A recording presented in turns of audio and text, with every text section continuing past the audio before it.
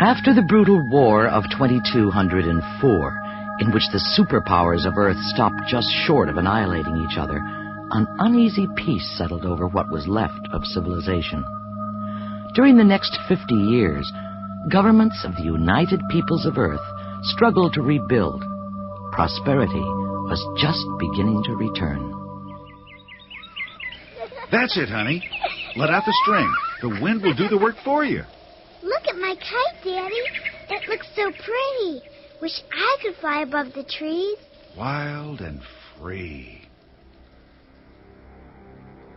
Daddy, what's happening to the sunshine? Daddy, I'm scared. The whole of the planet Earth grows dark, darkened by the shadow of thousands of unidentified warships, suddenly and mysteriously multiplying in the heavens like a massive plague of locusts. Where did they come from? Who are they? We are Dominion. In the name of the leader and his council of the Seven, we claim Earth and its galaxy for our own. Escape is impossible. Resistance useless. Your weapons can do us no harm. Surrender, and you will not be killed. Military reaction is immediate.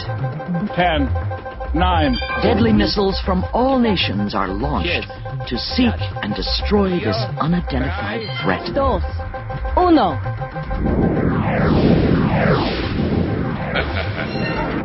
Your feeble attempts are noticed.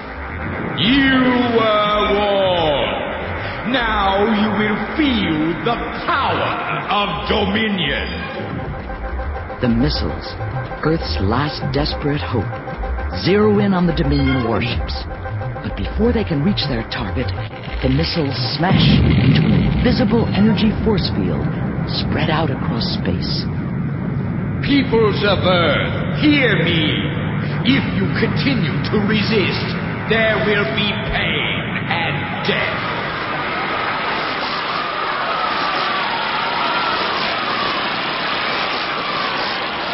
All resistance ended. The governments of the United Peoples of Earth surrendered to the dark reign of the Dominion.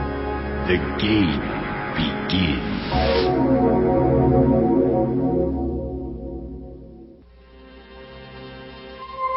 Dominion. Origin unknown. Power awesome. Its rule evil and cruel. Dominion conquered Earth in one brutal master strike, destroying all freedom and justice. Mankind descended into slavery. But Dominion is not invincible. There is a major flaw in its plan. A secret that can be used to destroy it. But can the secret be found in time? This is the story of that search and the rebels who lead it. This is the secret of Dominion.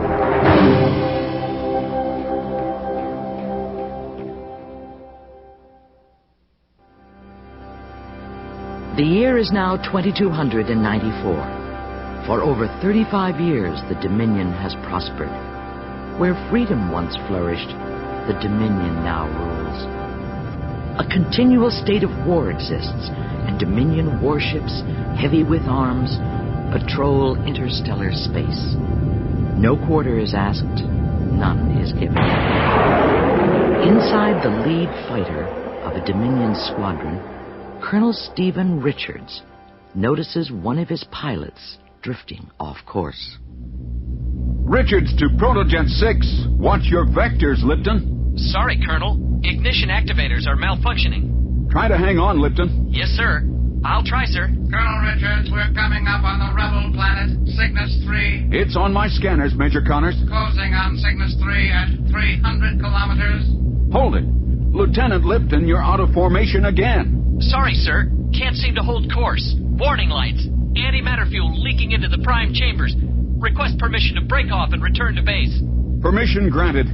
But tell maintenance I want some answers when I get back. Yes, sir. Lipton out. General Derrick doesn't approve of your attitude toward maintenance, Colonel. Connors, my men put their lives on the line every day. I mentioned this problem for your own good, Richards. A word to the wise. Stow it, Connors. You're just a humanoid. Your threats don't impress me. Dominion Corps Command expects us to conquer new worlds with fighters one bolt away from the scrap heap. Your words are close to treason, Richards. This isn't the time or the place for this discussion. I merely follow my programming. All right, gentlemen. Time to go to work. 200 kilometers. Insert Disc 7 into your trigger pulse systems. Geoscanners show 20 seconds to assault run. Arm your meson cannons. We're entering Cygnus III's atmosphere. Full power to modulators. 10 seconds. Mark. Colonel Richards, scanners indicate a rare target of opportunity. A rebel hospital. An excellent chance to increase our kill ratio. Forget it, Connors. I won't be a part of that, and you know it. All units, stay with your Cygnus III assault plan. You've got a bloodlust, Connors. Commence firing on my command. 3, 2, 1, fire! Sir, they aren't sending up any fighters. Caught them completely by surprise, McGee. Most of their fighters are burning below us. Stay in assault mode. We'll take out their control. Incoming enemy fire. 2 o'clock. That was close. McGee, your approach is too low. Can't control it, Colonel. Power level reading shows activation is stopped. Switch your energy flow to alternate. I'm trying. Negative. My circuits are burned out. McGee, go to reverse thrust. Blast your way out of the dive. You've got to slow down. It's no use.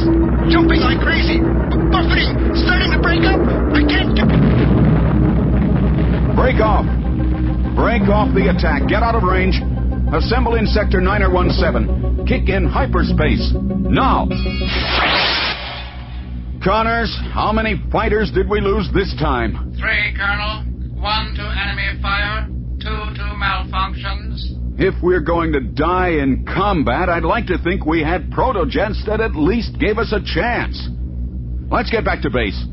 Your beloved General Derrick and I are going to have a very distasteful discussion.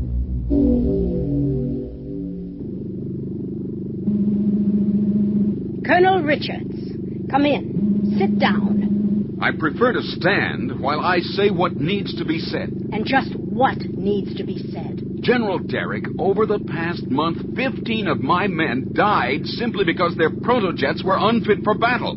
Because your technicians failed to do a proper job of maintenance. Lower your voice in this room, Colonel. You are not in a debating chamber. You are in my office, and you will behave accordingly. My men are my only concern. Colonel Richards, I wouldn't risk a court-martial over this. Now, you listen to me. I can guarantee you new protojets by the end of the month. Your guarantee comes a bit too late for men like McGee. Who? McGee! He died today while you sat there behind your desk. Be very careful, Richards. Don't go too far. I don't believe we have anything else to say to each other, General. If you don't mind, I've got to check on repairs. You do that. Good day, Colonel Richards. Good day, General. You can come out now, Connors. Giving orders not to be disturbed, General Derrick and her humanoid begin a curious ritual. Go into reset mode, Major. Receptors operational. Access file TX10. TX10 open. General Derrick's eyes only. File title, evidence against Stephen Richards.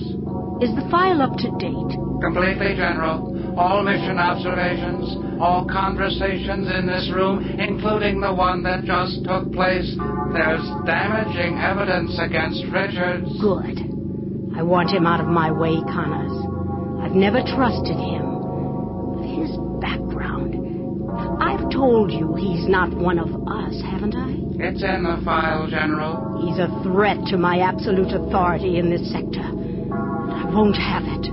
I've heard him threaten you, question your orders, and now the maintenance demands... Yes, but to bring him before the Council of the Seven, insubordination won't be enough. The file must prove Richards is a traitor. Perhaps the hospital reference in today's mission report will be helpful. Hospital? What are you talking about, Major? An unprotected rebel hospital came up on the scanners during the assault run. Richards refused to destroy it. Acting against my direct recommendations, he gave orders to bypass it. It's all in the file. Any loyal Dominion officer would never hesitate to wipe out a rebel target. Good, Major. Very good. One more nail in his coffin. Seal the file. TX-10, sealed. Further instructions? Watch him, Connors. Continue the file. One day soon, Richards will make a mistake, and then I'll have him where I want him. Watch closely, dear one. I will, General. You can count on it. On board the Dominion command ship, Colonel Richards is on his way to inspect his squadron's protojets when a stranger beckons to him from the shadows of the maintenance bay. Colonel Richards, over here. Who is it? What do you want? My name is Carl Phillips, and we need to talk. It's important to both of us. Come out from behind that blast guard if you want to talk. I can't be seen with you, Colonel. There's no time to explain. Just look at this image, please. What? It's my father and me. Over 35 years ago. You knew my father? The people who raised me told me he was a hero. He was a hero, but on the rebel side. I know. I was there. That can't be true. You're crazy. Your parents were a brilliant scientific team. They developed the plasmonic diversity drive, the basis for the first rebel fighters. My parents? Rebels? Listen to me. I'm risking my life to convince you that you're fighting on the wrong side. What happened to my parents? When the Dominion overran the main rebel base, I got away. But your parents were captured and killed. How do you know all this? I can't tell you that. But proof is on the star system Canis Minor. That star system went supernova over 2 years ago. Every planet was burned to a crisp. The ice moon Centiga survived, but it could only last a few more days before the power of a black hole pulls it in. Centiga? It's nothing but ice. Go there. In the research lab, under the floor, you'll find a holographic recorder. It contains a message for you from your parents. It's important. An incredible story if true, but you could be a fantastic liar. I'm not lying, Richards. You haven't much time. Phillips, I'm going to stick you in the base stockade on some trumped-up charge. And then I'm going to the ice moon Centiga. If I find out this story of yours is a lie, you'll pay for that lie with your life. Deep inside the Dominion command ship, General Derrick enters the cold metal interior of the interrogation room. Connors, why did you bring me down here? And who is this? This piece of human garbage was in the stockade. I thought we could conduct his interrogation more discreetly down here. Ah, he has useful information for us. I'm sure of it. He is not what he pretends to be. Speak plainly, Connors. I have no time for humanoid riddles. The traitor Richards left a few hours ago, General. Destination unknown. He put Phillips here in the base stockade, charging him with striking an officer, a Lieutenant Green. I still don't see your point, Connors. Richards lied. Lieutenant Green is no longer on this base. How do you know that? I couldn't resist running the name through my memory banks. Green died in space a week ago. Well. Perhaps Richards has made his mistake, my pet. Release the restraint on the prisoner. Now, Phillips, what do you have to say? I refuse to speak. Don't worry. He'll tell us everything he knows after I give him this. What is it? 20 milligrams of phenylparaglycide. Phenylparaglycide? Why, that's the truth drug. I'm going to do a complete mind probe. But you'll rip his brain apart. Is that necessary? Yes. But before he dies, General, he'll tell us about Richard's unauthorized little trip. This is your last chance, Phillips. Tell us what Richards is doing. Tell us. You won't use the truth drug. It was outlawed years ago. You're wrong, Phillips. You're hiding something, and I mean to know what it is. Connors, give him the injection. No! Quiet. Hold still. Now, Phillips, let's hear your secrets. All of them. 9 hours have passed. Richards is deep in space. Suddenly... There it is. The ice moon Centiga. And the black hole is pulling it in. I must be crazy coming here. Wait, what's that? A building jammed into an ice wall. Power hover. Could be the base station. Maybe, just maybe, Phillips was telling the truth. Atmosphere probe extended and on green. The air's breathable. Now, this must have been the research lab. Space observation equipment over there. Old trophone tubes. Phillips said the recording device was under the floor. There it is. Now, how do you operate? This recording is for my son, Stephen Richards. 3-second delay until the start of message. Son, your mother and I are about to try and rescue you. One of our friends, Carl Phillips, has already escaped. He will find you, Stephen. Trust him. We have uncovered a secret while working on Emerald Tree. The secret of the Dominion. If we fail in our mission to rescue you, you must know it. Hurry, Robert. They're coming for us. Tell him about Emerald Tree. There's no time. We're done for. No, not yet. Stephen, the secret is in the Emerald Tree. To destroy Dominion, first you must destroy the... They're gone. The floor. It's cracking. Got to get off this piece of ice. The black hole is pulling it in.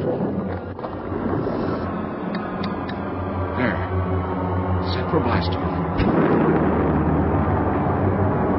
Come on. Hold together. I'm moving backwards.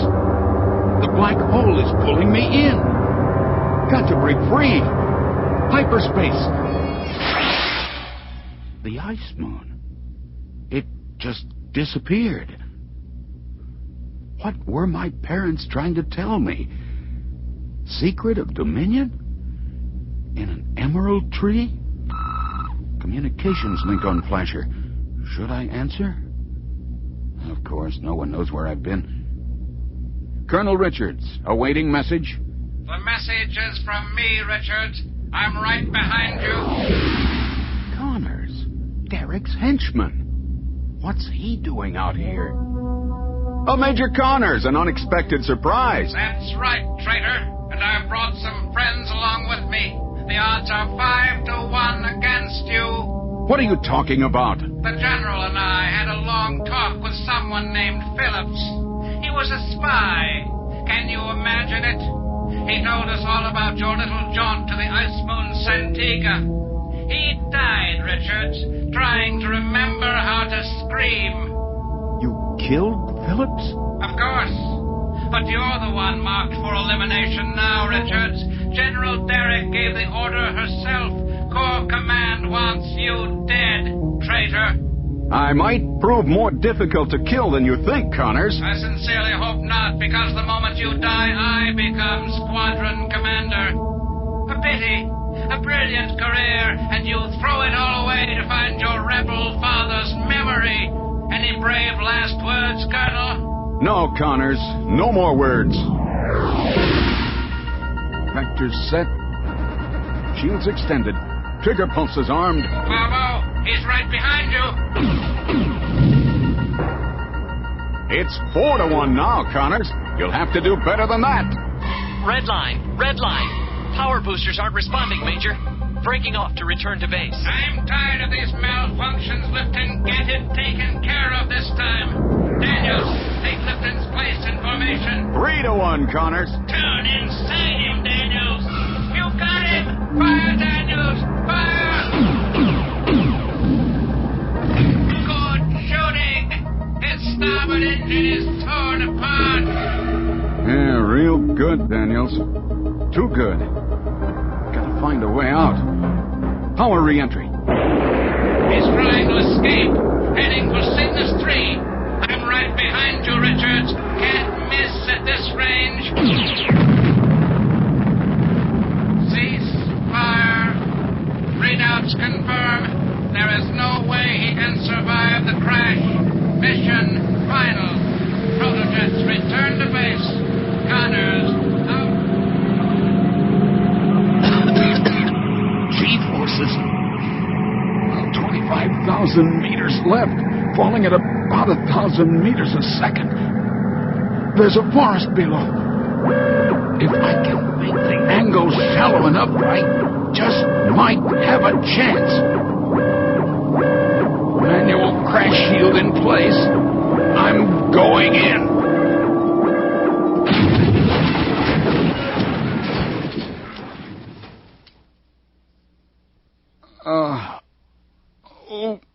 Can't use my left arm.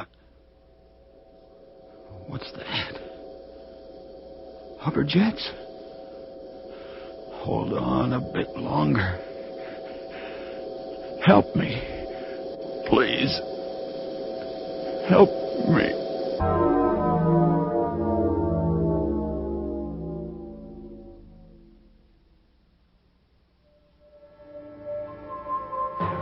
The secret of Dominion.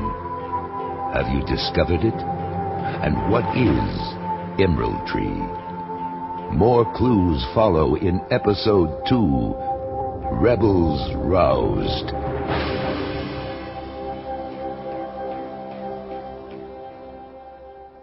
Among the standard charts of the solar systems, Chart R94 shows a small planet known as Cygnus III. It orbits its sun every 20 hours. The temperature, geography, even the atmosphere are similar to Earth's. In the year 2294, this planet serves as the base of operations for a courageous band of rebels led by General Aldous Zane. When Earth was conquered by the mysterious Dominion, these brave resistance fighters fled to nearby star systems. Cygnus III became their command center, and for over 30 years they have desperately opposed the Dominion. As our story begins, the General's daughter, accompanied by her personal robot, is on her way to Launch Bay. Testing is about to start on 2 protojets captured from the Dominion in a daring raid. As usual, the robot Beta has something to say.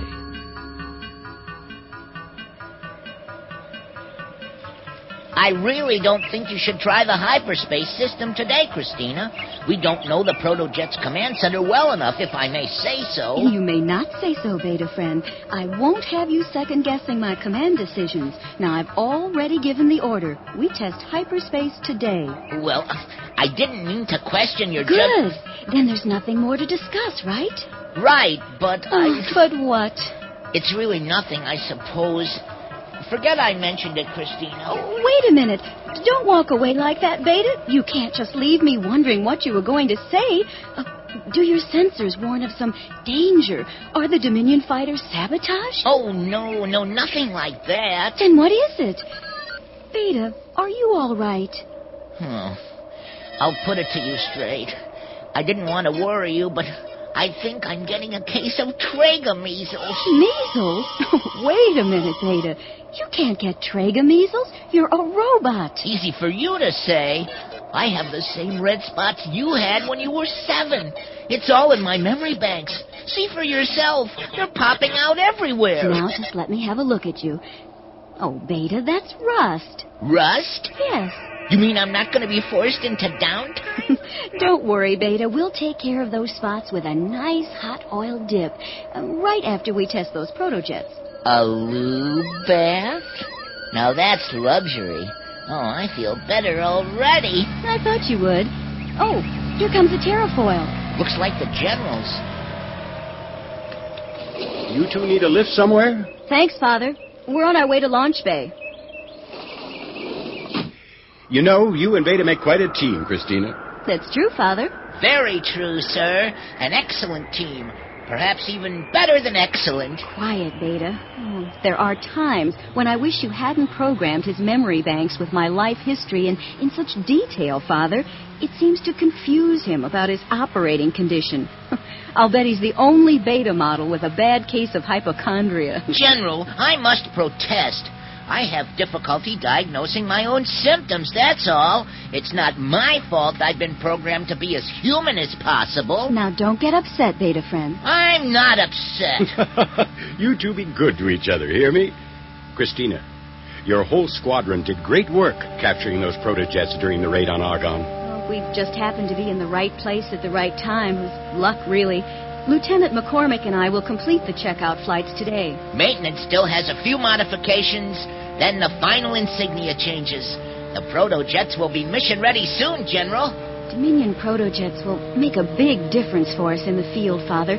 They're state-of-the-art all the way, including hyperspace capability. We might be needing them sooner than we think.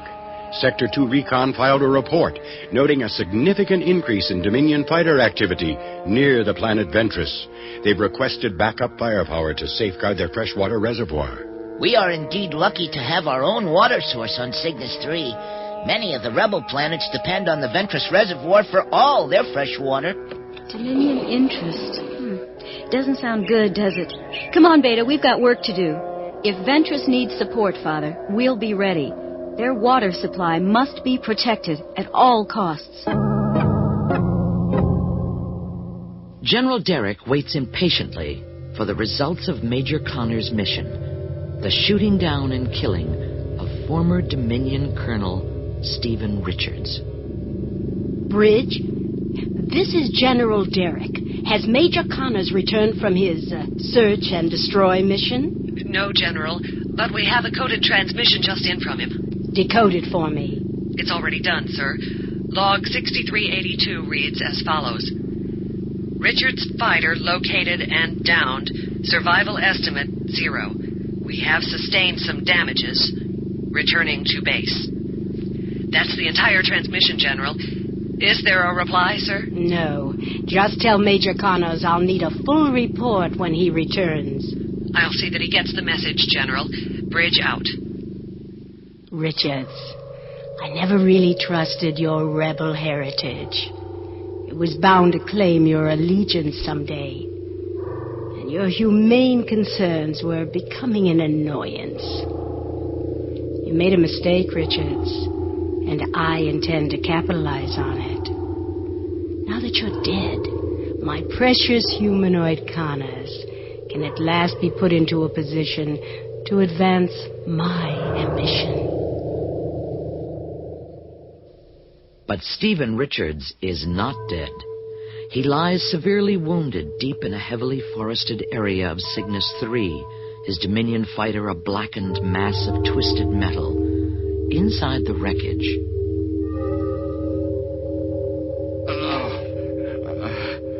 Can't move. Left arm bleeding. I got to get out. No. I can't make it. Concentrate, Richards. Stay awake. Strange. Trapped on a rebel stronghold after what I've just learned about my parents. My crash must have been detected by someone. Can't last. The crash of Stephen Richards' protojet has been detected on Cygnus III. Red alert conditions have been sounded. Security breach. Red alert. This is an emergency. Penetration of Cygnus III's atmosphere has been detected. One intruder now down on the planet's surface. Pilots, to your hovercraft. Immediately. To your hovercraft. Immediately. Orders, General. McCormick, you and Christina begin the search at once. Any word from intelligence, Father? According to the radar platform in Sector 2, several fighters entered our outer atmosphere. A single lead fighter, followed by 2 or 3 others. Whose fighters, Father? There was a positive ID. Dominion protojets. But the mystery is, they were in pursuit formation, appearing to fire on one of their own craft. That doesn't make any sense at all. Shooting down one of their own people? Maybe it was a mistake. Maybe it's a decoy, McCormick, to throw us off the real target. Find out. Locate the craft and report back. But be careful. It could be a trap. On the Dominion command ship, Major Connors reports. Come in, Connors. At ease. Now tell me, you're certain Colonel Richards was disposed of properly? Scanners indicated direct hits to his power system. He definitely lost all ability to maneuver his fighter, and no one could have survived that crash. It was beautiful. So much for Richards. Let's move on to more important things, like the data on screen 2, Connors. What do you make of this? Those are the locations of rebel planets, along with the resources on each. Food, fuel, water, power plants, minerals, and so on. A very detailed list, General. Those planets are the key to Dominion's total control of the galaxy. If we cannot convince them to become our allies, then we will have to destroy them one by one. A most ingenious plan, General. But where do we begin? Oh, use your higher functions, Connors. Don't be so human. I pose a question. What is the one resource the rebels must have to continue their fight? The answer is water, General. All data confirms it. Of course. Fresh water. Which of these planets holds the rebels' largest supply? Ventress, General.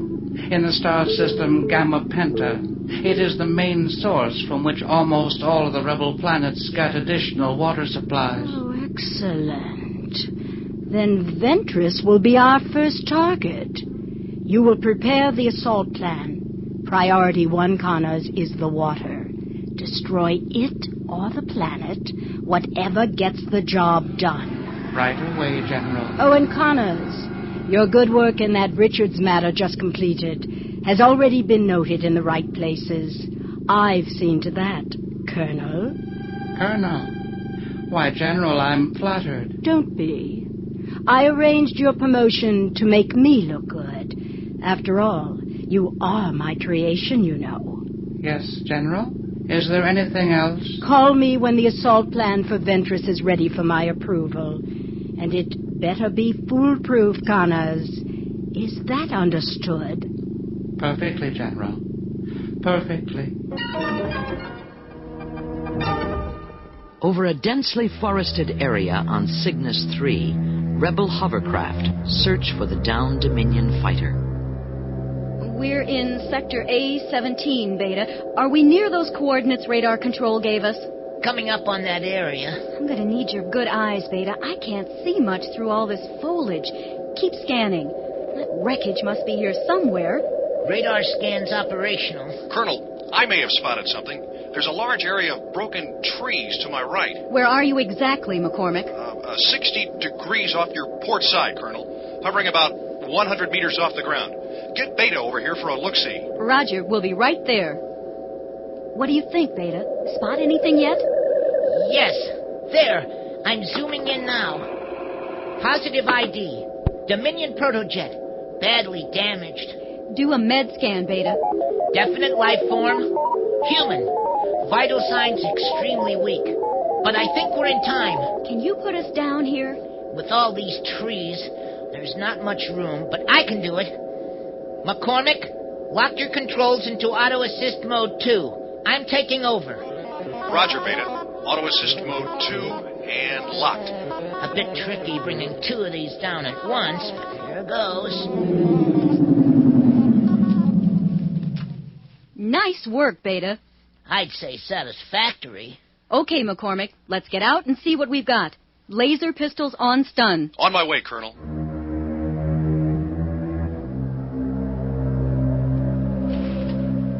Look how his fighter tore through those trees. Imagine, someone's alive in there. I'm surprised it didn't explode. Can you spot any movement? A little closer and I could do a full med scan on the human inside. Be careful, Beta. This could still be some sort of trap. This is close enough. Beta, what does the scan indicate? Human life form, severe concussion, broken right leg and left arm, fractures of the 3rd, 4th, and 5th ribs, possible internal hemorrhaging. He moved. Did you see that? Yes. His insignia shows he's a Dominion colonel. Should I contact Dr. Michaels back at base? Affirmative. Order a medical transport to these coordinates and tell them to hurry. I don't understand. Shot down by your own people? Why are you here, Dominion Colonel? Why? In the briefing room on board the Dominion command ship, the plan for a strategic attack on Ventress is being reviewed.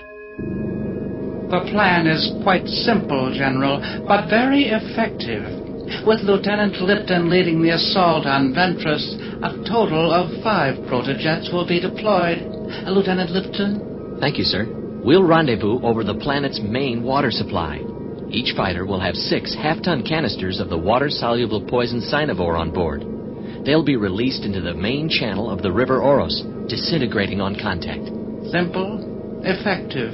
There's no way it can fail, General. The water supply on Ventress will be ruined for generations. I like the plan, Colonel, but it will require pinpoint accuracy to be completely effective. Isn't that so, Lipton? No problem, sir. After Colonel Connors outlined his plan, we locked onto the target area coordinates the last time we were over the planet. I'm certain we can complete the mission. Well, then the rebels are aware of our interest there. The element of surprise is lost. General, the rebel defenses on Ventress are totally inadequate. I don't believe they'll give us any trouble. You're sure about that, Connors? Because you're gambling your future on those assumptions. Remember, Colonel, you serve me well, or you cease to function completely. I assure you, General, absolutely no one knows of our plan. Major Connors is wrong. At this moment, a message from the planet Ventress is being transmitted to mission control at the rebel base. Attention. Attention, Cygnus III. Only time to say this once. Dominion fighter craft transmissions picked up on high-energy probes during practice assault run this planet. Dominion plans to poison water supply with Cynovore. Situation desperate. Help requested. A short time later, in a hospital corridor on Cygnus III, Dr. Adrian Michaels refuses General Zane's request to interrogate the Dominion patient about the Ventress message. I'm afraid the severity of the concussion has made him delirious and incoherent, General. He's semi-conscious and heavily sedated. It's no use, sir. Nothing he could say would make any sense. Just listen to him. Secret. Destroy. Emerald. Oh. Just a minute or two, Dr. Michaels. We're wasting time, General. If you want this man to survive for future interrogation or exchange, you've got to let me operate.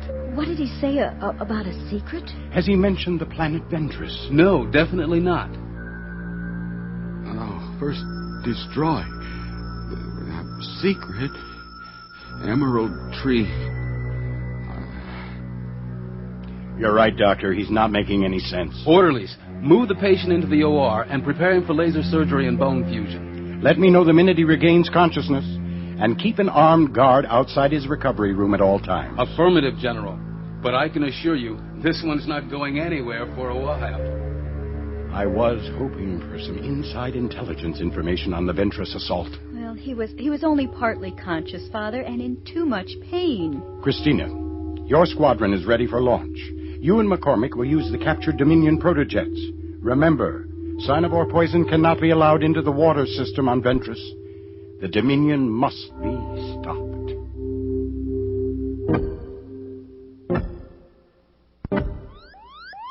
Fighters cleared for sequential launch in 5 seconds. 3, 2, 1, launch.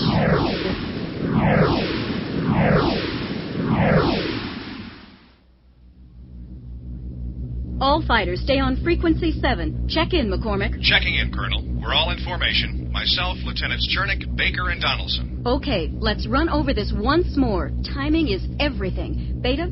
Intelligence reports show 5 Dominion fighters already on their way to Ventress. Christina and I will go in first. We'll take out the lead fighter before he gets to Ventress atmosphere. I come in on the left, and Baker takes the right. Chernick and Donaldson will cover the escape route. Remember, they're carrying deadly poison. We can't let them near the River Oros. That's the priority, gentlemen. We've still got a long way to go, Christina.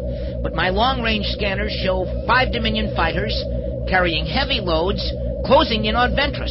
We won't be able to intercept them in time at normal speed. All right, McCormick, you and I will use hyperspace. Baker, make sure the rest of you rendezvous at Ventress as soon as possible. Roger, Colonel. Setting coordinates. Coordinates set. Ready, hyperspace. Ready, Beta? Ready. On my mark. 3, 2, 1, hyperspace. Coming up on the backside of Ventress, Beta. Estimate contact with Dominion fighters in less than 5 seconds. Coming into sight. I've got a visual. Starting our assault run. Lead fighter neutralized. He's turned back. Colonel, we've been spotted. They're coming directly at us. Take the one on your right, McCormick. Beta, we'll target the 2 on the left.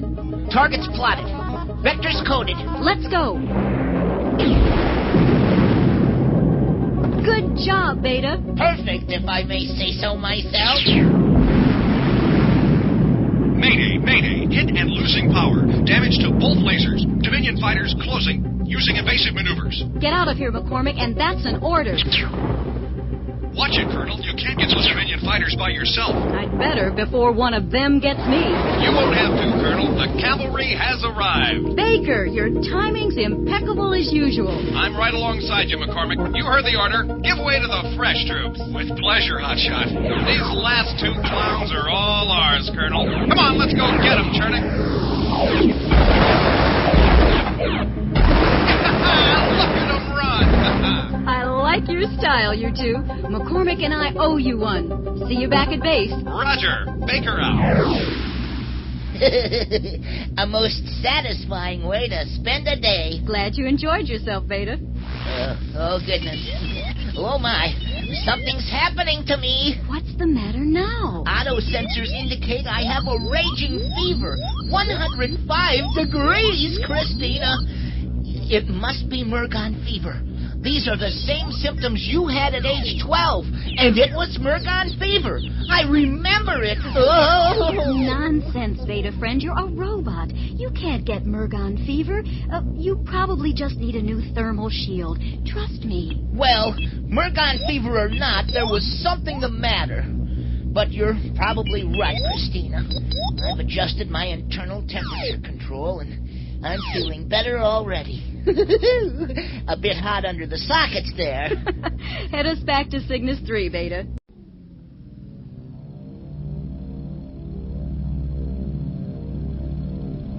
Dominion home world is located on Vega, a planet of hot lava, sulfuric geysers, and deep protected caverns. It reeks of the death it cultivates throughout the galaxy. The leader and his powerful forces choose to headquarter in this place. They are comfortable here. In recent months, several dramatic setbacks have plagued Dominion Corps Command. General Derrick has been summoned for an explanation before the Disciplinary Council of the Seven, headed by the cruel and powerful Igra Thor. General Derrick, you may sit down if you wish. Thank you, Igra Thor. I prefer to stand. I speak for the entire Disciplinary Council of the Seven. You have been brought here to explain your recent mission failures. What have you to say in your defense, General? I need no defense, Egrathor. My sector has produced more conquered planets in the galaxy than any other command. You are bold, my dear, and ambitious, too. Traits the leader admires and encourages. But results are what we want, General, and your recent losses are not to be condoned. Does the Council make its position clear? I will get the leader all the results he desires. You can count on me, as you always have in the past. That's good to hear, General. But words are cheap. The leader demands immediate improvement in your sector, or your command position will be in jeopardy. Dismissed. Stephen Richards lies in a hospital bed on the rebel planet Cygnus III. His protojet was shot down on orders from Corps Command. Now the rebels want answers. Who is this Dominion colonel? And why is he on Cygnus III? Dr. Michaels, is the patient well enough to answer some questions? The surgery was a complete success, General, but there's still the danger of concussion, so keep this interrogation short, please. If you need me, I'll be on rounds. Now, Colonel, do you know where you are? Before I crashed, my readouts placed me over Cygnus III. Do you know who I am? You're probably General Aldous Zane, the rebel leader. I must say, I never thought I'd be face-to-face with you, sir. This is my daughter, Colonel Christina Zane. She led the recon force that located your protojet. I owe you, Colonel. Then repay me with truthful answers to our questions. Let's start with your name, Colonel, and why your protojet was pursued and shot down by your own Dominion forces. First, I have to ask a question of my own, sir. Did you have an operative named Phillips inside the Dominion? What about Phillips? He contacted me. Told me an amazing story about my parents. He sent me to an abandoned rebel base for holographic confirmation. It's not possible. Your name, young man. If it's what I think it is, hope it is, our search is over. What search? Are you Stephen Richards? The son of the rebel scientist, Professor Robert Richards? Why, yes. But how did you know? We've been looking for you, Richards. I knew your father. Worked with him before he and your mother were killed by the Dominion. We sent Phillips to try and find you, to see if you would join us in our fight. But how did you know where I was? We knew that as a boy you were raised by Dominion people. I always felt I owed it to your father to try and contact you. But the years went by in silence. We were never even certain you were alive. Then a Dominion prisoner, during routine interrogation, told us the commander in his sector was a Colonel Stephen Richards. Phillips' mission was to follow up that lead. So you sent Phillips to convince me I was fighting on the wrong side. Speaking of Phillips, where is he? Phillips is dead, Colonel. Dead? I put him in the base stockade on a trumped-up charge until I could check out his story. He was found out somehow, tortured and killed. Oh, no. He was a good man. I'm sorry, General. I feel responsible for his death. Phillips knew the risks involved. General, the patient needs to rest. Just one more thing, Dr. Michaels. Please, make it short, General. His signs are weakening. Richards, were you shot down because of what Corps Command learned from torturing Phillips? All I'm sure of is that before he fired at me, the squadron leader called me a traitor, a threat to the Dominion. I got the distinct impression my services were no longer required. And the Dominion thinks you're dead. Well, that could be very useful to us, Father. Yes. Join us, Richards. Your father and mother would have wanted you to. Think about it. Because you can never go back to the Dominion.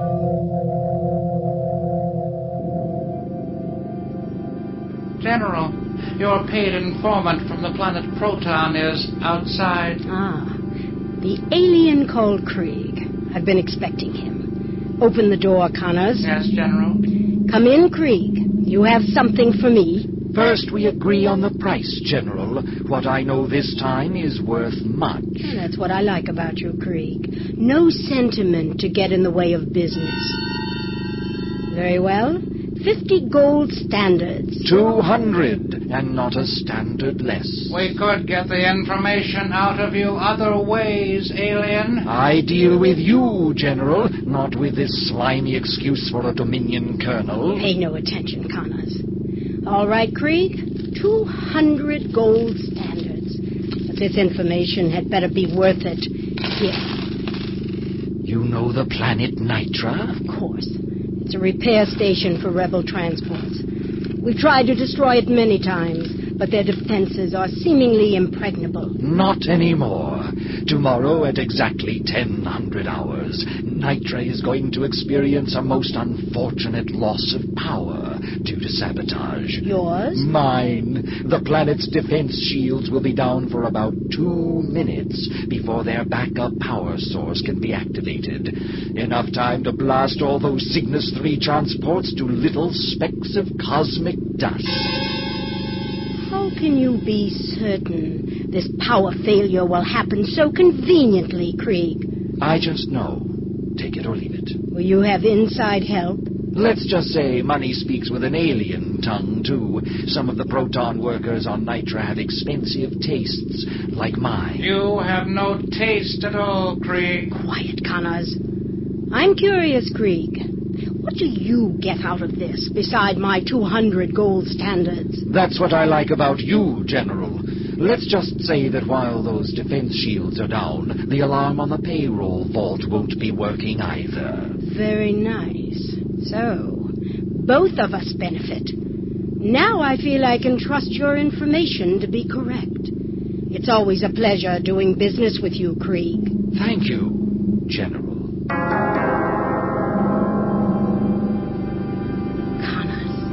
This is my chance to prove to the leader and to the Council of the Seven that my sector is still the strongest link in Corps Command. Yes, the assault on Nitra will destroy every Cygnus III transport there. Then we'll follow up with an all-out attack on the Rebel Command Center. We'll crush the Rebel forces on Cygnus III once and for all. 900 hours on Cygnus III. The rebels anxiously await the decision of Stephen Richards. His knowledge of Dominion plans, strategy, weapons, and defenses would be invaluable to them. General Zane and his daughter discuss the situation before going in to see Richards. I just wish Phillips were here to back up Richard's story. Getting shot down right into our laps on Cygnus III seems almost too convenient, Father. I know. But we do have one source of confirmation. Beta, stay outside the door to Richard's room and use your sensors to find out if he's telling the truth. Remember, General, all I can do is monitor his tension levels and tell when he's not completely at ease with his answers. Well, that'll be a big help, Beta. Let's go in.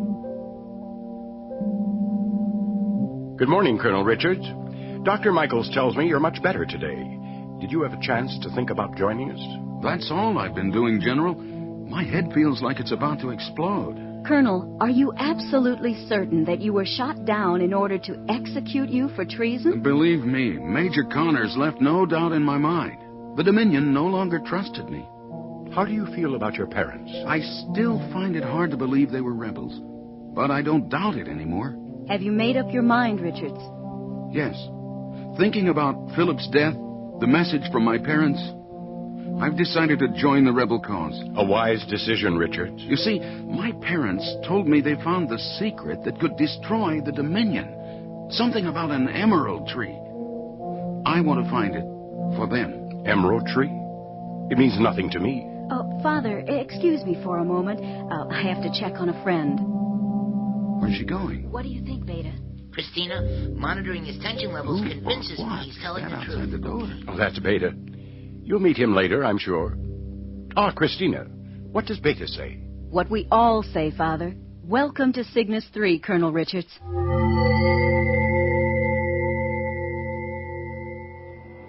Pilots, our assault on Nitra will commence as soon as fighters are cleared for launch. I want every Cygnus III transport destroyed. Synchronized digitals. 900 hours exactly. Good hunting.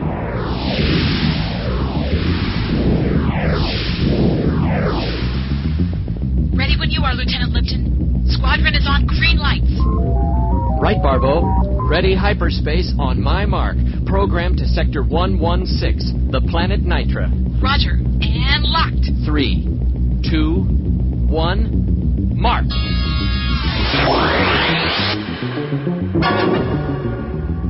I have a visual on the planet Nitra.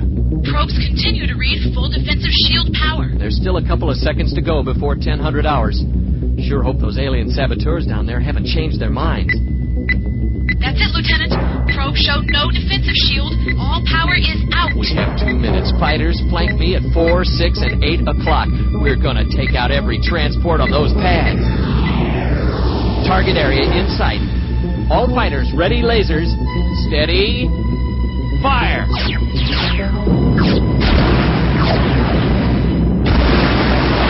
Good work. The transports are vaporized. The whole area is a mass of flame. Let's get out of here before our 2 minutes are up. All fighters, back to the command ship. Lipton, out.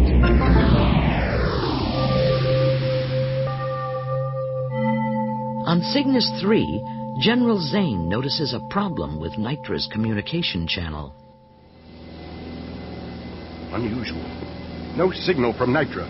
Simmons. Yes, General. I'm getting no signal from Nitra. Check the beam strength. Why, it's a straight line on the scope, sir. There's nothing there. Something has happened. Calling Nitra. Nitra Control. This is General Zane. Do you copy? Still a straight line, sir. Wait. I've got something. It's coming back. And keep it online.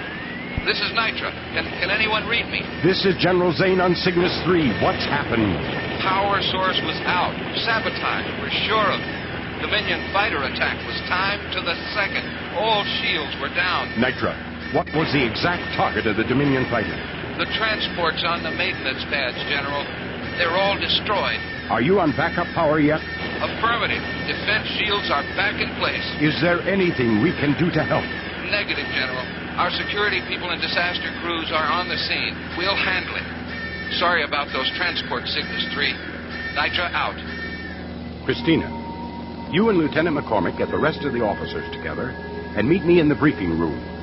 I have a feeling the Dominion isn't through with this. This could be the start of an all-out assault. The mood in the briefing room on Cygnus III is a somber one. The loss of the transports leaves the rebels open to a devastating attack. All right, everyone. Let's have some order. I know I'm new here, General, but I may just have the answer to your transport problems. Let's hear it, Colonel Richards. I have a friend on the planet Opergia in the neutral Cygna Hydra system. She controls weapons, men, and ships, including transports. Her name is Duchess Bianca Azizi. Yes, she's advised us several times in the past. Advice is one thing, General, but if she wants to stay neutral, weapons would be out of the question. Well, McCormick, the Duchess and I have been friends for a long time. I saved her life once. Do you think if you asked her personally that she would give us the transports we need? It's worth a try, Colonel. Then we'll do it. McCormick, I want a long-distance scout ready for launch to the Cygna Hydra system by 1200 hours today.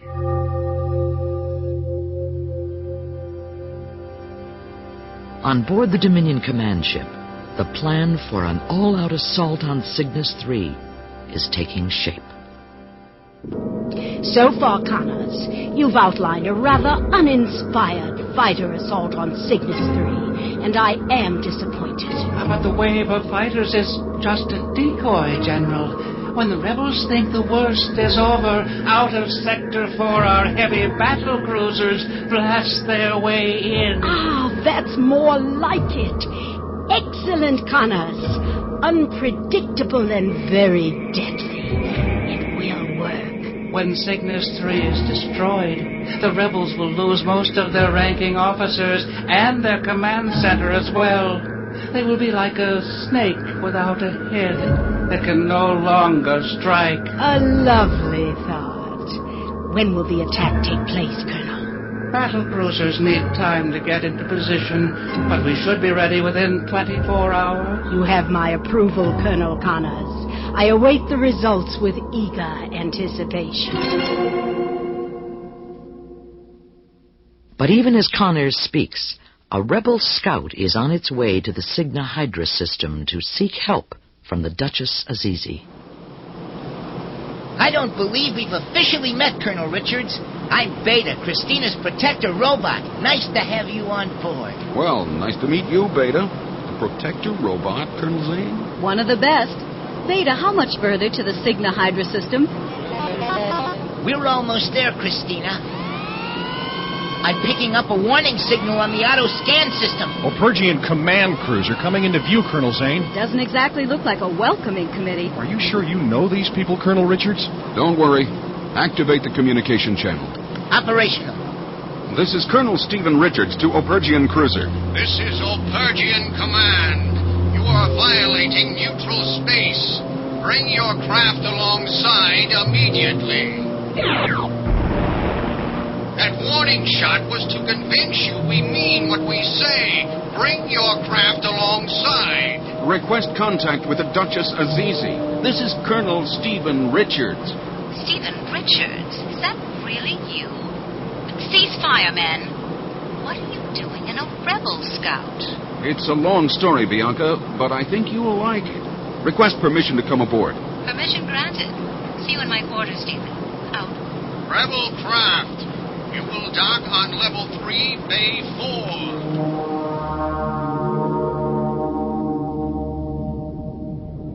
4. So, Stephen Richards had rebel parents.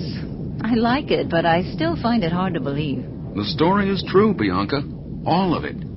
I told General Zane I'd come here to ask for your help. I understand, Stephen, but I must be very careful. I cannot expose my people to unnecessary risk. Supplying weapons to rebels is very dangerous. What about heavy transports? We'd only use them if we absolutely had to. Bianca, I don't want to pressure you. Stephen, you're here to pressure me. All right. I'll give you 4 unarmed automated transports. Even this is dangerous for us. I don't know how to thank you, Bianca. It's not necessary. What you are doing is right. Good luck to all of you. Nearly 24 hours have passed since Major Connors drew up the attack plan for Cygnus III. On board the Dominion command ship, General Derrick watches final preparations.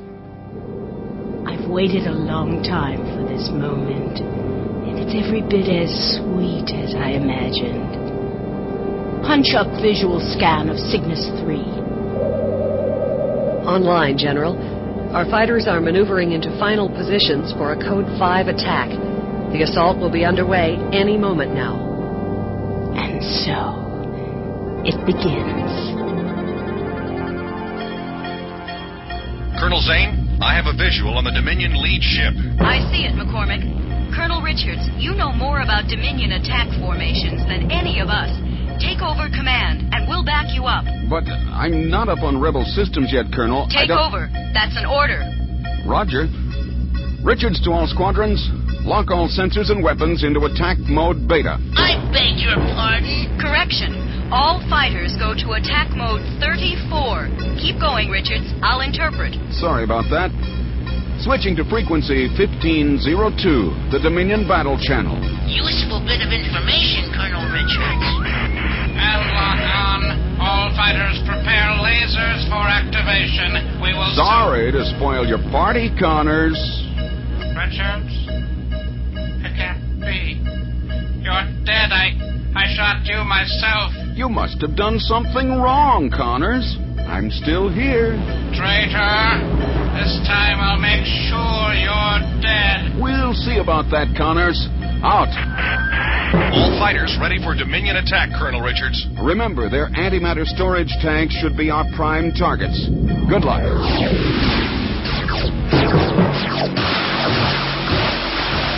Colonel, they're throwing their heavy battle cruisers into the action from Sector 4. We won't be able to outfire those monsters. There's only one thing that would outfire battle cruisers, the transports that were destroyed on Nitra.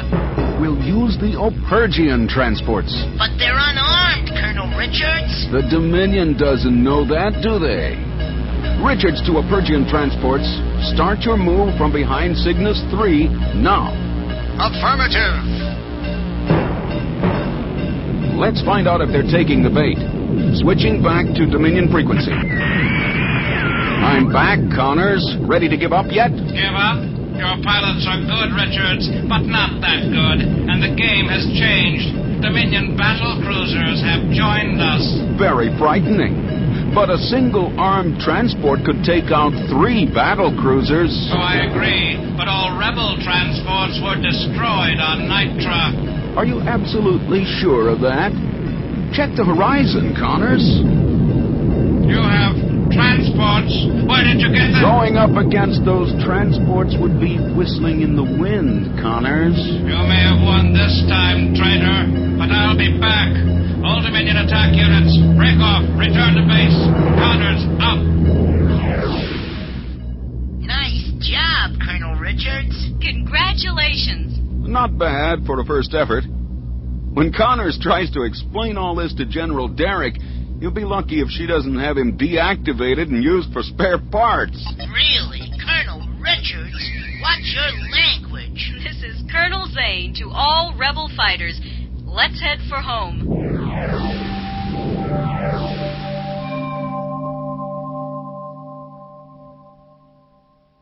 The secret of Dominion. Have you discovered it? And what is Emerald Tree?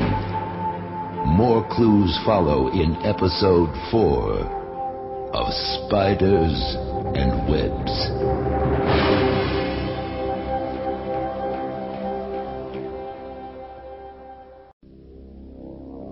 The Orion Corridor is on the outer fringe of Dominion's territory.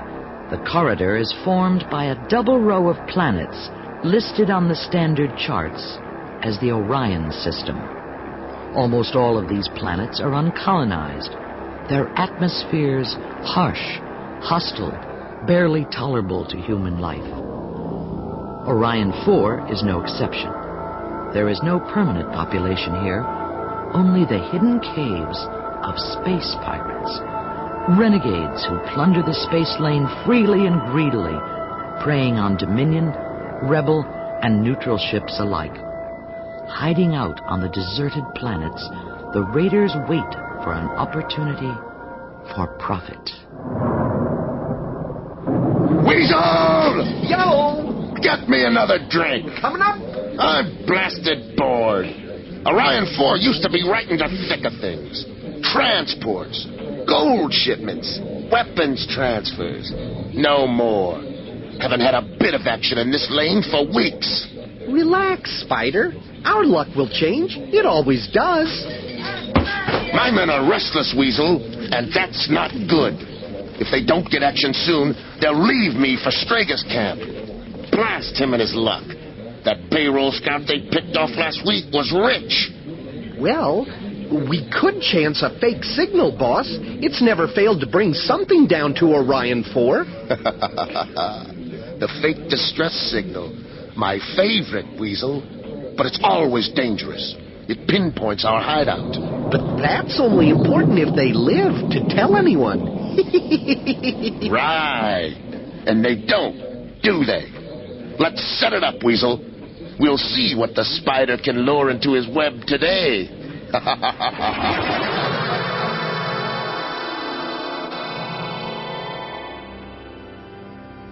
On board her command ship, General Derrick has been called to the communications bridge to receive an urgent message. A transmission for you from Dominion Homeworld, General Derrick. Ready to receive. Go ahead, Homeworld. Greetings, General. Is there something we can do for you, Igrathor? As a matter of fact, there is. In a short time, a Dominion tanker loaded with fuel for the leader's war effort is scheduled to pass through the Orion corridor. on its way to Homeworld Command. You're requesting an armed escort for the tanker, Igrathor? Exactly. Your orders are to get the Dominion fuel through that pirate-infested corridor without incident. Is that understood, General? Perfectly. I will see to it at once. And General, no mistakes this time. Homeworld out. General, I think you should know. We've been monitoring a strange, unidentified signal from the Orion corridor. What sort of signal, Colonel Connors? It is very weak and does not match any code or message that we know. Could it possibly jeopardize the tanker escort mission? I don't think so, General. But we'll keep monitoring it as we get closer to the Orion planets. It's probably just a satellite malfunction. Well, you have the assignment. I expect you to handle it personally. Yes, General. I'll see to the launch at once. And Connors, remember what Igrathor said. There will be no mistakes. The same distress signal is also being picked up at Mission Control on Cygnus III. General Zane and his officers are trying to lock on to the exact origin of the signal. Any change, Christina? No, Father. We've been monitoring the signal here at Mission Control. It's still very weak and breaks up continuously. Beta, can you make anything more out of it? My readouts confirm Mission Control's findings. A repeater signal, no verifiable code, origination planet unknown, but definitely in the Orion corridor. Colonel Richards, when you were with the Dominion, did you do recon as far out as the Orion planets? Yes, General, that was, and I'm sure still is, a Dominion-patrolled corridor. But there's always been pirate activity there. That signal could mean anything. The Orion planets have atmospheres hostile to human life. If someone is trapped down there, they could need our help. Maybe we should send out a small scouting mission, Father. At least get close enough to find out where the signal's coming from. I could decode the signal at closer range. General, one of your scouts alone in the Orion corridor is just asking for it. The pirates would have it stripped and sold before we knew it was gone. At least send an escort or two with some backup firepower. Christina, you and Richards take out a small recon squadron as soon as possible and find out where this signal is coming from. But be careful. Don't do anything else before reporting back to Mission Control. We're on our way, General. As the Rebel Scout mission closes in on the Orion system, the unidentified signal continues to grow stronger. On board Colonel Zane's craft, Beta tries to decode the signal and find its origin. Beta, what can you tell us now? We're almost over the strongest point of the signal. My readouts confirm the signal is coming from the planet Orion 4. Code's still not decipherable, I'm afraid. Beta, what information do you have on Orion 4? Star catalogs show Orion 4's atmosphere to be barely tolerable for humans. Planet uncolonized. Landforms consist of swamps and sinkholes. No arable soil. Temperature averaging 105 degrees Fahrenheit. Humidity constant at 100%. Not exactly a vacation paradise. Richards, you and the others stay in recon mode. Beta and I are going in for a closer scan. Colonel Zane, the General told us to report back first. I'll do that as soon as I have something to report, Colonel. But We're going in. Zane out. Locking on signal origin, Christina. It seems to be coming from those cave-like structures on the surface. I've got a visual on it. Oh, what a galactic hole this place is. I've lost the signal, Christina, and I'm picking up 3 spacecraft moving in fast, unidentified, surrounding us. Take evasive maneuvers, Beta. Afraid it's too late for that, little lady. May as well go quietly. You're boxed solid. No vector points. Who are you? What do you want? We're here to answer a distress signal. We're here to help. How nice of you to accept our invitation. As to what I want, that depends on what you've got. Come on, Weasel. Let's see what prize the spider has suckered in this time. Back at Mission Control, General Zane gets a report. I repeat, General, all we know is that Colonel Zane took her scout down to Orion 4 to locate and decode the signal. A few minutes after she entered the atmosphere, she disappeared from our scope completely. Did you try and contact her on comlink? Affirmative, General. All channels have been jammed. Richard, I'm going to send McCormick's fighter group in as soon as they can launch. Stay there and try to pick up Beta's signal on frequency 13F. 13F, sir? That's correct. Beta's programmed to send whenever Christine is in trouble. If you can get close enough to zero in on it, it just might save her life.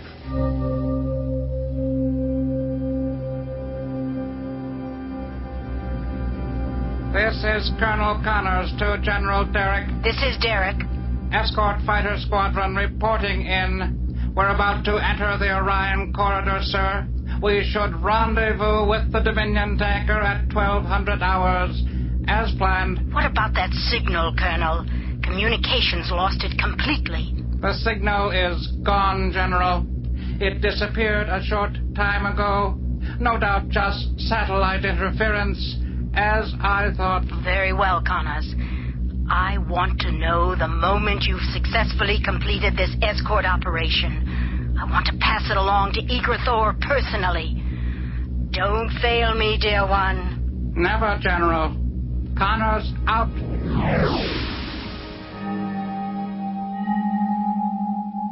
With Christina kidnapped by space pirates and forced down on Orion 4, Richards and McCormick organize a rescue mission.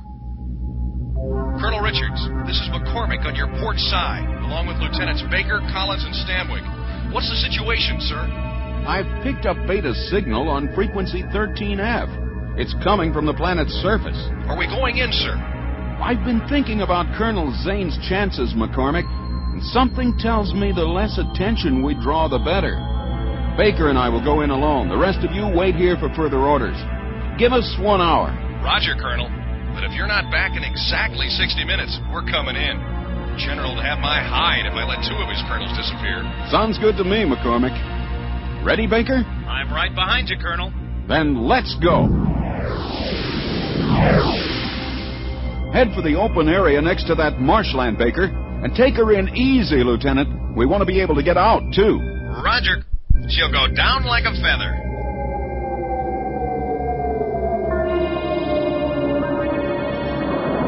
Don't forget the rescue gear, Baker. Roger, Colonel. Oh, it's hot enough to melt an asteroid. These marsh spiders are eating me alive. Footing's not too firm, Colonel. Watch where you step. I'll switch on 13F. Beta's signal's coming from our left, Baker. Let's get moving. Now stay a few paces behind me and watch out. We can't afford to be caught. This muck is over my ankles. It's getting harder to walk. Baker! Baker, watch out! It's a sinkhole! Help me! I'm going down! Baker!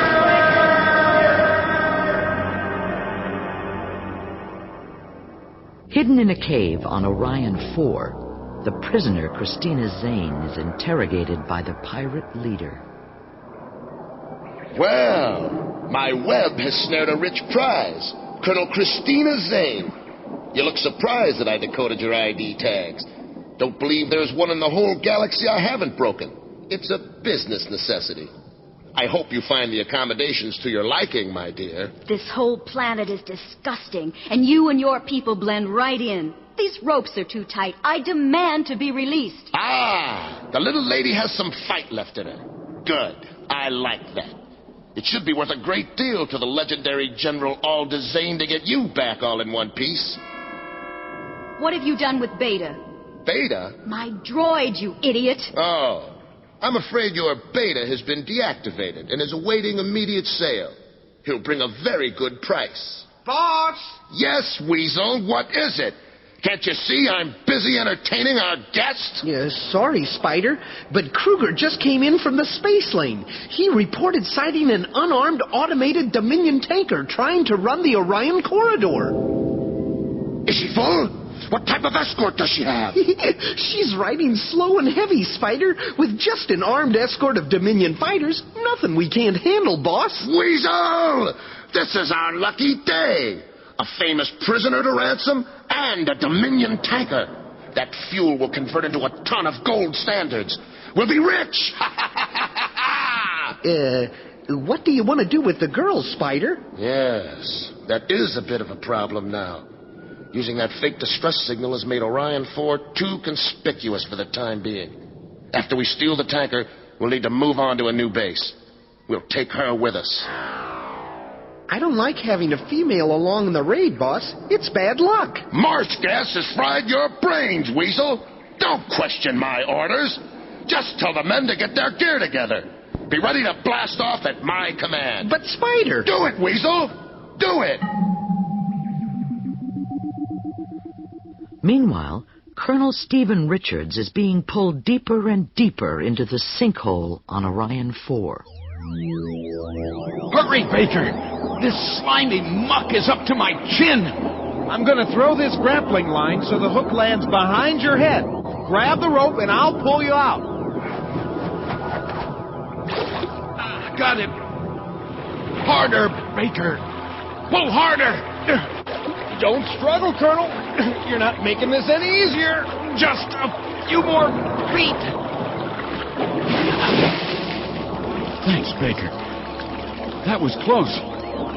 But we've lost valuable time. Come on. We've got to find Beta and Colonel Zane.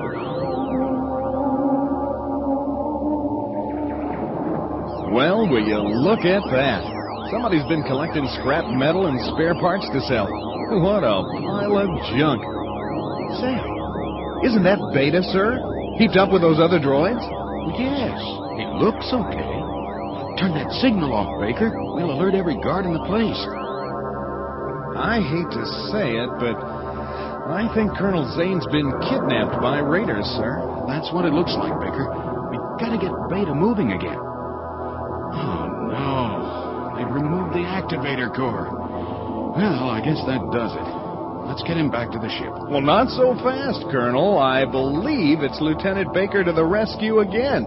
You see, each member of the squadron carries spare parts, in case Beta has an emergency, just like this. Oh, the General's very particular about that.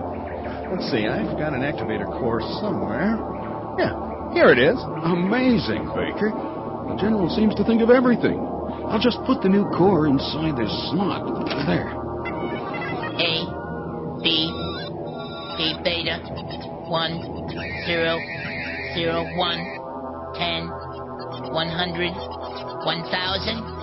Oh, Colonel Richards, Lieutenant Baker. I was certain my circuits would never work again. Beta, we need your sensors to find out where Colonel Zane's been taken. I'm not feeling quite normal yet, but I'll certainly try. Christina's not on Orion 4 anymore, Colonel Richards. She's not? Where have they taken her? Coordinates indicate Christina is above the planet. Above Orion 4? Well, the pirates must have evacuated for some reason, sir. That would account for no guards being around, no sign of anyone. They must have been in a big hurry to leave these droids behind. This is a valuable pile of junk metal and parts. Really, Colonel Richards? I wasn't referring to you, Beta. What was that? Contact McCormick and see what's going on in the corridor above us. This is Baker on Orion 4. Do you read me, McCormick? McCormick here, I copy. Have you found Colonel Zane? Negative, but we did locate Beta. He tells us Colonel Zane is in your area, McCormick. What's going on up there, Lieutenant? We've got a Dominion fighter group escorting a tanker down the Orion corridor. They've been jumped by space pirates. We're out of range. Good fight, though. McCormick, Colonel Zane is on one of those raiders' ships, probably the leaders. You say they're in a dogfight for a large Dominion tanker? Affirmative, Colonel. And so far, I'd say it's Raiders 2, Dominion nothing. I think the Dominion may have just given us the answer to getting Colonel Zane back. McCormick, here's what we'll do.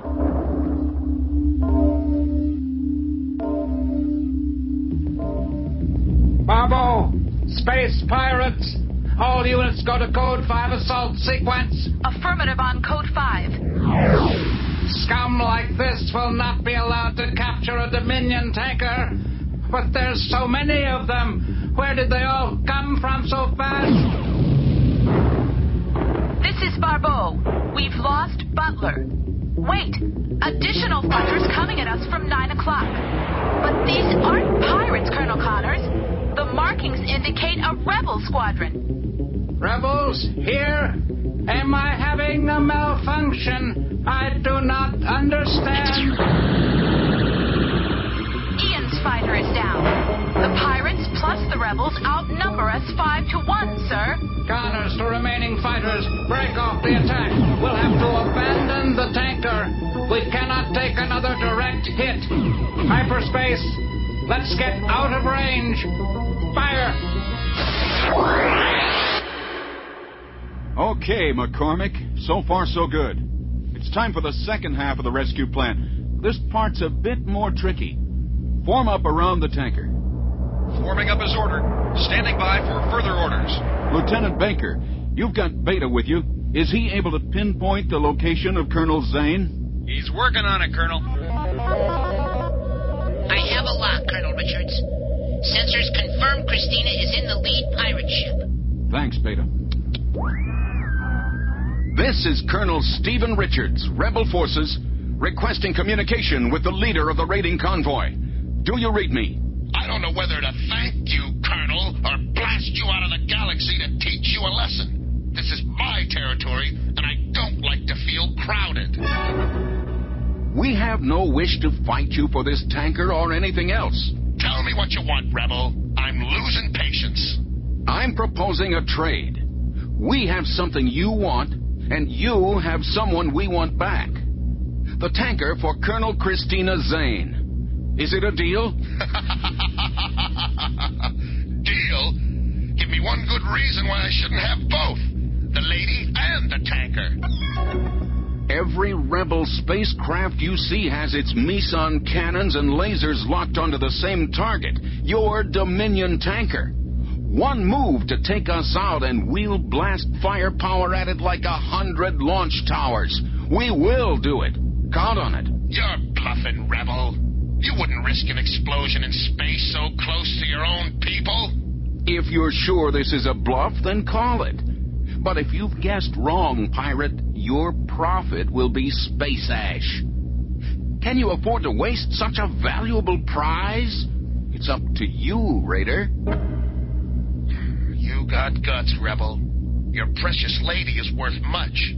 But the tanker, the tanker, is worth more. I believe they call this a standoff. Do you agree, then? The tanker in exchange for Colonel Zane. All right, Rebel. Agreed. But bring one fighter alongside my ship. Transfer will be made to the port airlock. But don't try anything funny. The lady is no use to you dead.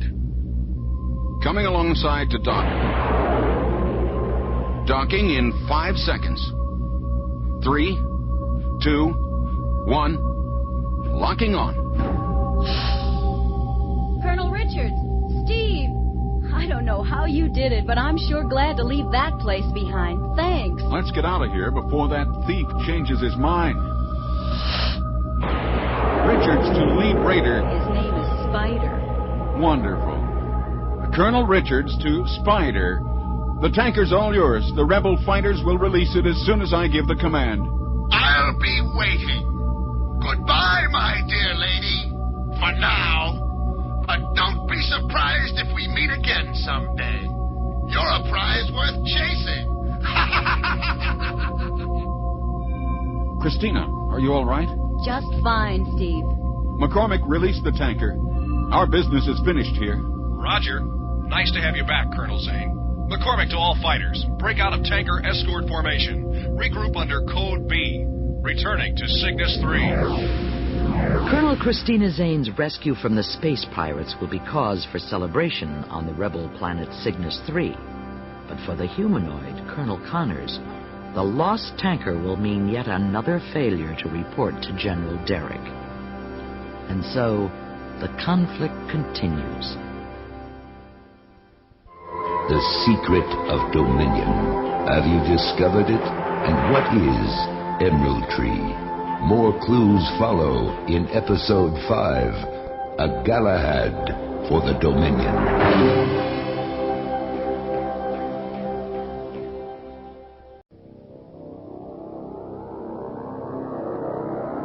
Dominion, an unrelenting source of evil and oppression.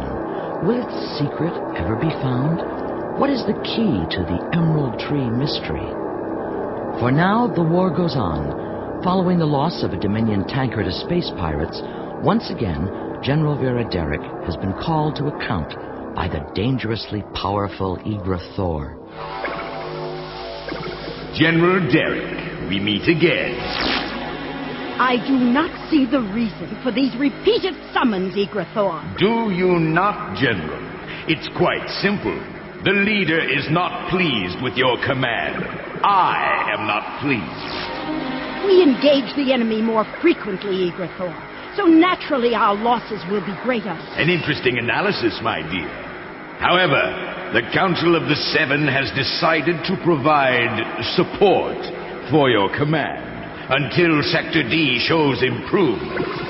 You expect me to share command in my sector? This decision is not open to question, General.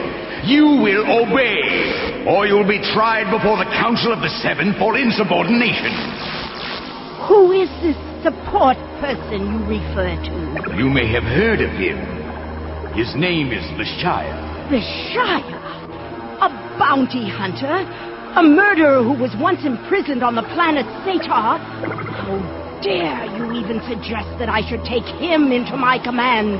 Your sparring grows tedious, General. Vishia will leave with you today. He will do what you have failed to do. Hunt down and eliminate the traitor Richards. You are to provide him with anything he needs to complete his assignment successfully. How long will this Vishia be operating out of my command sector? You ask questions without answers. I control this game, General. Vishia awaits you in your space shuttle. Dismissed.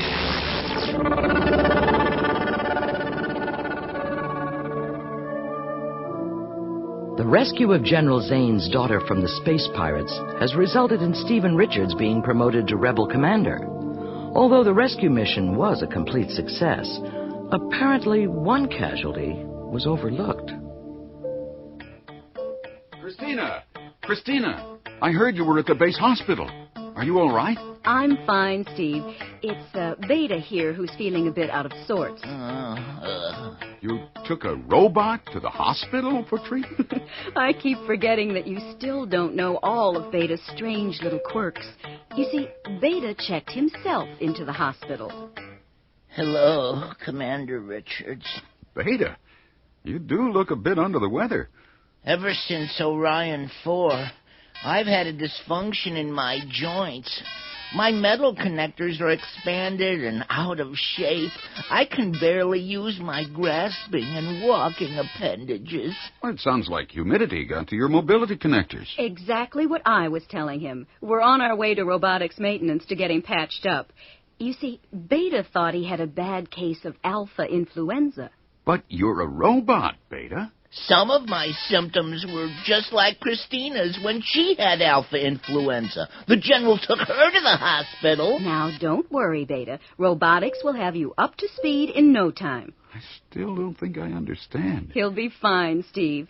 Oh, by the way, I've been thinking about something ever since you rescued me from those space pirates. Were you bluffing when you threatened to blow up that Dominion tanker? Good question. I'm glad I never had to answer it.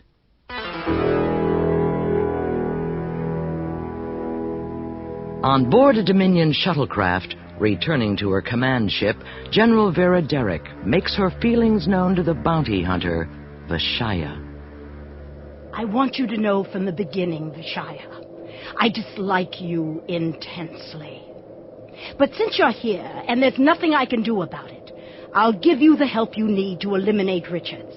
But the sooner you finish your business in my sector, the better. Might I add, the feeling is mutual. Vishia, your tone is threatening to the General. Noted, humanoid. But it doesn't concern me. Remember, I'm here to finish a job you botched. What do you mean? When you were assigned the task of eliminating the traitor Richards, you made an almost human error. You were too sure of your sensors. You didn't even bother to check if Richards were really dead. The Dominion has no room for such errors of judgment. I'm curious, Vishia. Just what makes Dominion Homeworld so confident that you can capture Richards? I have an edge. I know how Richards will think in strategic situations.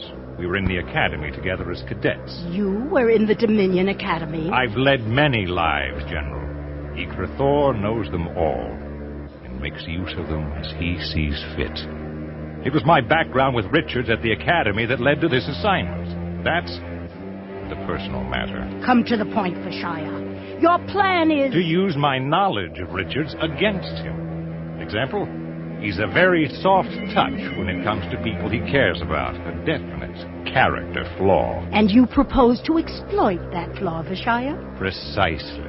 We'll transfer a contingent of rebel prisoners to the Outlands for execution. I'll arrange to leak this information to the rebels on Cygnus III before we make the transfer. Richards will try to rescue the prisoners. He won't be able to resist such a noble gesture. Richards has served aboard Dominion prison ships, Vishia. He knows their weapon systems. He understands that any fighter attack would prove useless. You're not as dull as you look, humanoid. But an all-out attack would not be Richards' response. He'll use a small landing party and try to take over key areas on the prison ship. I'm sure of it. You seem to know your man very well. Your plan has merit, Vishia. As it happens, the prison ship Zeta is orbiting above my command ship right now. It should prove sufficient for your needs. Connors, take over the controls. You can handle that, can't you, Major? Major? Yes, Major.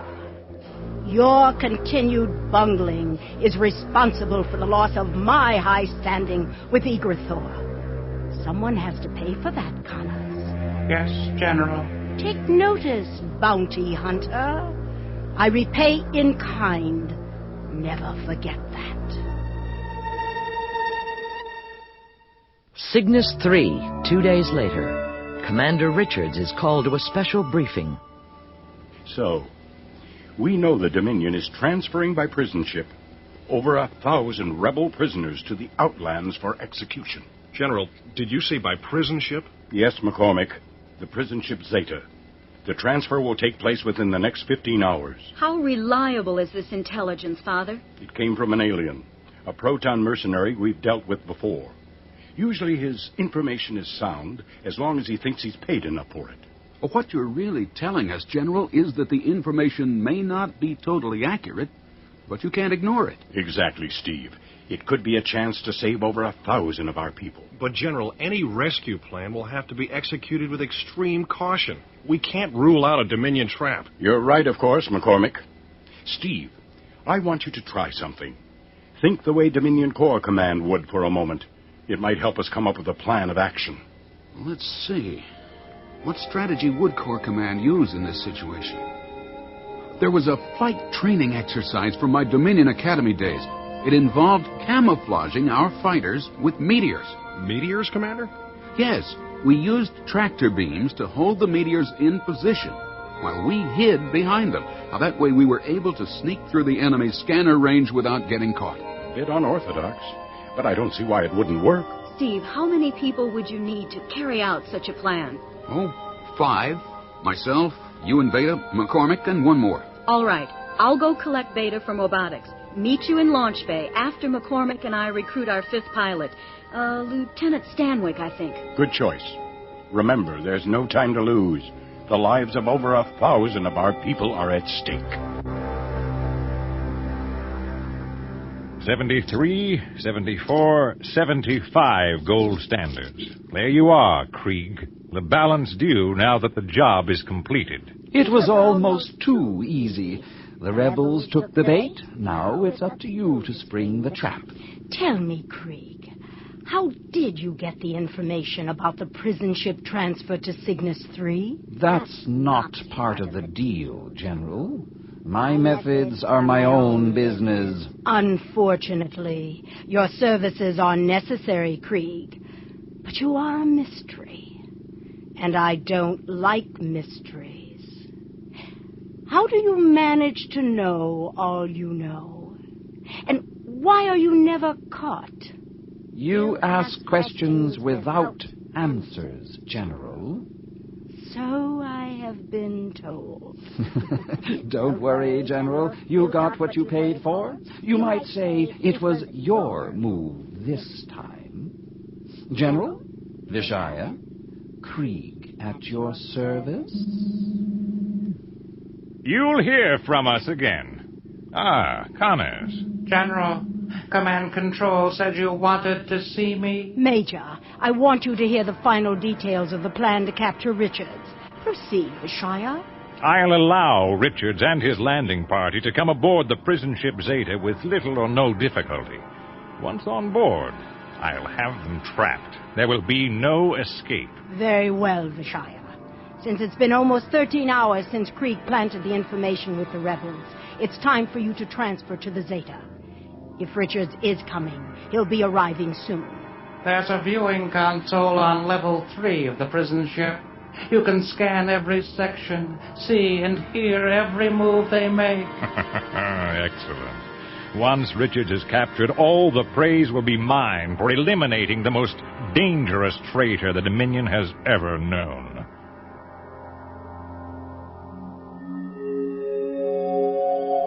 Space, a black void, except for the flashing lights on 4 rebel fighters. They're on their way to the prison ship Zeta to attempt a dangerous rescue. We're getting close. Now check your attitude controls, McCormick. Attitude controls stable, Commander. All right, we're about to enter the meteor field. Keep your eyes open, everybody. Those rocks move fast.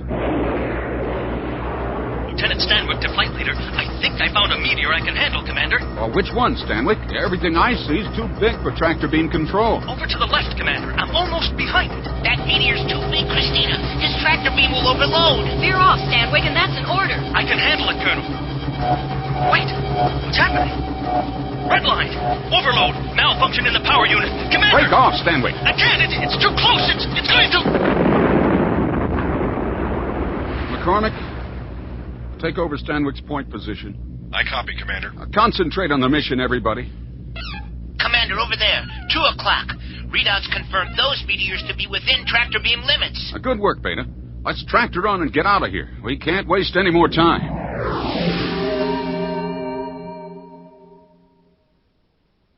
Invisible behind meteors of enormous size, the 3 spacecraft drift toward the prison ship. It's getting late, Vishia. Feeling nervous that your plan to lure Richards into this trap might not work? You'd enjoy watching me fail, wouldn't you, Connors? Just observing your methods. If you ask me, I don't think Richards is going to show. By processing available data, I predict you're going to look very foolish within the next few hours. You mechanical cretin! I've had enough of you and your general! Don't touch me! With this one hand, Connors, I could snap your control center at any time. There's something about me you don't know, humanoid. I was on Satar's prison colony for 10 long years. They never tell you that Satar orbits a neutron star. A star that emits radiation. Very powerful radiation. Eventually it drives a man completely out of his mind. I must be allowed to function. I could terminate you right now. With great pleasure. Do you understand? Yes. Good. Then I'll let you function a little longer. But stay out of my way. Radar 1, calling Vishia. This is Vishia. What is it? Sir, we just picked up 3 unusual meteors. They're traveling in a kind of formation, as you predicted. Well, what do you know? Keep tracking them. Vishia out. I told the general I knew how Richards would react. The Academy meteor trick. He took the bait, Connors. How should we close the trap, Vishia? Double the guard around the prison cells. Remove all but 3 guards from the docking bay. I want to give Richards all the rope he needs to hang himself. Unaware of the trap Vishia has set, the rebel assault team arrives at the prison ship Zeta. With all power shut down, they maneuver with jets of compressed gas as they zero in on their target. There's the prison ship. It's big enough to hold a city. Fighters 1 and 3, come in as close to me as you can. I'll connect umbilicals to both of you as soon as I attach to the prison ship. Do it as quietly as possible, Beta. Umbilical to the Zeta completed. And with no reaction from the prison ship. Good work, Beta. Commence umbilical attachments to fighters 1 and 3. Roger, Commander. Latched and locked together. The Zeta and the 3 of us are now a single unit. Christina, I still think I should be coming with you. Believe me, Beta friend, following your orders and staying with the fighters is vital to the success of our mission and to my safety. All right. I understand my instructions and know what to do when I hear Christina's signal, Commander. Thanks, Beta.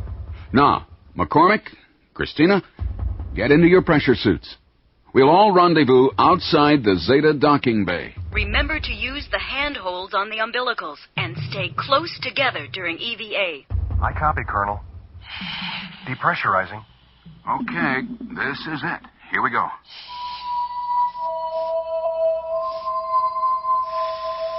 Easy does it. Docking bay dead ahead. Stay where you are for a moment. I'm going to swing around front and try to locate the guards. Can you see anyone, Steve? Negative. Oh, wait. There's one guard inside, but it looks like he's asleep. Come on, follow me in. Try to land just above the airlock. Quietly. Coming in. I'm down, Commander. Colonel Zane, give me your hand. Made it. We're all here, Steve. Okay, help me with the airlock door. Not so much noise. Okay, now close it. Everyone down. The guard could see us through that spaceport. Going to equalize the pressure in here. So far, so good. Let's get out of these helmets.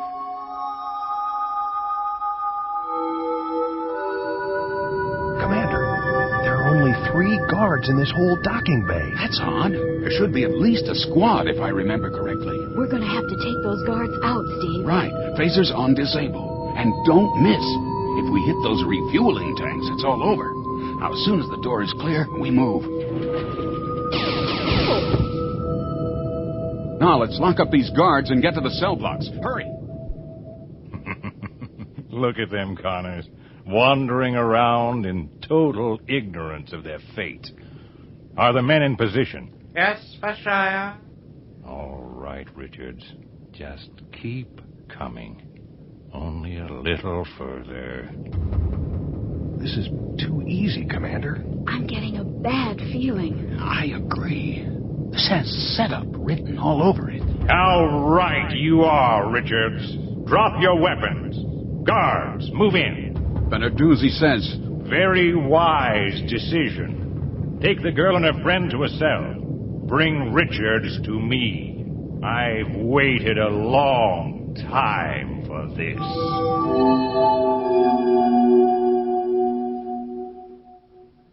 So, Commander Richards, we meet again. Well, well. Vishia. You remember me. I remember you. You and your landing party were trapped so easily, Richards. You must be losing your touch. And Major Connors. This is beginning to look like a Dominion reunion. Command ship to Vishia. This is Vishia. General Derrick is waiting to speak to you. She says it's urgent. Put her on hold. I'll deal with you later, Richards. Guard, take him down to the cell block with the others. It's not over yet, Vishia. Believe me, it's not over yet. Connors, follow them down. And if he makes a wrong move, don't hesitate. I understand. And I don't care who told you to put me on hold. Vishia, come in at once. This is General Derrick. Yes, General. Have you captured Richards? Of course I've captured Richards. Anyone else? A girl. I believe Richards called her Christina. And a young officer of no consequence. Did you say Christina? That could be General Zane's daughter, Vishia. What was that noise? I'm checking the screens now.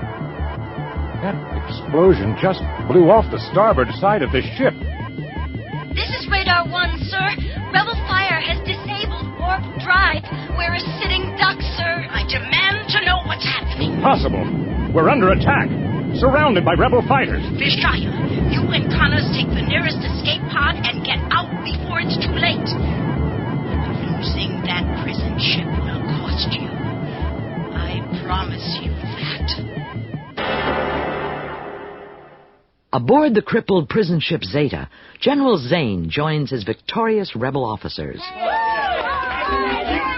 Frankly, Christina, I was worried. But when Beta signaled us, we sent in everything we had and we won. I was very concerned about you, Christina.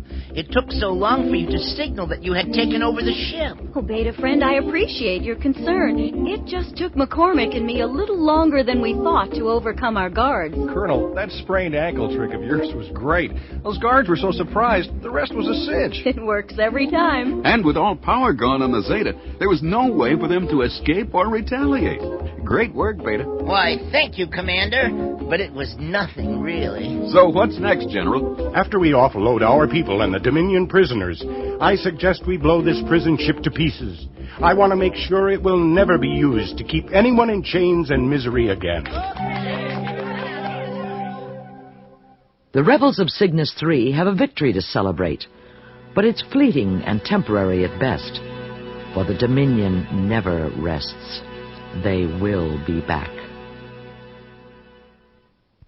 The secret of Dominion. Have you discovered it? And what is Emerald Tree? More clues follow in Episode 6, Diamonds in the Sky.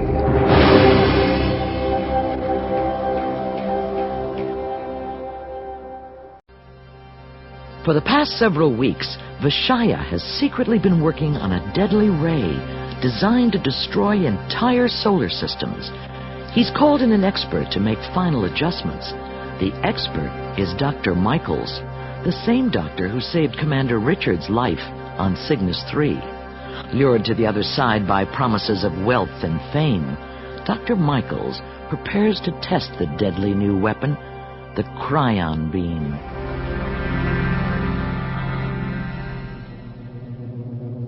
Dr. Michaels, I feel it necessary to remind you of the importance of the weapon you're perfecting. You have to understand something, Vishia. For the past few years, my work has been strictly medical. It's been ages since I've worked with cryon particles or anything else. Ah, but your expertise is legendary, Doctor.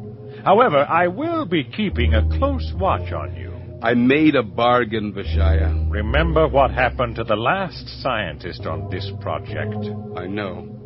But there's something I don't understand. His notes say that the cryon beam was to be used to cool the atmospheres of planets too hot for colonization, not for the elimination of all life. Yes. Well, there's a military application here.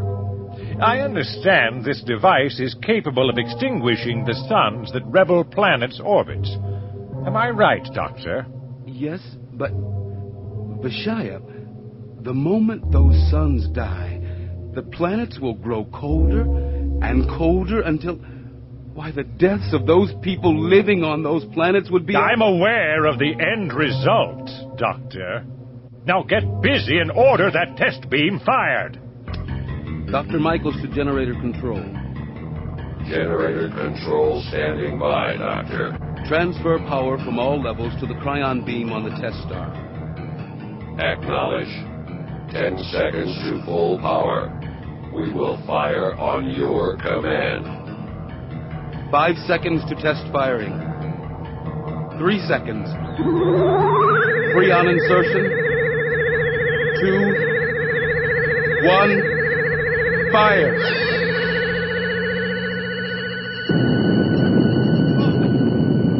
The star has been completely vaporized. Beautiful. I'd say the beam is perfected. Brilliantly done, Dr. Michaels. What have I done? You'll have to excuse me, Vishia. I've got to have some time alone to think about all this. Don't be too long. We have several more tests to complete before we give our report to General Derrick. A report of complete success with the Cryon beam. A wonderfully deadly new weapon.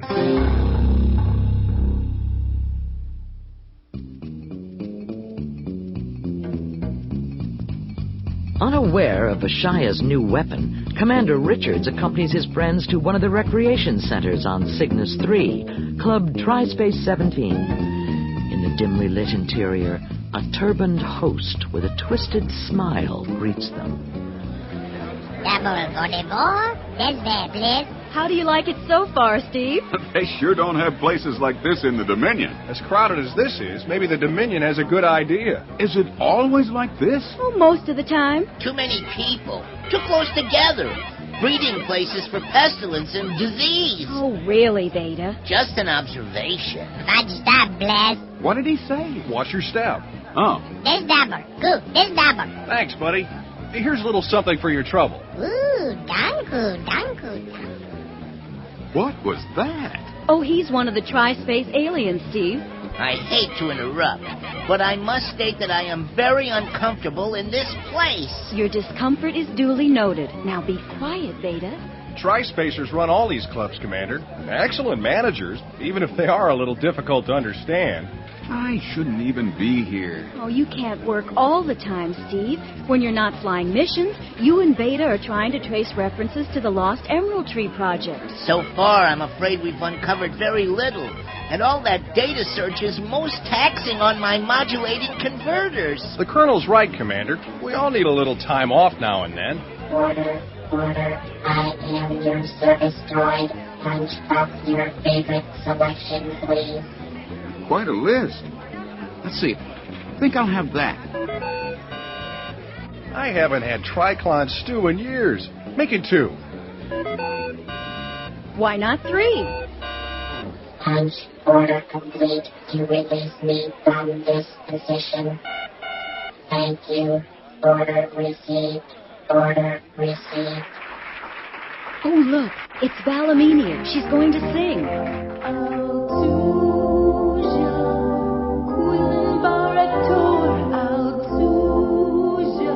Beautiful voice. Who is she? She's an Althusian freedom fighter, a famous one. Althusia. It was conquered by the Dominion over 20 years ago, wasn't it? Correct, Commander. This is their national anthem. Dominion may have conquered their homeland, but the Althusians will never give up fighting for their freedom. That goes double for the rebels on Cygnus III. Affirmative, McCormick, affirmative.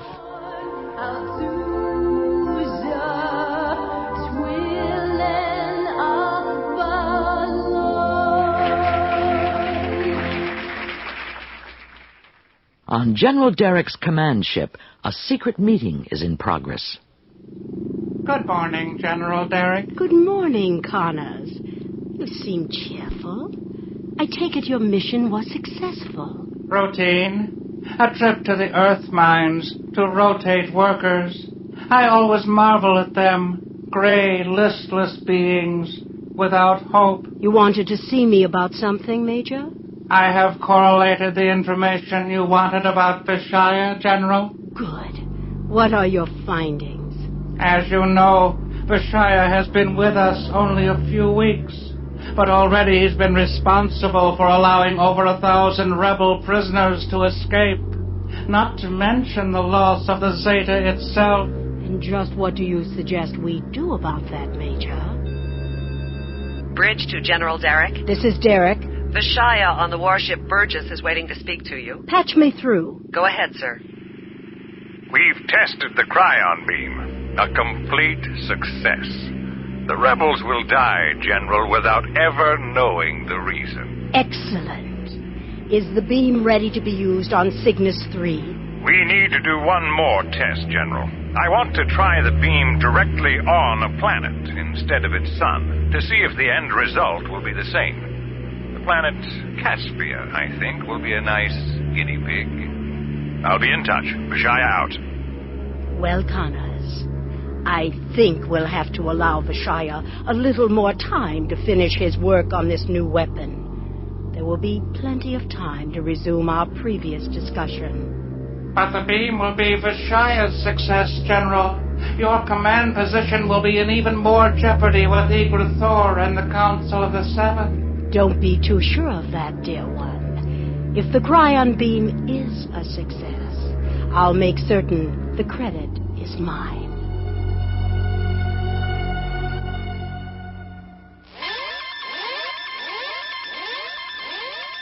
Battle stations, all personnel to battle stations, all shields, repeat, all shields to full power. Pilots to your fighters immediately. General Zane, what's happening, sir? The planet Caspia is sending out a distress signal. Hostile warships are about to enter their solar system. I understand, General. I'll have our fighters off in no time. Squadron 7, 9, and 13, ready for launch. Acknowledge. Acknowledge. This is launch control. Prepare for launch. All clear, launch control. 5 seconds. Mark. 3, 2, ignition.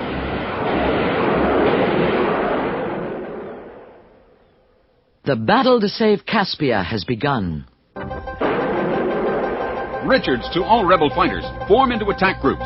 I read 2 warships and about 10 Dominion fighters engaging the Caspian forces. But I only see 3 Caspian fighters. Confirm. Only 3 Caspian fighters remain, Commander.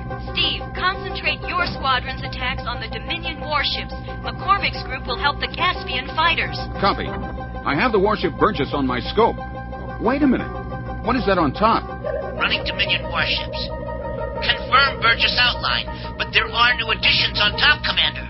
Steve, take a look at your scope now. Dominion squadrons are breaking off. It certainly looks that way. But why? I believe I can answer that question for you, Richards. I should have known. All right, don't keep us in suspense. Why did you order your fighters to retreat? Because we won't be needing them anymore. Oh, this is splendid. I didn't realize I'd have such an attentive audience for my grand spectacle in space. Explain yourself, Vishia. Watch the planet Caspia, Richards. Very closely. What are you going to do? Just keep watching, Richards. This is even better than I'd hoped. Ready to fire the Cryon beam. Fire! Caspia just vanished. How could that have happened? Vishia! Do you realize what you've done? You've murdered thousands of innocent people. I swear if we ever meet face to face again... If I were you, I wouldn't waste my time on thoughts of revenge, Richards. Because Cygnus III is next. And there is no escape. Vishia out. We'd better report all this to General Zane. Cygnus III is going to have to be evacuated immediately. Commander, I just thought of something. Dr. Michaels used to work on unusual weapons projects before he became our base doctor. Maybe he can think of something to destroy this Cryon beam. There is no file on the Cryon beam, Commander. And Dr. Michaels left Cygnus III over a week ago for one of the outer systems. Too bad. He might have been a big help. Now let's get back to Cygnus III. If what we've just seen is any indication, it may not be there much longer.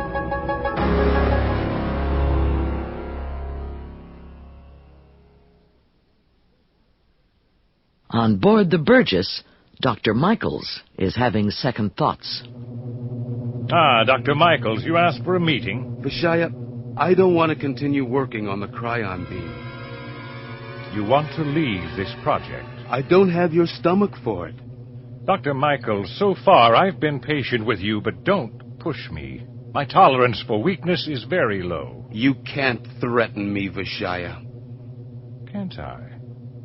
May I remind you, Doctor, that like the last scientist to work on the Cryon beam, you are not indispensable.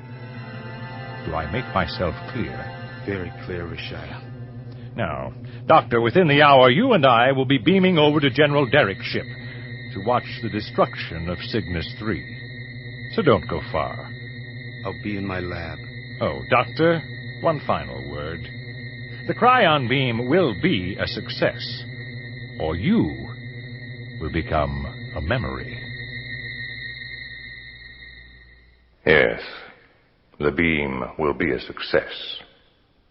But at what price to me? Maybe you won't be on Cygnus III when I destroy it, Richards. I sincerely hope not. That would be too quick. Too easy. I want to do it my way. And if I get the chance, never doubt I'll do it, Richards. Never doubt it for a moment.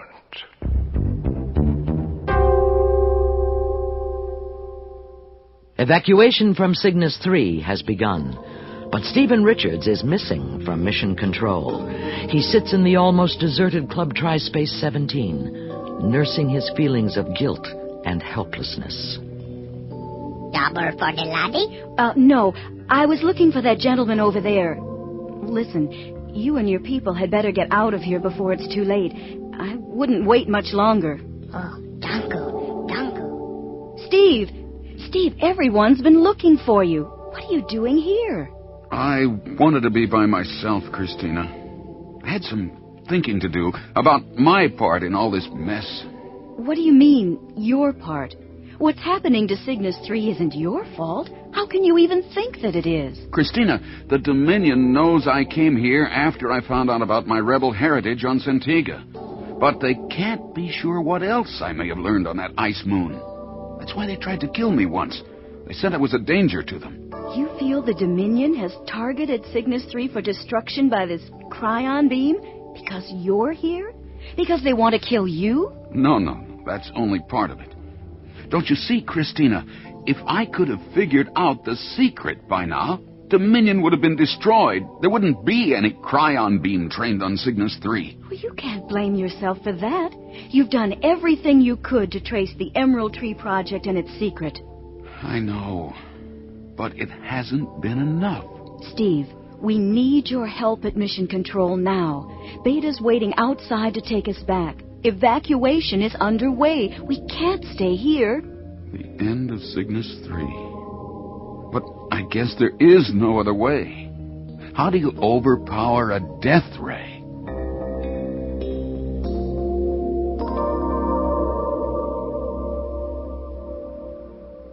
At Mission Control, the evacuation of Cygnus III is being carried out.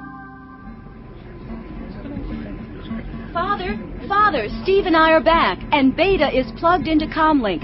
He'll keep us up to date on the evacuation and any emergency transmissions that come in. Good. We've got every launch pad working at capacity. Hundreds of thousands of people have to get off this planet as quickly as possible. General, Christina, I think I have the answer. Beta, calm down. What is it? I picked up a transmission from inside the Dominion on that special frequency Commander Richards told us about. It says we can destroy the cryon beam. How can we do it, Beta? Slowly now, so we can follow you. The transmission tells us to spread a wall of diamond phosphate crystals across the path of the cryon beam. The wall of crystals will act as a mirror and reflect the beam, reflect it back to its source. A wall of diamond phosphate crystals. Will it work, Beta? The information for an accurate confirmation is not available, I'm sorry to report, but it is theoretically possible. General, do you realize the odds on that information being valid? Steve, why would someone inside the Dominion send us a phony message about their own super weapon? They believe the cryon beam is invincible. But how do we create a wall of diamond phosphate crystals in space? Where do we even find the material? Scanning the maps of this planet, I locate deposits of that particular mineral in a dry lake bed near the Palmar station at the equator. We transfer the material to fighters and spray a small area of space with it in a repeating pattern. I see. The freezing cold of space will make a kind of wall. How long do we have? Sector Recon reports no Dominion activity in our area yet. We may have the time to make our wall before they arrive. It's worth a try. We'll be gambling everything on this, General. What if the Dominion is trying to stack the deck?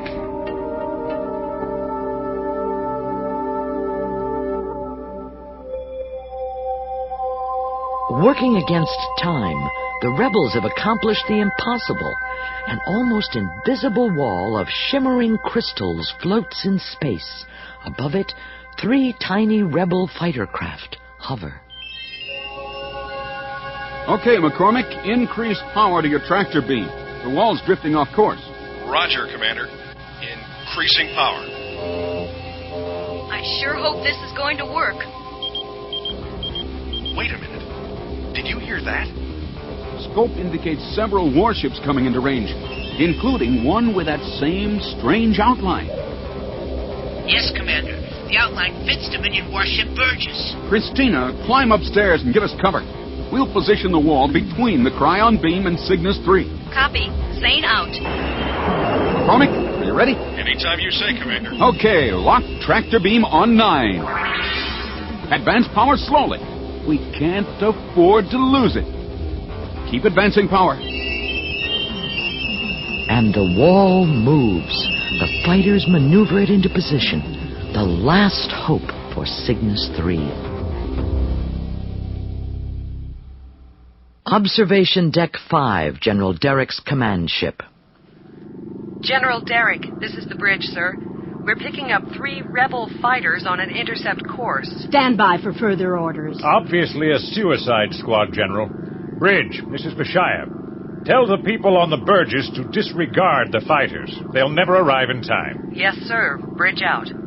This is quite a moment for me. Stand aside, Dr. Michaels. The Cryon beam will fire on my command. 3, 2, 1. Fire! General, the beam. It's not reaching Cygnus III. Those fighters, they're supporting something. It's a kind of wall. And the wall reflects the beam. Get someone to turn that beam off. Sorry, General, it's too late. They're dead. That's impossible. But true, General. Every person aboard the Burgess was killed the moment the reflection of the Cryon beam hit. I estimate the engine should go any second now. We did it! We did it! Couldn't have done it without you, Beta. That's true, Christina. Fantastic, Commander. I'd better report in. Commander Richards to base. Cygnus III base. Go ahead, Commander. The mission was successful, General. Cygnus III is safe.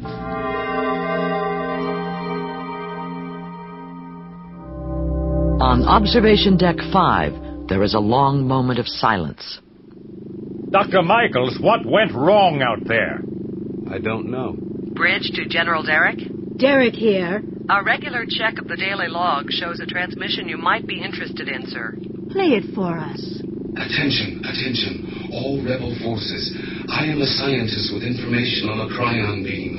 The beam can be destroyed. Repeat, can be destroyed with a wall of diamond phosphate crystals. I don't like what I'm hearing, Michaels. That's Dr. Michaels' voice. Voice print confirms your observation. Quiet, humanoid. Oh, good. Act on this information immediately. My only regret is that I didn't send my name along with that transmission. You've just signed your own death warrant, Dr. Michaels. Guard, get him out of my sight. I'm going to take care of you personally, Michaels. You'll pay for this, Vishia. The entire incident is a failure. A failure.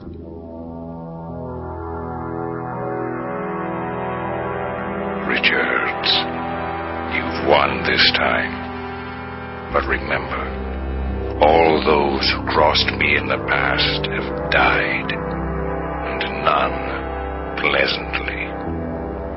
When we meet again, you'll wish you'd never been born.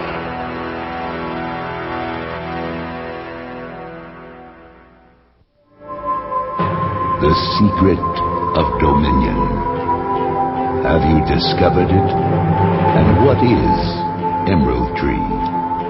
More clues follow in Episode 7, Space Rats.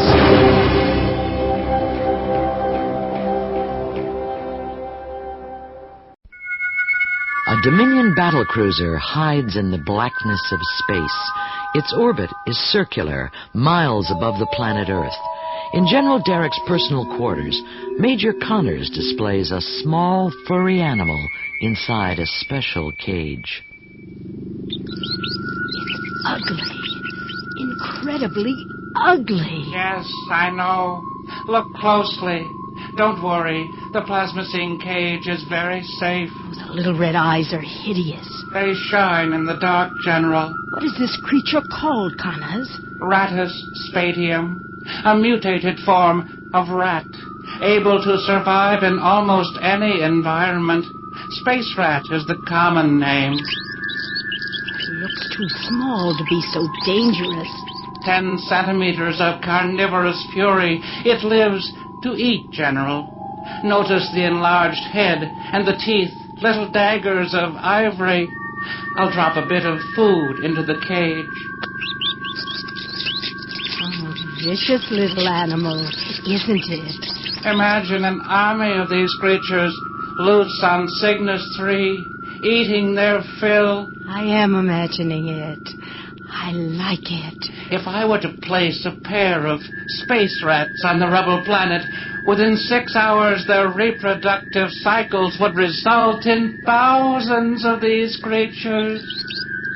Precisely what do they eat, Major? Anything, General. It's the key to their survival. Fascinating. Let me know when you are ready to begin the operation. Oh, you have pleased me, Connors. Thank you, General. These little creatures will perform perfectly, and the rebels will vanish from Cygnus III.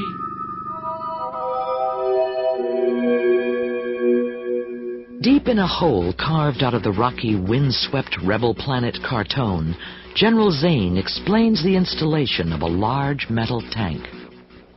And so, we install these insulated water tanks in underground locations. Then we cover the hole with plastone, formed in camouflage to blend with the surroundings. Great idea, General. We gain water without the enemy even being aware of it. Not only water, Steve. We're building complete military structures down here, too. Watch out, General. The tank. They're lowering it in. A water source here will open up the entire southern polar hemisphere of Cartone for strategic operations. And since this is the dark side of the planet, it'll be completely hidden from Dominion reconnaissance. And that's going to be very important, Steve, because someday we hope Cartone will be the launch site for an all-out attack against the Dominion. Christina, we'd better get back to Cygnus III. You and the commander have planetary defense duty tomorrow morning. All right, Beta. Are you ready to go, Steve? Ready, Christina. Well, thanks for the inspection tour, General. See you both back on Cygnus III.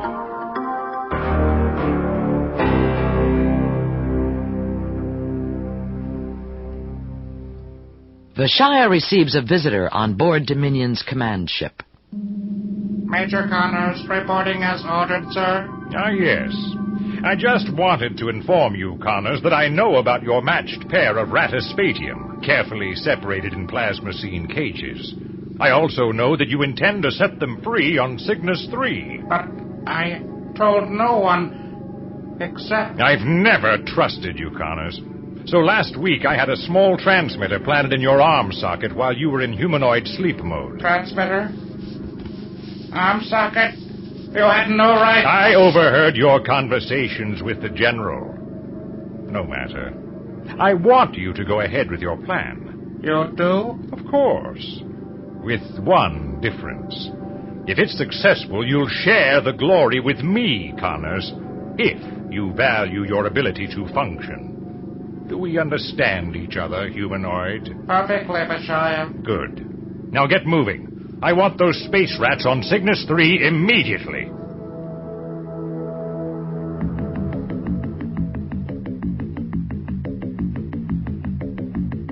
All launch personnel, clear the area. Prepare for launch. Launch control, this is Major Connors. Hold for final clearance. Launch of Protojet 13 in hold condition. Hold condition. Major Connors calling General Derrick. Derrick here. A final check on arrangements, General. My descent to Cygnus III will begin at 1600 hours, just after dark on the rebel planet. The diversion is planned to coincide with your descent, as you requested. There should be no problem planting the animals near a base outpost. The confusion of the attack will provide cover for my landing. I will be supervising the attack myself. The rest is up to you. Derek out. Launch control. This is Major Connors. Proceed with launch. All alert for launch of Protojet 13. 5 seconds to launch. 3, 2, 1, launch. Quiet, my friends. Quiet. I know you're hungry, but you won't be hungry for long.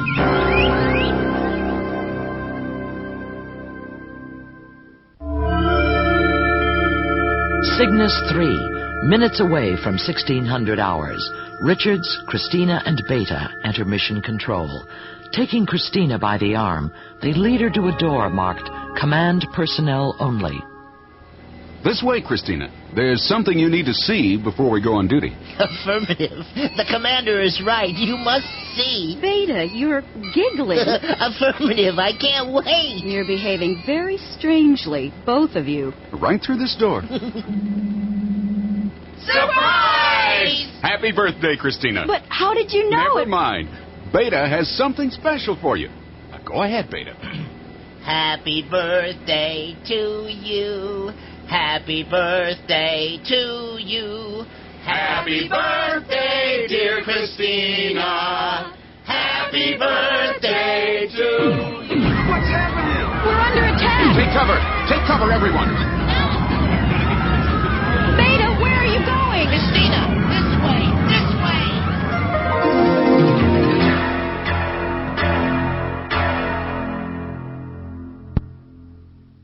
As the diversionary attack begins on Cygnus III, Major Connors moves in to carry out his devious plan. There are the explosions. Time to begin my descent. 4,000 meters. 3. All lights off. Must find a place to land. Here, I think. The trees will shield me from prying eyes, and there's an outpost a short distance away. Couldn't be better. 50 meters. Soft landing. Come, my friends. Food is waiting.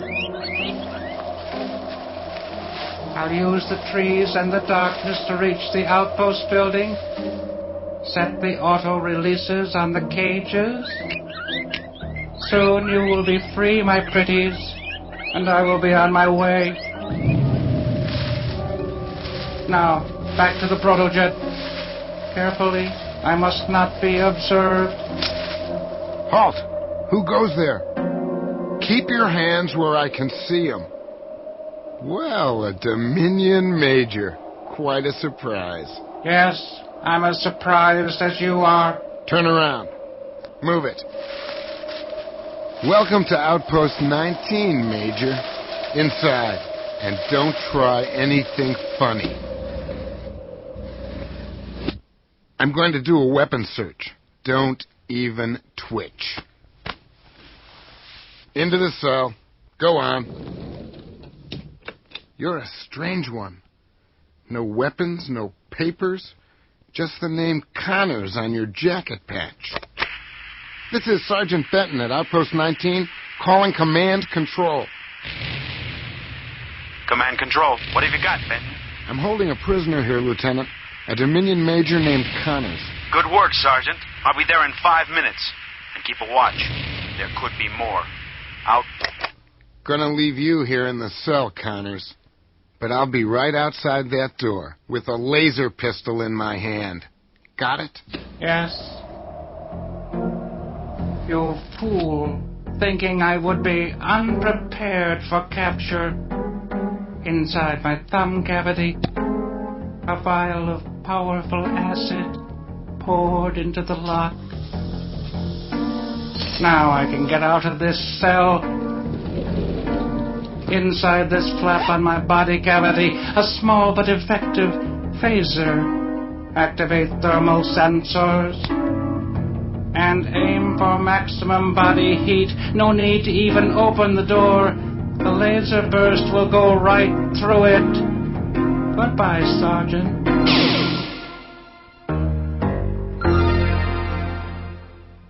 At Rebel headquarters, Richards and Christina watch as Dominion protojets break off the attack. Their attack didn't do a great deal of damage. My Dominion background makes me suspect an ulterior motive. But what could it be? Well, I'm sure this was a diversion of some kind. Beta. Yes, Commander. Plug into the Master Communications Console. I want you to sift through all communications within the last hour to locate anything unusual. Rapid scanning of data always gives me severe sensor strain, but my personal health is of little concern when I can be of service. Beta, just do it. Immediately. Of course, Christina. Connecting. If there's anything unusual, Beta will find it. I've got it. What is it, Beta? Transmissions from Outpost 19. The first at 1800 hours, 23 minutes, involves the capture of a Dominion officer, a Major Connors. Interesting. And what's the second transmission, Beta? A short time later, the lieutenant dispatched to Outpost 19 to pick up the prisoner found him gone, and the sergeant who called in the capture was dead. Connors was here and gone. He had a reason. Wait, there's more. The sergeant had been killed by a laser shot, but the body had been half eaten by something unknown. That's it. Whatever mutilated the body is the reason Major Connors was here. He's planted something on Cygnus III. Something that could kill us all.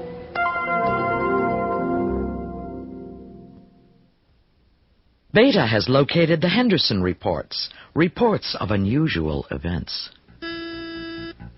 1900 hours, Outpost 19. Lieutenant Henderson reporting. When I got here, what was left of the sergeant was directly in front of the door. There were what looked like small rats chewing on the body, but they scattered when I arrived. I took the body inside. Henderson out. 100 hours, Outpost 19. Something funny out here. You know those rats I mentioned last time? Well, they've brought a whole lot of their friends to the area. I can see hundreds of them out there, staring at me with those little red eyes. What's taking you guys so long? Henderson out. 0300 hours, Outpost 19. We got rats completely surrounding the outpost. There's tons of them. Maybe it's my imagination, but they look real hungry. Don't leave me here. Somebody help me.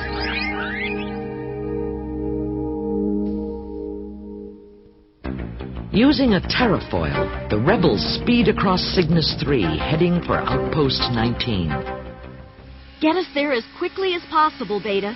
Dr. Close, your scientific expertise as a biologist and pathologist will be invaluable to us. I'm anxious to help in any way I can. We'll need an immediate analysis of the sergeant's wounds, Doctor. Commander Richards, you said that the man found at the outpost was severely bitten by something? Yes, and we thought you might be able to shed some light on what kind of animal might do that. We've got to know what we're up against here. Well, there's Outpost 19 up ahead. That must be Lieutenant Henderson waiting for us. I don't see any signs of anything unusual around now. Over here. Over here, Commander Richards. Hurry. It's dangerous to remain outside. Those creatures left a few minutes ago, but they might return at any second.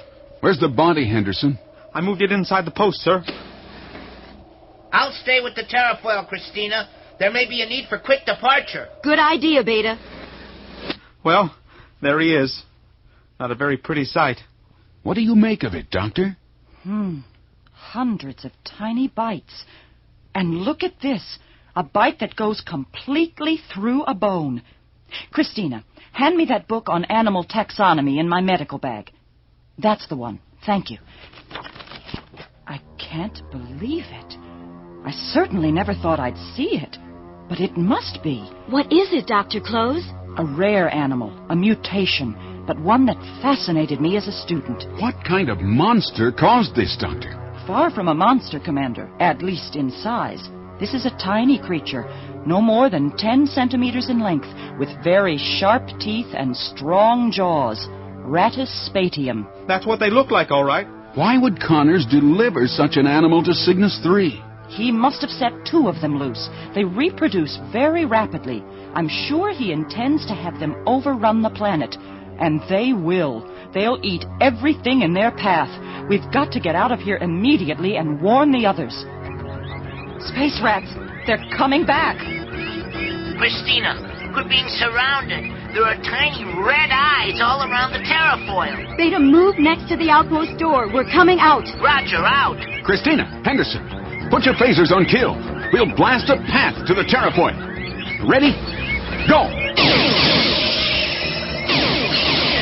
On, Christina! Look out! The door, Beta! Quickly now, everybody inside. Ah! My foot! One of them got me! Everybody's in, Commander. There's one on the door! Beta, get us out of here! Quickly!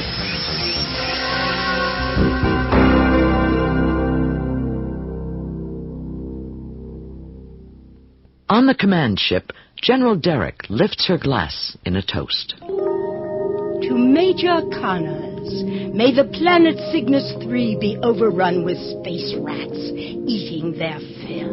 Let us not celebrate too soon. Richards is no fool. If he can stop them, he will. Time is on our side. Already the creatures have begun to mate, and they will multiply endlessly. Relax, Vishia. Richards is a clever, determined young man, but he has no special powers when it comes to the laws of nature. Of course, General. Perhaps I worry too much. Come, lift a glass. Let us savor the moment.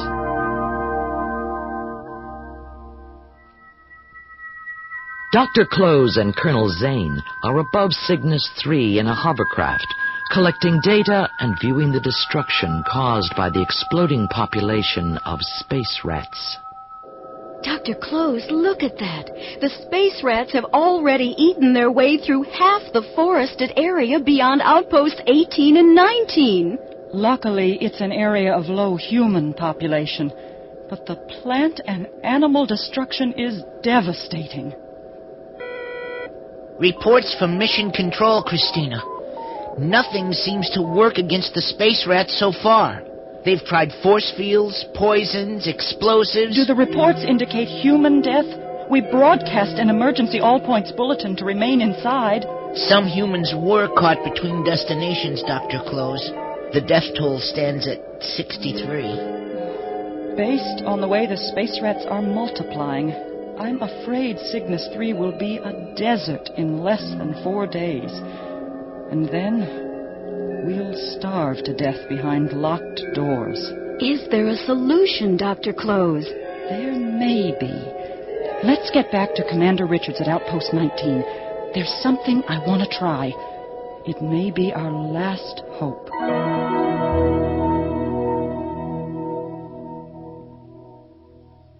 Back on Cygnus III, there is a flurry of activity above Outpost 19.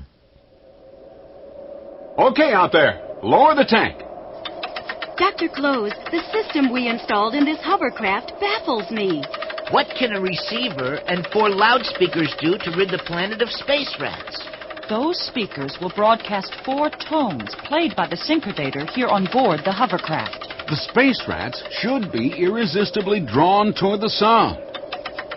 Slow the winch, men. The water tank is in position, Christina. Thank you, Beta. Bringing the hovercraft down to within a foot of the tank. Hold it steady, Beta. I'm going out on top of the tank. Careful, Commander Richards. The rats are beginning to gather. I'm going to open the tank and slide the ramp to the ground. When I do, some of these rats will come up after me. Christina, give me laser cover. Ready, Steve. There goes the door to the tank. He's sliding the ramp down. The rats are going crazy. They're coming up the ramp. Cease fire! Cease fire! I'm coming aboard. There. Beta, get that hatch shut. Okay, Doctor. It's all yours. Hope I guessed correctly. Look, the rats are pouring out of the woods, hundreds of them. Turn up the gain. I think we've got them.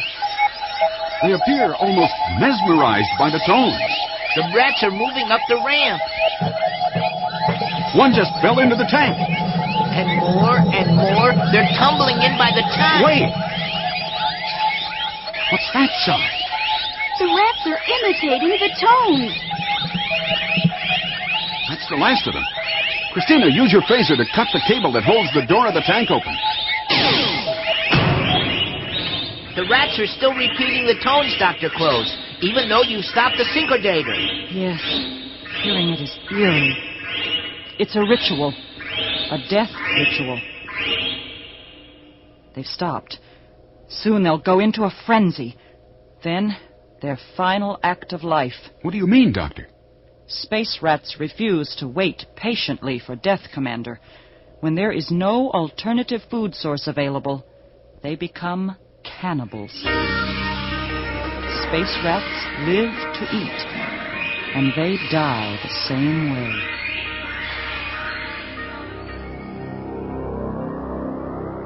Once again, the Dominion's plan has failed. The rebels of Cygnus III have survived to continue their fight for freedom in the galaxy.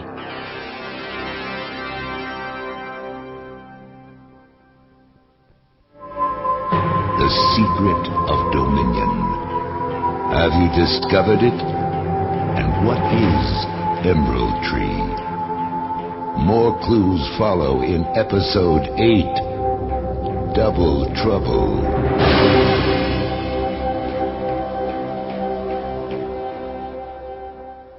The alien planet Delphi.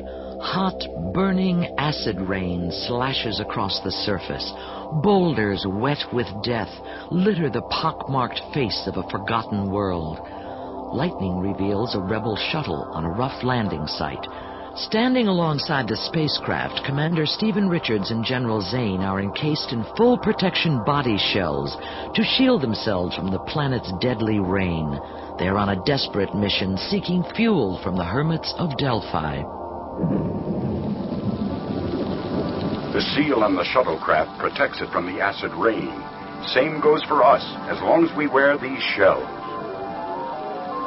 Wristbands read normal, General. All set. We're heading for those orange lights up ahead. The hermits will meet us there. Why would anyone choose to live in a place like this? The hermits wanted a retreat where they wouldn't be disturbed. It looks like they got what they wanted. Watch it, Steve. Be careful. A puncture in your protective shell could be fatal, I know. We're almost there. Orange lights just ahead. Inside here. It's a kind of chamber. The orange lights just float. If I'm not mistaken, the designs on the walls are like temple carvings from 16th century Earth.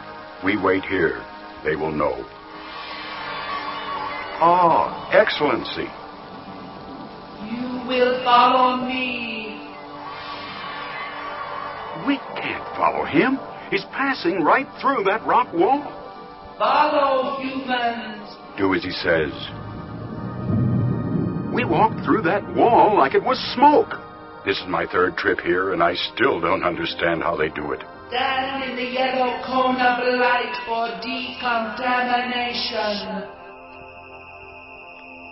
We're also being cleansed of travel fatigue and given a dose of relaxant. You may remove your shells. Welcome to our world. Commander, you think me strange and physically unappealing. It is a disturbing thought pattern to me. You will suppress it. You knew what I was thinking? I forgot to mention the hermits read minds, Steve. They call it mind sharing. You have never personally seen Delphian eye stalks before? I didn't mean to offend you, Excellency. You speak the truth. Good. If you did not, you would be dead. Follow. Delphi is honeycombed with corridors like this one. These moving ramps will take us well below the surface, where the hermits live. Do they know why we're here? The fuel you seek lies at the confluence of the Delphian corridors, deep inside the planet. It will be freely given, but you must remove it at your own risk and in your own craft. These terms are not negotiable. General, look at the amount of fuel stored here. There are 3,000 cores of xanthronite fuel in each container, Steve. Well, there must be hundreds. The number you seek is 2004. Enough xanthronite for 100 of your years. But how do we get it out of these twisting corridors, General? A shuttlecraft would be capable of carrying the weight, but our pilots would most likely die trying to get the fuel out. Unless what, General? Devon, Excellency, there's one Delphian among you who could help us. One who has moved among men and aliens alike. Your kinship with the other and his debt to you are known to me, human, but he hides from the world now. Devon, with your permission, I would like to speak with the other. Very well. I will communicate your desires to him. Wait here. General, who is this other? Ever heard of the alien shuttle specialist, Lucan? Well, who hasn't? He had incredible skill. An absolute magician in space. Lucan is unique. A Delphian who chose not to live the hermit existence. I remember now. Elysia. Yes, Lucan and Elysia. Their mind link was so powerful he gave up his Delphian life to share hers. Greetings, friend Zane. It has been many of your time units since we last met. Greetings, Lucan. I grieve with you for the passing over of the spirit of Elysia. Delphian mind-sharing has eased the pain, somewhat, but the loss is great, even when shared with the collective consciousness. I apologize for intruding at this time, but... Lucan, without Delphian fuel, we don't stand a chance against the Dominion. And only you can teach us how to get our shuttles in and out of these corridors. To do that, I would have to go back into your world. You ask much. Lucan, you know our enemy. Your help is vital. Friend Zane, you rescued my beloved Elysia from a Dominion raiding party once, long ago. For that reason, I will do what you now ask. How soon could you be ready to leave? I have been many time units away from the controls of a shuttlecraft, but the asteroid belt in the RK sector should sharpen my timing quickly. I will meet you on Cygnus III in one of your days. Until then... Let's get back to base, Commander. Our whole future may ride on this.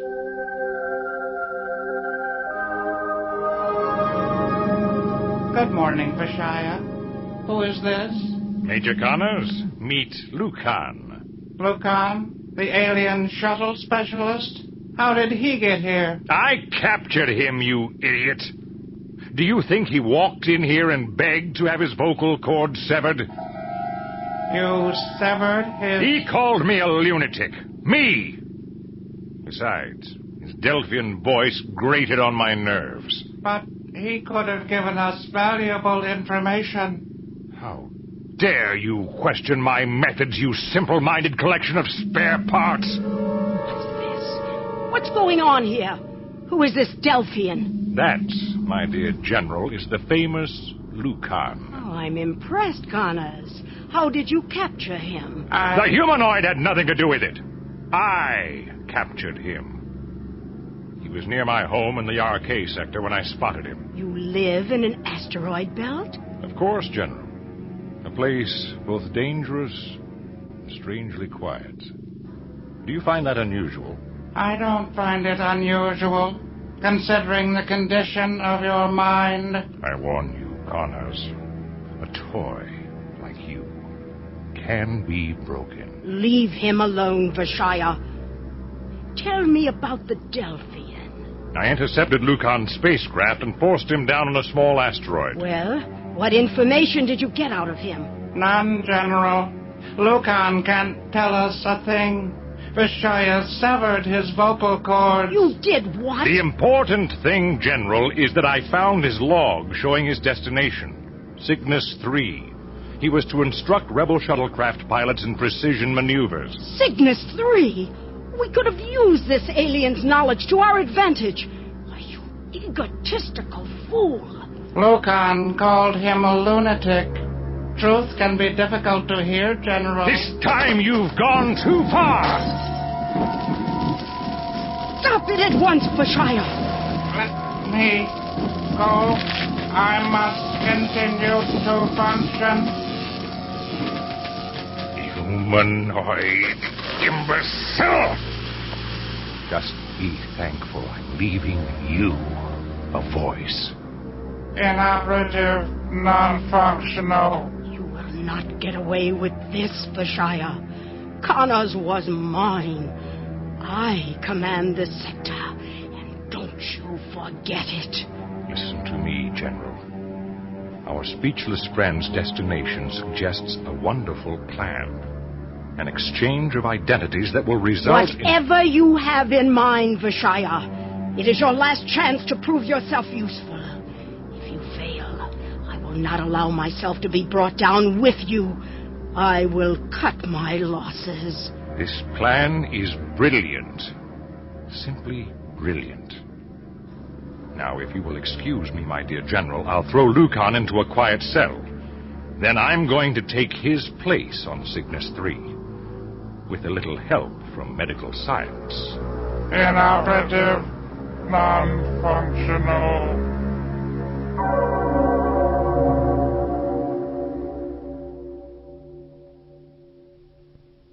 Anxious eyes search the sky above Cygnus III. The shuttle specialist Lucan is long overdue.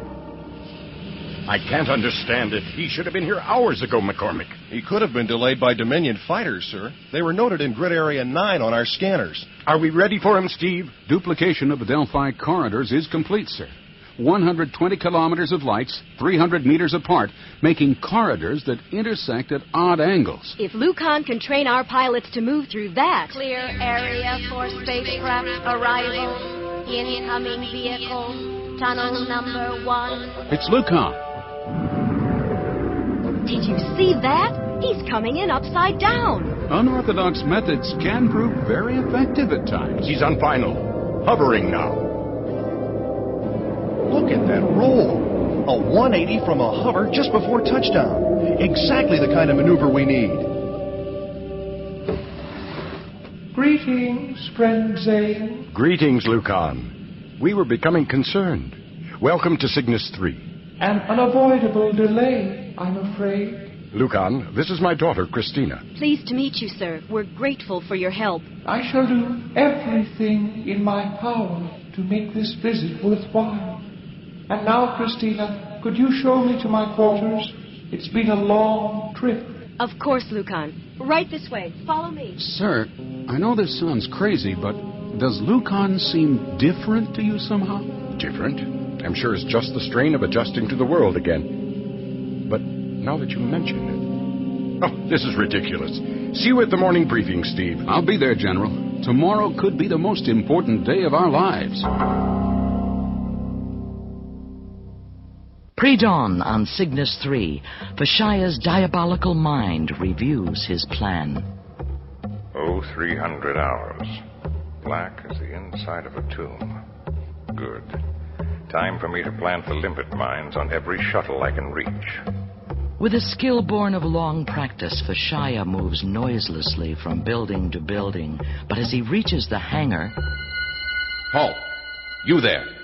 Step into the light. Oh, Lucan, sir. Sorry to startle you, Sergeant.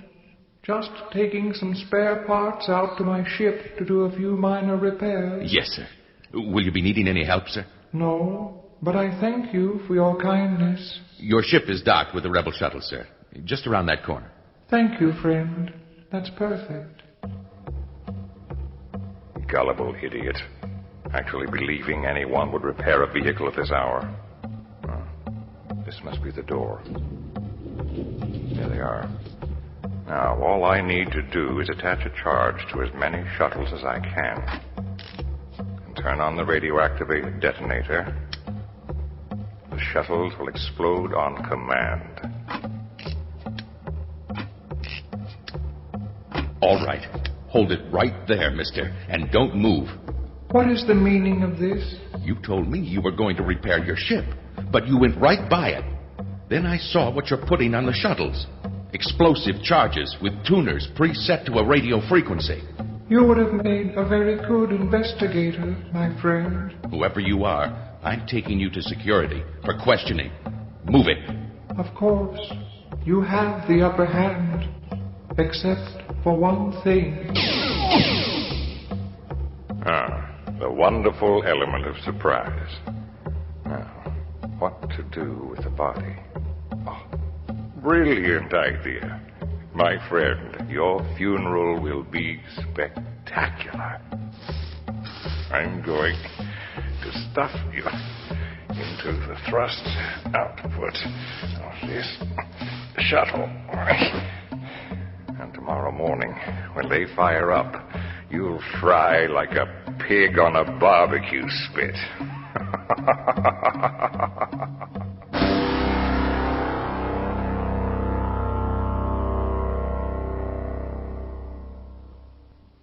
On the bridge of the Dominion command ship, General Vera Derrick has just received some very distressing news. This could put the entire Cygnus III operation in jeopardy.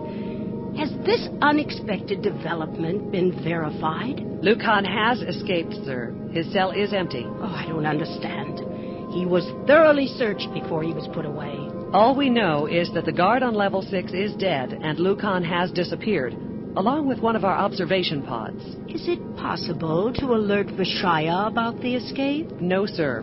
He ordered deep security silence, not to be broken for any reason. Then launch an automated Explorer probe. I must know what happens to the Delphian. Do it. Immediately, General.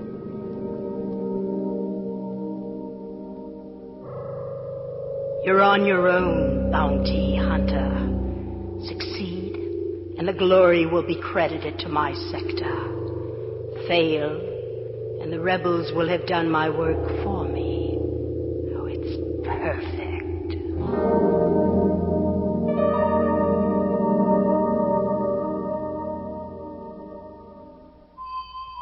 0700 hours on Cygnus III. 20 shuttlecraft line the launch bay tunnel. A young pilot stands alongside each ship, ready for Lucan's instruction. Greetings, Commander Richards. I trust you slept well. Very well, thank you. Lucan... You wish to say something? Sometimes you remind me of someone else. I can't seem to... Relax, friend Richards. It will come to you. Are the men ready to begin? Everything's set. All pilots to your shuttlecraft. I'd be honored if you'd accompany me in my craft, Commander. I assure you it will be interesting. I'd like that, Lucan. I might even learn something myself. You just might.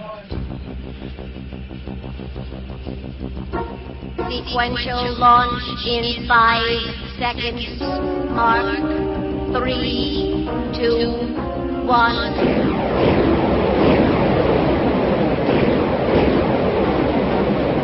All shuttlecraft, 3 seconds of vertical climb. Add boosters. Now, pay close attention, friend Richards. This is where it gets interesting.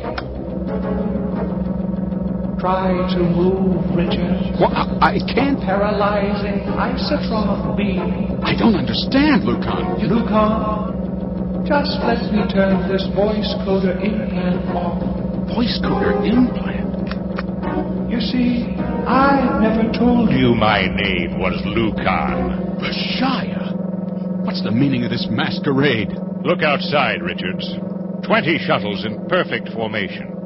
A pity all those pilots are about to die. You're mad. Perhaps.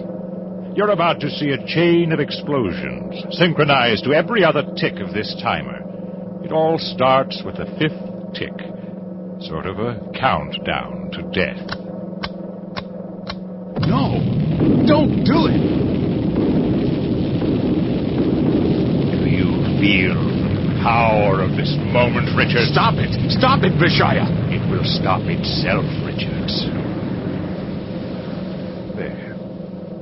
Even the quiet has a certain grandeur. Don't you agree? If I could move... But you can't. Oh, this is a great success for the Dominion, and for me personally.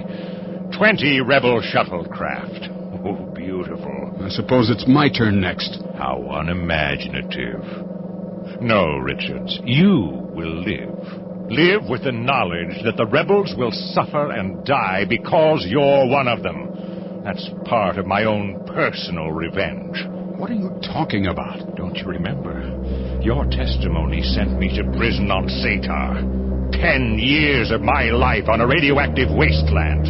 You'll pay dearly for that. Satar wasn't my doing. You put yourself there. You murdered a man in cold blood, Vishia. There had to be punishment. And now you'll know the consequences of that punishment, Richards. I've waited a long time for this chance to see you suffer. And there's nothing you can do to stop me. We'll see about that, Vishia.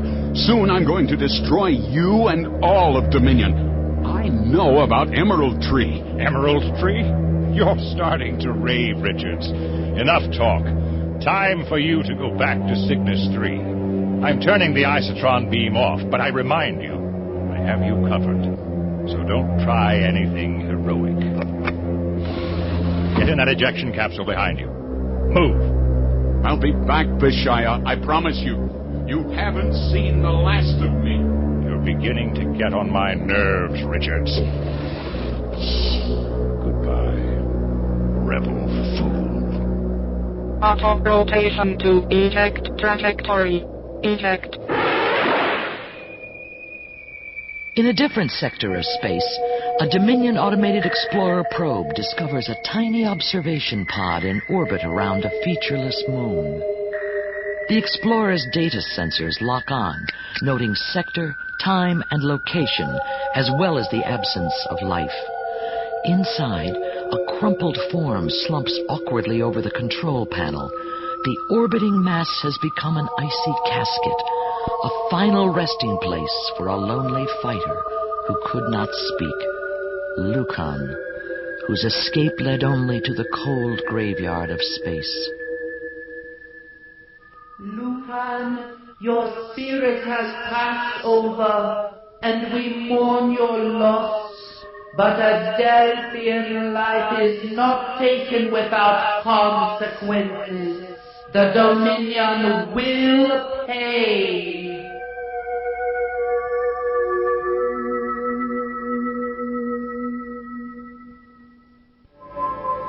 The secret of Dominion. Have you discovered it? And what is Emerald Tree? More clues follow in Episode 9, Illusions.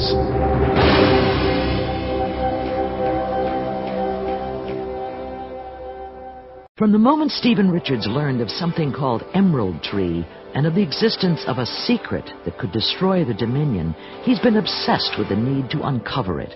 What could it be, and how could it be found?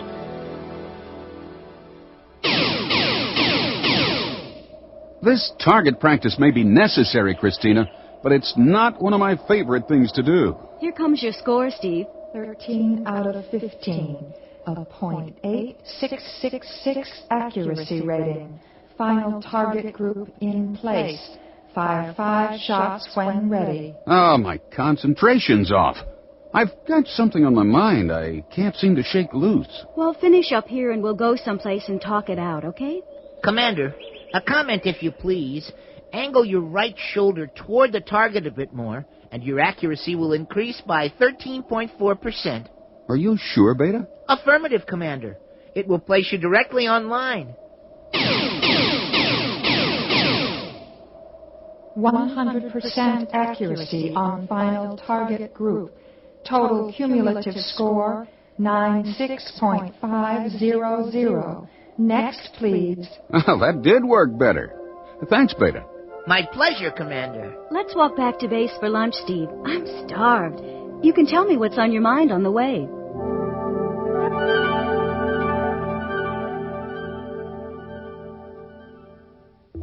It's my parents' last message, Christina. It haunts me. You know it might never be possible to put a definite meaning to that message. I can't accept that. My parents lost their lives trying to tell me the secret that could destroy the Dominion. I have to find it, Christina. Commander, as I recall, their message was, to destroy the Dominion, first you must destroy, and then the transmission was cut off. What did it mean? Destroy what? What could be so crucial to the Dominion system that to destroy it would mean an end to the whole thing? The key is probably in your Dominion past, Steve. But where? In what random combination of thoughts and facts? Beta, I wish I had memory banks to scan like you do. It is more convenient and efficient. If I might be permitted to observe, there are many deficiencies in the human brain. As you're forever reminding us, Beta. On the other hand, humans have some things I deeply admire. Ears, for example, wonderful parts. That's it, Beta. You're a genius. Why, thank you, Commander. But all he said was I think I finally know a way to get close enough to Dominion to learn the secret. It just might work.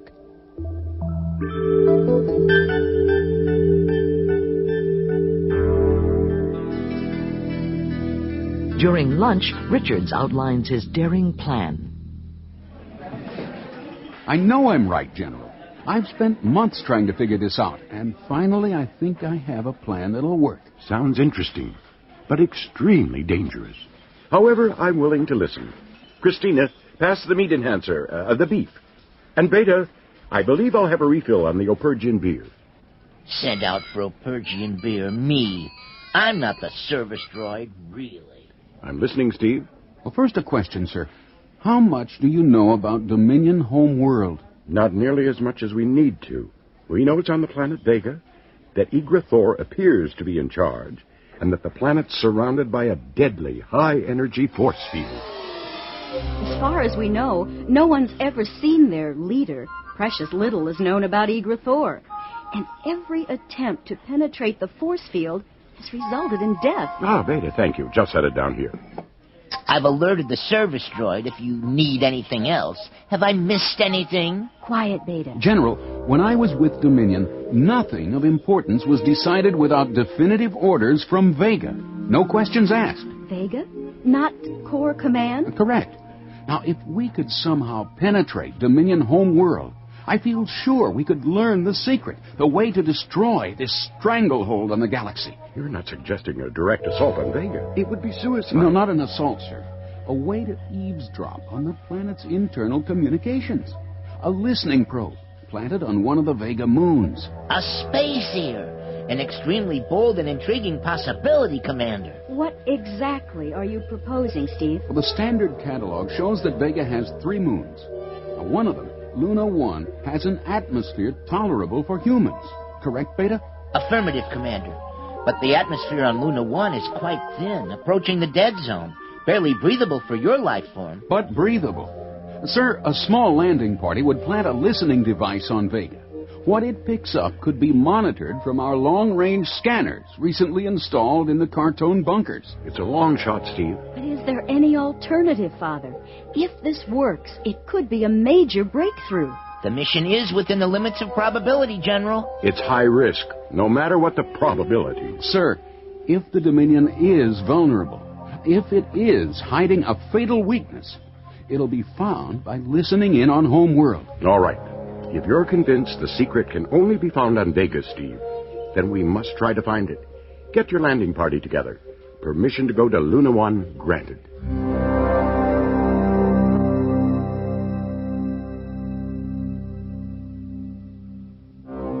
On Dominion home world, deep inside the caverns of Vega, a conversation between 2 familiar voices is in progress. You have done well, my friend. I sensed a change in tactics, but could not pinpoint the origin and plan. Transporting proton workers from Nitra to Cygnus III gave me perfect cover. Humans speak so freely. It is easy to discover their plans. They intend to come to Luna 1. So be it. I will be waiting for them. Time is now a factor to be considered, sir. Yes, it will be costly to me, but it must be done. I will turn my attention toward Luna 1, and away from the master plan for a time. These rebels cannot be allowed to play their game pieces out of turn. Only I decide the move. The Luna 1 landing party travels through the blackness of space, heading toward a small moon in the next star system.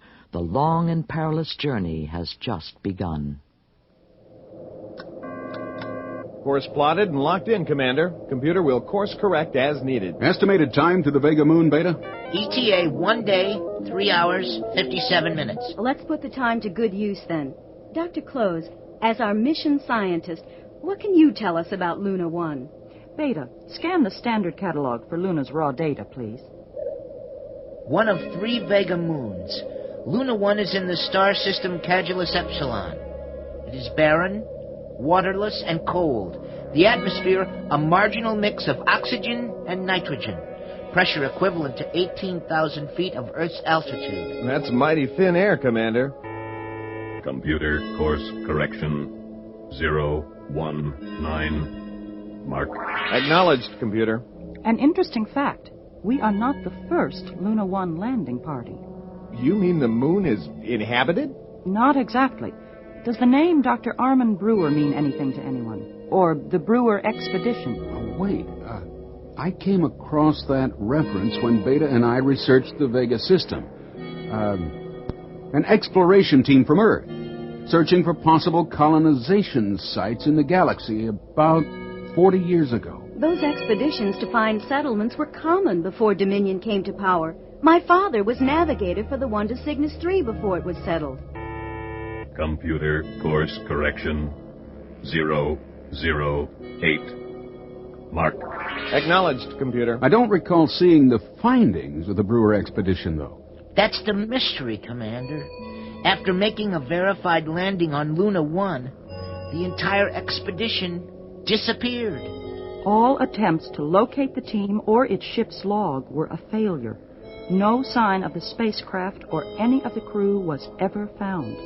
The Brewer expedition to Luna 1 vanished without a trace.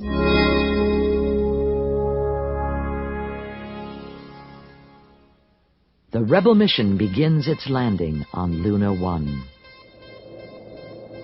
Okay, Baker, take her down in that clearing. Power to 1/3. Port thrusters on auto. We're on final. Now, when we get down, Baker, you stay with the shuttle. Be ready to lift off in a hurry. Roger, Commander. Won't be too soon for me. This place gives me the creeps already, and we haven't even landed. Power hover. Steady over landing target. 50 meters. Now, Dr. Close, we'll be relying on you and Beta for constant readings and analyses once we're on Luna 1. I'll be paying special attention to respiration rates. Remember, there's barely enough oxygen to keep us functioning at normal performance levels. Take her down, Beta. Descent countdown. 10 meters. 5, 2, 1. We have contact. Power off. Give me a quick scan of the surface, Beta. Planet's atmospheric and geographic readings match the standard catalog data, Commander. Subsistence conditions for human life forms, no more. What's that noise? Commander, I'm getting unusual energy readings. Some of it could be coming from the force field around Vega, but most of it's coming directly from Luna 1. Keep monitoring, Beta. All right, everybody, let's plant that listening probe and get out of here as quickly as we can. Baker, release the descent ramp.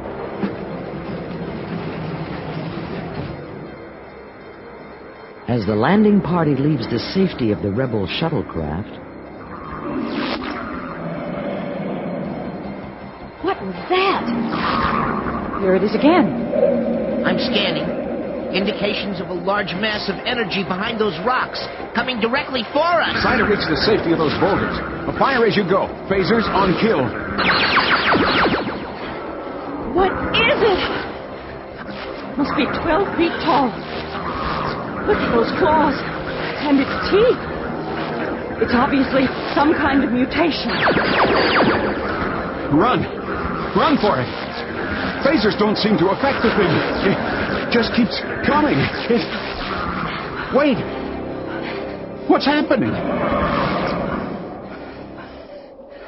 It's gone. But where and why? We were at its mercy. Energy mass no longer readable, Commander. What was its composition, Beta? No known life form, Doctor. Just massive energy readings. Our phasers were useless against it. Why didn't it kill us? Commander, we've got to rest a moment. Respiration rates were reaching dangerous levels. We must breathe normally. It's important. Dr. Close, I feel lightheaded and nauseated. Oxygen narcosis, Christina. Don't be concerned. You're hypoxic, that's all. Commander, might I suggest we proceed to the coordinates you've chosen for planting the listening device and then get off this moon as soon as possible? Nothing about this place seems right to me. I couldn't agree more, Beta. All right, now stay alert. Follow me.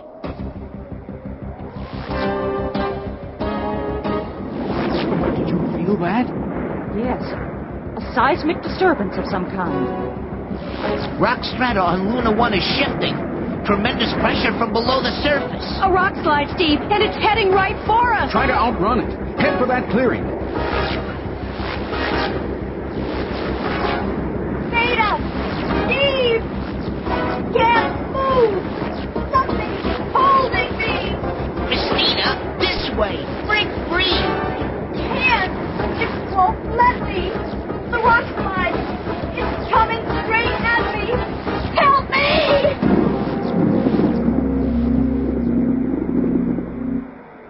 Christina! Beta, help me clear these rocks away from her. Christina, answer me! Are you all right? Christina! Carefully. Watch her head. It's bleeding. Move her as little as possible. Christina, it's Steve. Can you hear me? Beta, med scan, quickly. It's not possible, Commander. There are absolutely no readings at all. Oh, Christina! No readings? You've got to be mistaken. Dr. Close, scan again. Pulse? Negative. Respiration? Negative. Brain waves? Negative. You mean she's dead? No, she is not dead. I would know. Not dead, Steve. But she isn't alive either.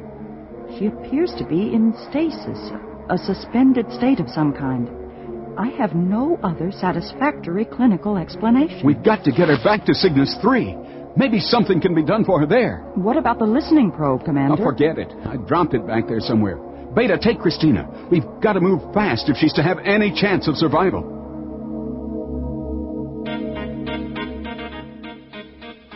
The landing party quickly returns to the shuttlecraft, but a surprise awaits them. I'm getting dizzy, Doctor, and my head aches. We've exceeded all limits for oxygen starvation long ago. I'm having the same symptoms, even hallucinating. Speaking of hallucinations... I don't understand, Commander. What do you see? Nothing. That's the problem. Unless my coordinates are off, our shuttle should be right in front of us. Can you confirm, Beta? With all that's happened, I'm a bit out of sync, Commander. But you are correct. That's where we left Lieutenant Baker and the shuttle. They've vanished. Then we're trapped. Trapped on Luna 1.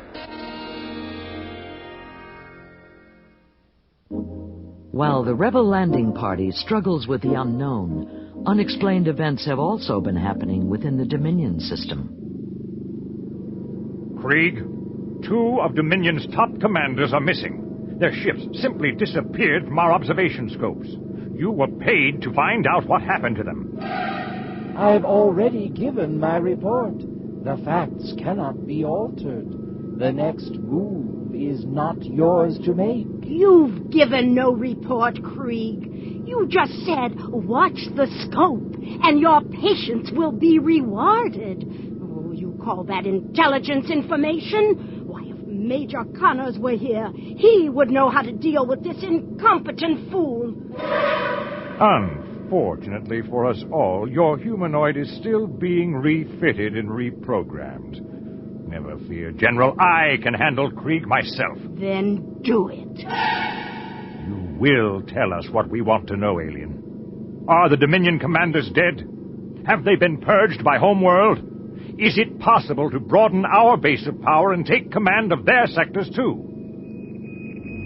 General Derek, the missing Dominion command ships are back on the scope. Both of them. Exactly where they were before they disappeared. And communications back online, too. I told you all would be as it was, and so I take my leave.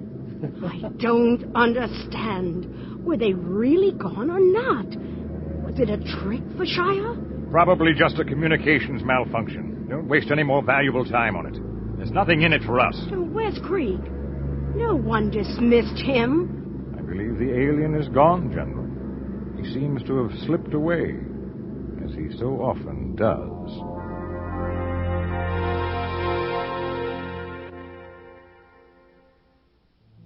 On the surface of Luna 1, what's left of the rebel landing party counts its losses.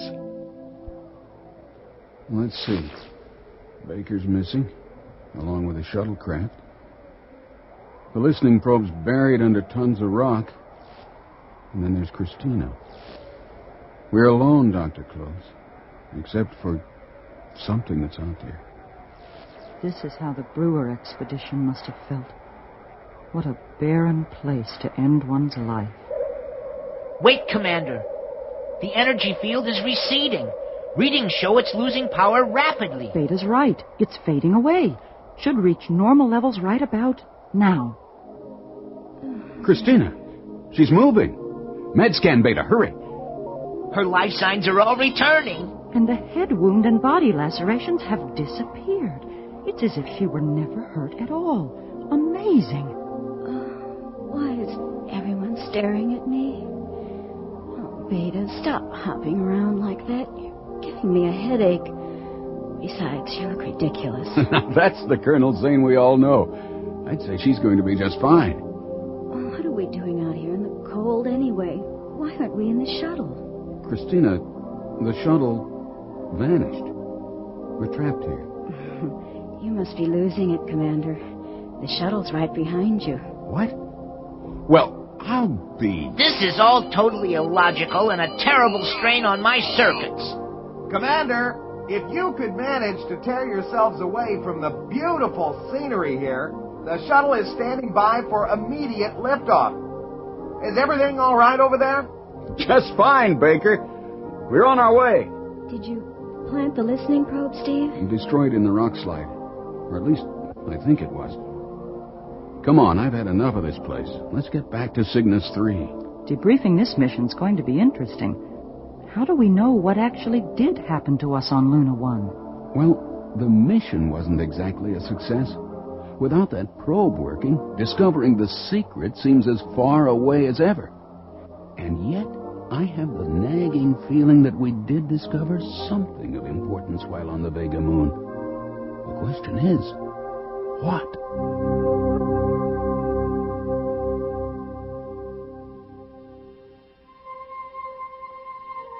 In a small cave behind a pile of rock and debris, a ship's recorder transmits its log once every 12 hours, just as it has for the last 38 years. It will continue until its power source is exhausted. Captain Dwyer. Final log. Brewer expedition. I've told you everything. All dead. I am the last. I had to survive to tell the story. Horrible, unspeakable terror and power. And now you know the secret of this thing. It must be destroyed or Earth is doomed. The entire galaxy is doomed.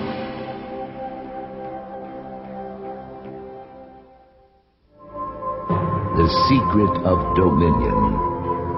Have you discovered it? And what is Emerald Tree? More clues follow in episode 10.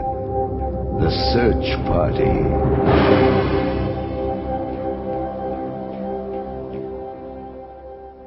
Orbiting in space, a Dominion command ship shines golden in the reflection of the sun.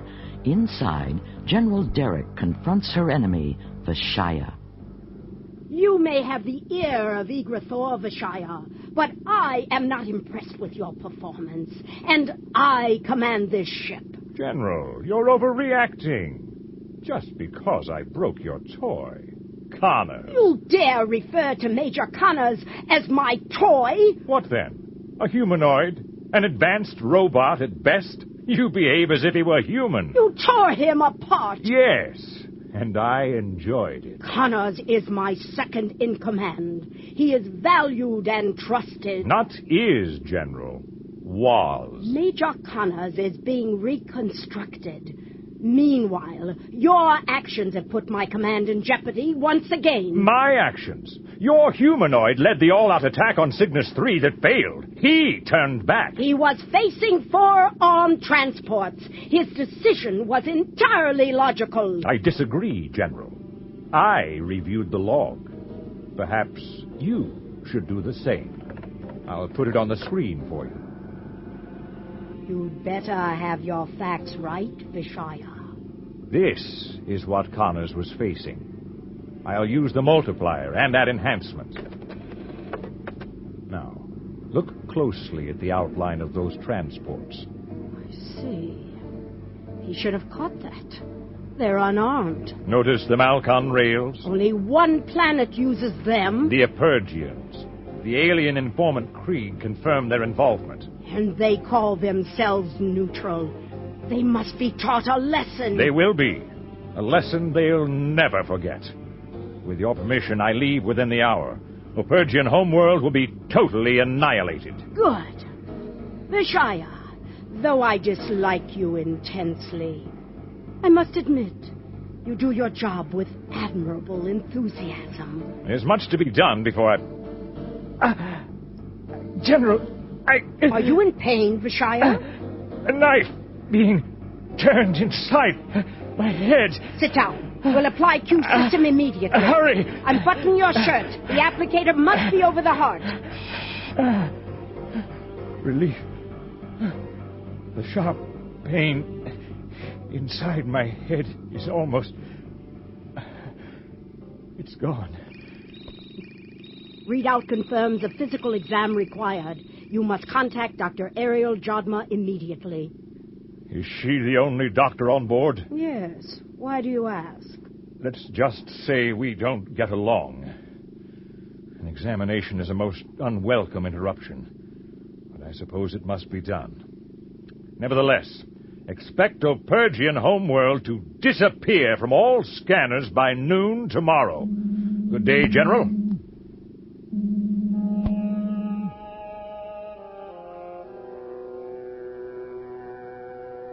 The man is an overbearing fool. I hope his head explodes. It would be a pleasure to be rid of him once and for all.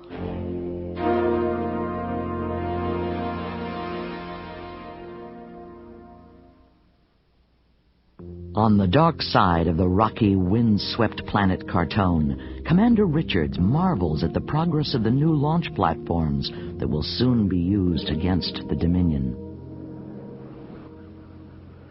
Fantastic! The struts are up, liners are in.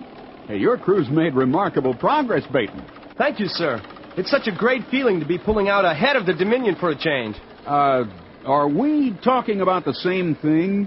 I forgot, sir. You just got back from Luna 1. Yes. What's been going on? While you were on the Vega Moon, sir, Rebel forces made tremendous advances on all fronts. Every gamble we took, every guess we made was right. And at the same time, Dominion aggression against us almost stopped. Did you say, while we were on the Vega Moon, a noticeable decrease in a Dominion show of power? Are you sure, Baton? Positive, Commander. There were almost no patrols, no attacks, hardly a blip on the scanners for a week. Interesting. I wonder, maybe we learned more about the secret while we were on Luna 1 than we thought. Commander Richards, Urgent comlink. Can you come down, sir? Right away, Sergeant. Give me a hand, Baton. It's General Zane, Commander, on full scramble. Richards here. What is it, General? Steve, we just got an urgent message from inside the Dominion. From inside the Dominion? Affirmative. It came through in old 20th century Morse code. Clear as a bell. On the same frequency we used to check Lotron tubes. Who sent it? We don't know, Steve. But the message said the Dominion is about to move against the Duchess. Their plan is to destroy the Opergian planet. Well, they must have found out about the transports, General. I've contacted the Duchess myself.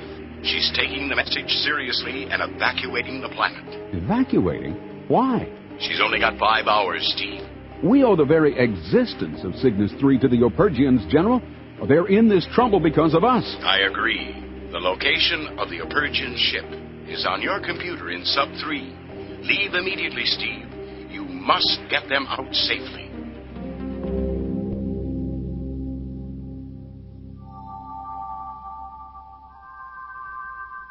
Three Vagon-type Dominion cruisers thunder toward Opergian homeworld. Their mission? Total destruction of every form of life on the planet. In the lead cruiser, Dr. Ariel Jadma completes her examination. I'm afraid our tests show a few problems, Vishia. I was aware of that when I came in here. Could you possibly elaborate on your diagnosis for me? You were exposed to 10 years of neutron radiation while in prison on the planet Satar. Is that true? Quite true. Your central nervous system has been extremely resilient. Unusually so. But radiation is radiation, my dear Vishia. And the human body is only the human body. There is a point to all this, Doctor. Yes, there is. Your body is losing its long fight against the radiation effects. A reversal process is taking place. Will this reversal cause any severe damage to my normal functions? Quaintly put. Eventually, it will cause your death. Your concern is overwhelming. No doubt you've already calculated when my bodily functions will cease. The prognosis is that you have 3... Years? More like 3 weeks. What? You heard me. Being a soldier of fortune, you should accept death quite easily, Vishia. Only 3 weeks. Are you quite sure? I rarely miscalculate. But even if there is a remission, it will merely delay the inevitable. By the way, there will be side effects. What side effects? Odd feelings of heat centering about your heart, and your flesh will change, darken in color, becoming purplish. Doctor, I really don't want to hear this. The heat will increase inside your veins until... But no matter. You will be unconscious by then. I would suggest you put your affairs in order, Vishia. Thank you very much, Doctor. Your diagnosis is painfully clear. My pleasure, Vishia. Oh, on your way out, would you tell the nurse to send in the next patient?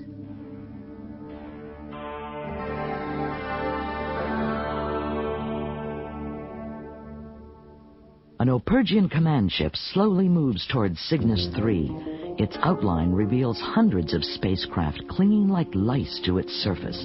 They are Opergian workships, crammed to capacity with refugees. Commander Stephen Richards approaches for rendezvous. Incredible sight. All those ships. Well, at least they're on their way. Let's see. Short-line comlink is 23-9. The Duchess should be expecting me. Calling Opergian Command. This is Rebel Commander Stephen Richards. Violation of approach distance by intruder. Prepare to fire. Not again. Duchess, this is Stephen Richards. On my command, fire. That was a warning, Stephen. Hold your present position. But, all right. All right, holding position as ordered. Because I agreed to help you and your friends, Stephen, we have been forced to evacuate our homeland, leaving everything behind. I am angry, very angry. General Zane has apologized to me and my people, but you, Stephen, have not. But there was nothing else we could have done. When the attack on Cygnus III came, we were forced to use your transports as a bluff. It was a costly bluff, Stephen. I know. And I'm sorry. Will you permit me to come aboard, Duchess? I'll try to explain what happened. Perhaps then you'll understand why. Never mind, Stephen. It's not necessary. It's just that it hurts so much. No further explanation is needed. Permission to come aboard. Use docking port number 3.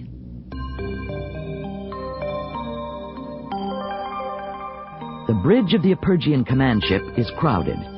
Duchess Bianca Azizi, a direct descendant of the Queen, is very much in control. Locator scanner to full. Screen 9 for Cygnus III. Rebel planet up on 9. Full ahead. Full ahead, Excellency. Cygnus III in 12 hours, 41 minutes. This ship handles almost like a fighter, Bianca, in spite of its size. But with all those hitchhikers on the outside, Stephen, we're burning fuel at a fantastic rate. There are 17,000 people on this ship alone. If the Dominion finds us before we reach the safety of Cygnus III... There's no way Vishia could locate this ship. All personnel to battle stations. An enemy explorer probe just missed us, Excellency. A Dominion seeker must be nearby. A seeker? It'll launch more probes. Use the null system to destroy the seeker. Vectoring. All ships locked on. 2, 1, launch. You see, guidance on all ships target the seeker, Stephen, and then launch missiles for the point where locator scans intersect. I get it. At the null point. Null system on ready. Countdown. If that seeker launched more than one probe, we could be in deep trouble. Seekers are automatic. It's just luck when they locate a target. Our luck just ran out. A probe has found us. 2, 1. Well, that takes care of the seeker. But now the Dominion knows our location. The probe reported back automatically. Get to communications, Stephen. I'll handle things here. Your people must know.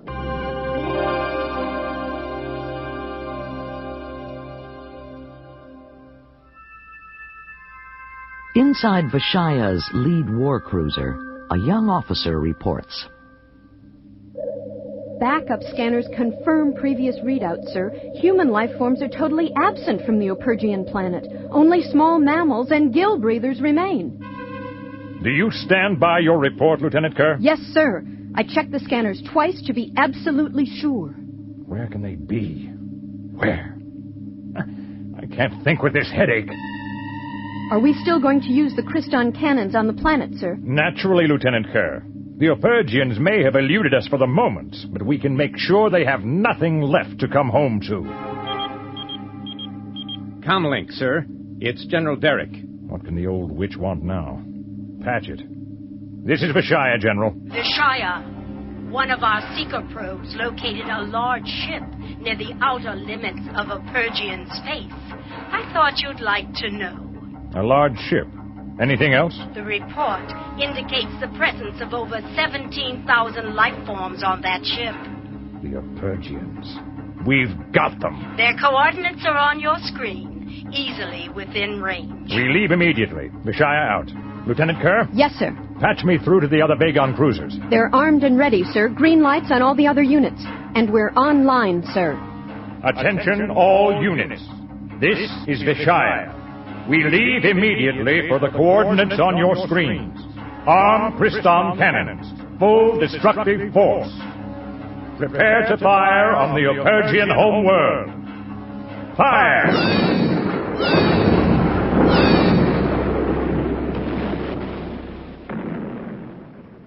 As Vishia rushes to overtake the Epergians, General Derrick pays a secret visit to the robotics lab, where Major Connors is being reconstructed.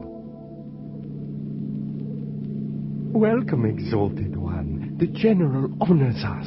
Show me Connor's technician. Where is he? Certainly, General. He is being kept at 0 degrees between working sessions. The chart indicates Connors is connected. He's stored in Tray 4. We are very pleased with our work. Reconstruction is excellent. Yes, he looks just as he did. His programming is all but complete.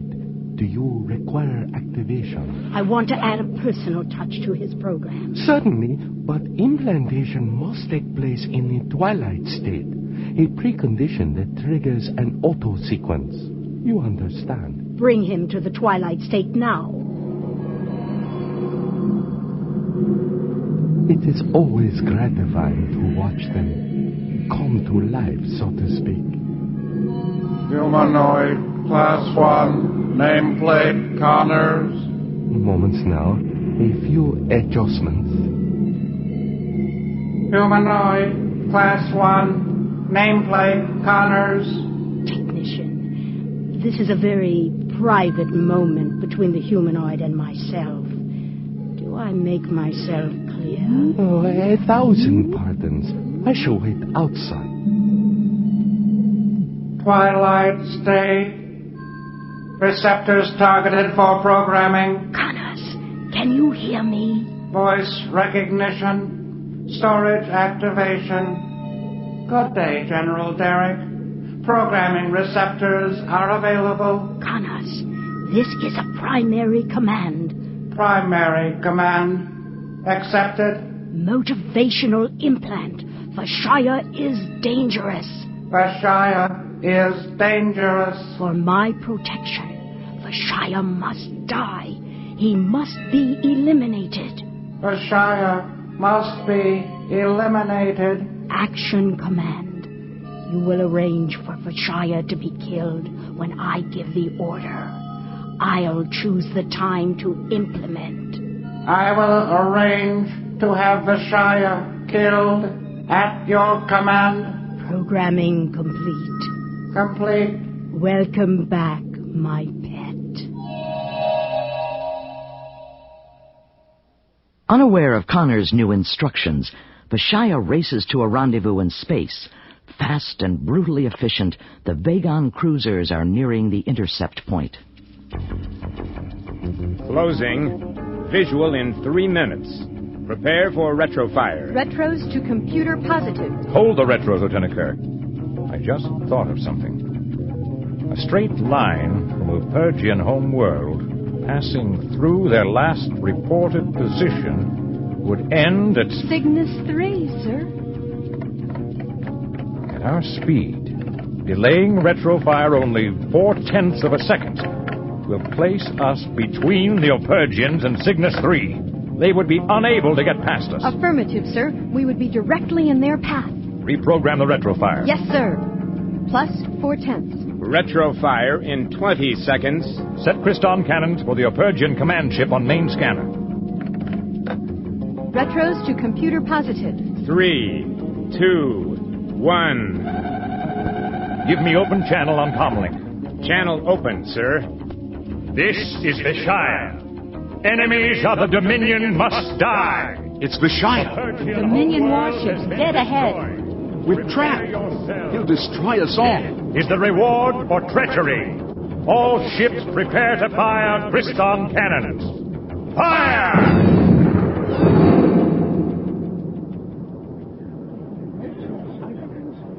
What happened? I don't know.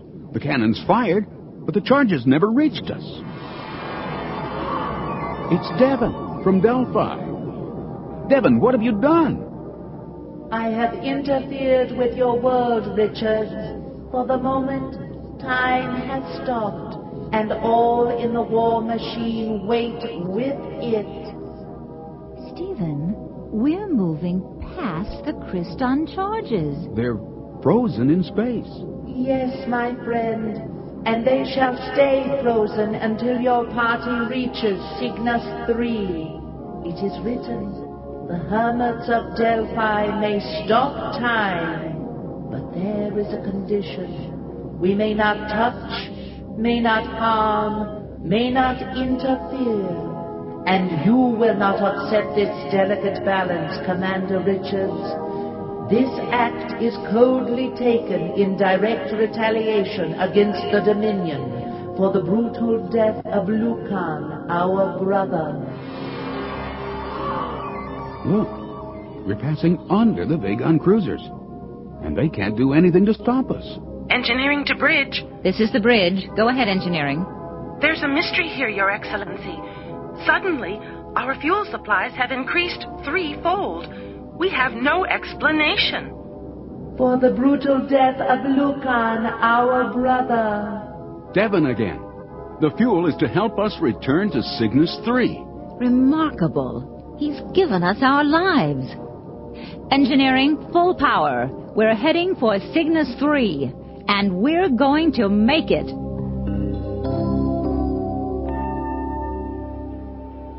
Hours later, time begins again for the Dominion.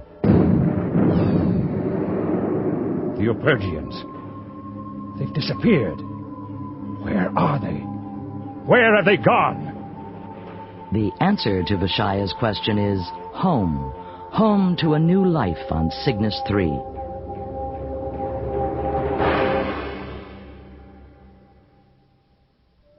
The secret of Dominion. Have you discovered it?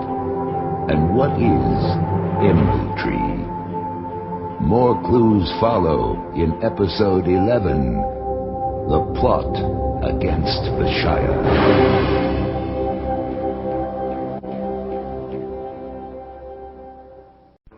Dominion, at times a sleeping dragon, seemingly vulnerable, less alert, only to erupt with fire and destruction, crushing the rebel forces.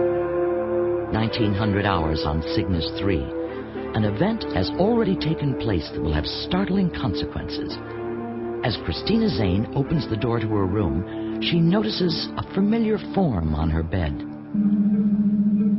Oh. Beta, what are you doing lying on my bed? Is that an ice pack on your head? Christina, auto-diagnostic data indicates a high-intensity filibration in my head plate. According to my memory banks, this is what you do when you have a headache, but it doesn't seem to be doing me any good. Well, that's not too surprising, Beta. Here, scoot over and let me sit down. And get that ice pack off your head. The drop in temperature will cause your synaptic circuits to malfunction. I feel awful. Oh, Beta friend, you're a robot. Take my word for it. You can't have a headache. On the other hand, a dysfunction this strong could only be caused by one thing: acting on conflicting primary commands. You're right, Christina. I had to choose, and I did. Oh, now maybe it isn't as bad as you think. Just tell me what happened. Remember last week when we were all at the Club Tri-Space 17? I remember. Commander Richards was talking about needing more source information if the secret that could destroy the Dominion is ever to be found. Mm-hmm. He said the only way to get at that information was to go back to his old Dominion command ship, and then he would be able to search Philip's locker to see what was left. What I want to do. I want to go back to my old Dominion command ship. I've been thinking a lot about Phillips lately. He was aboard quite a while before he was killed.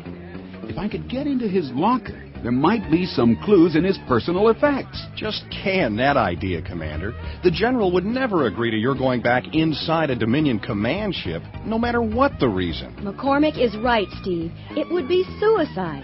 And there's no guarantee that Phillips's things haven't been destroyed, even if he did leave something behind. Order. I am your service droid. Punch up your favorite selection, please. Give us a couple more minutes, okay? We're not quite ready. No order. Human indecision. No order. Human indecision. Commander, the odds against successfully completing a mission such as you are suggesting would be very high. But speaking solely from the standpoint of logical deduction... Oh, stop it, Beta. There's nothing logical about this idea. Oh, you can't resist quoting statistical probabilities, can you? I realize I may do that a bit too often. Commander, Phillips was an experienced intelligence operator. He wouldn't have risked notes or evidence. You're saying Phillips was a professional. That's exactly my point. If a pro had found out anything about the secret, he would have figured a way to keep that information safe until he could get it out. Maybe it's waiting to be discovered, and all I have to do is go there and find... Believe it, Beta. Beta, tell me exactly what you did. Oh, Christina, I I helped Commander Richards go back to the Dominion command ship. How could you, Beta? Your primary purpose is to protect me and all the rebels on Cygnus III. You might have sent Steve to his death. I know, but his reasons for going were so logical. If he found the secret to destroy Dominion, all the rebels would be saved. What could I do? Oh, I see. I understand now. A classic robotic nightmare, conflicting primary commands. Oh, poor Beta. But I still can't believe you actually did it. I did it. But the course I plotted to Dominion Corps Command would conceal Commander Richards from scanners most of the way. We've got to tell Father. Maybe it's not too late. Steve wouldn't disobey a direct order to abort the flight. It's too late, Christina. What do you mean? By my calculations, if all has gone according to plan, Commander Richards is already on board the Dominion command ship. And if not? Then he's been captured, and the last thing he told me was he wouldn't allow himself to be taken alive.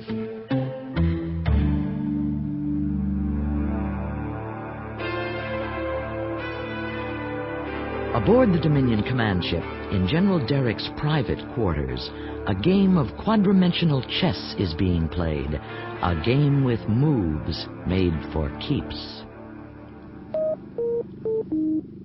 Queen takes pawn. Check. It's time to eliminate Vishia, dear one. My plans for personal power must move forward. Your move. King takes queen. I will review the alternative methods and report my choice to you immediately. Rook to rook 5. Check. I don't want to know how it will be done, just when it's over. Understood? King to knight 1. Perfectly, General.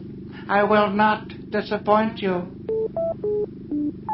Knight to knight 6. Vishia's grown unstable, irrational. You will actually be doing the Dominion a patriotic service. Rook to bishop 3. General, might I suggest an ingenious move? If Vishia simply disappears, his untimely demise need not be associated with us in any way. Rook to rook 8. Check. Yes. I could report him missing in action, a term I've always found useful. King to bishop 2. If we're clever enough, Yggdrathor and the leader will have no second thoughts about Vishia's death. Then see to it. I want Vishia eliminated permanently. Rook to bishop 8. Check and mate. It appears I'm the winner this time, my pet.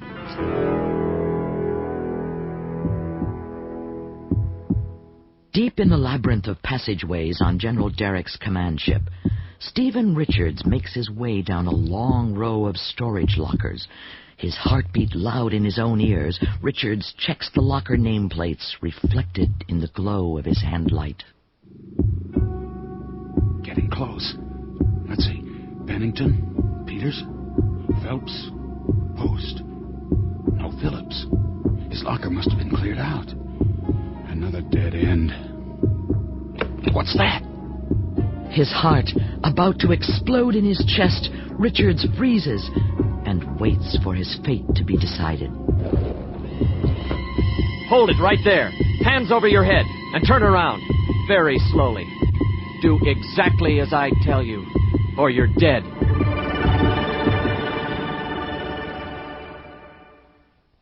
The prison ship Rom, in endless orbit around a dead sun in the outlands of space. On board, Major Connors. He was expected. No one enters the Rom without prior clearance. It houses the most dangerous of Dominion's convicts. Take me to the prisoner at once, Sergeant. Yes, sir. We'll take this elevator cage. After you, sir. Prisoner 91. He's a bad one, sir. You're the first visitor he's ever had, I think. Deck requested. Deck D, cell block 2. Stand clear of door, please. The cage moves down. Following his new programming, Connors is about to meet with an assassin, prisoner 91, Grigory Roshin, age 52, in and out of prison most of his adult life, sentenced to the ROM 6 years ago for a brutal murder. An attempted escape resulted in a 1-year disciplinary sentence on Satar. Now serving the balance of his life term on the ROM, all parole denied. Destination reached. Deck D, cell block 2. Follow me, Major. I expect to be left alone with the prisoner, Sergeant Troy. Do you think that's wise, sir? I mean, 91 is one of the most violent prisoners on the ROM. I assure you, I'll be quite safe. Remain outside the cell until I signal. Whatever you say, sir. This is his cell. I'll code you in, Major.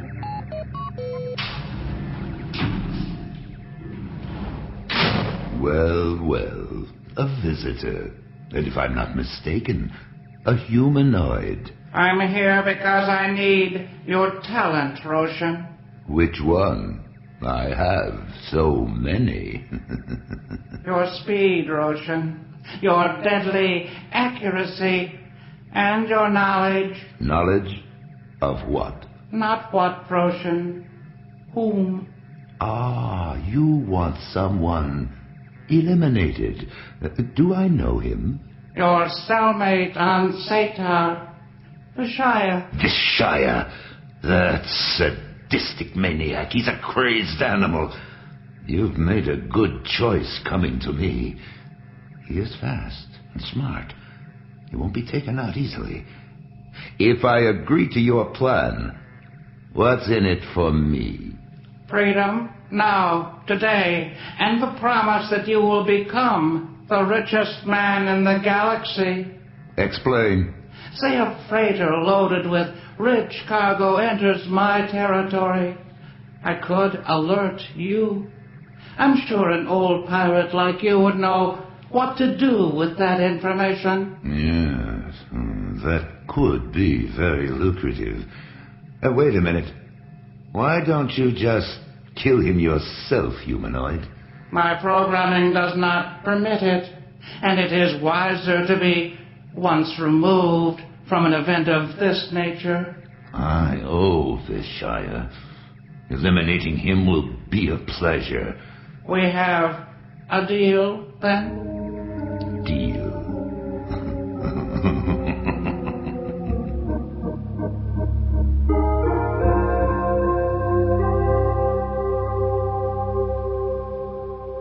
Back on Derek's command ship, Richards has been discovered. Stand perfectly still. I'm going to turn on the light. Colonel Richards?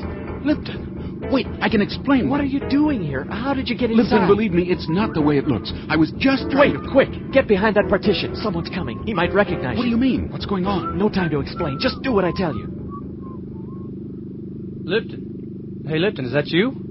You look like you've just seen a ghost. Is everything all right? Oh, sure. Fine. I was just leaving. You know your phaser's in your hand. Oh, replaced a photon cell. I was just putting it away. Well, I'm on my way to hoist a couple. Want to join me? You look like you could use a belt or two. I'll take a rain check, okay? I've got watch detail in a few minutes. Well, too bad. Take it easy, Lipton. Colonel, Commander, you can come out now. He's gone. Lipton, I don't understand this at all. You had every chance to turn me in, and you didn't. Why? What are you doing back on the command ship?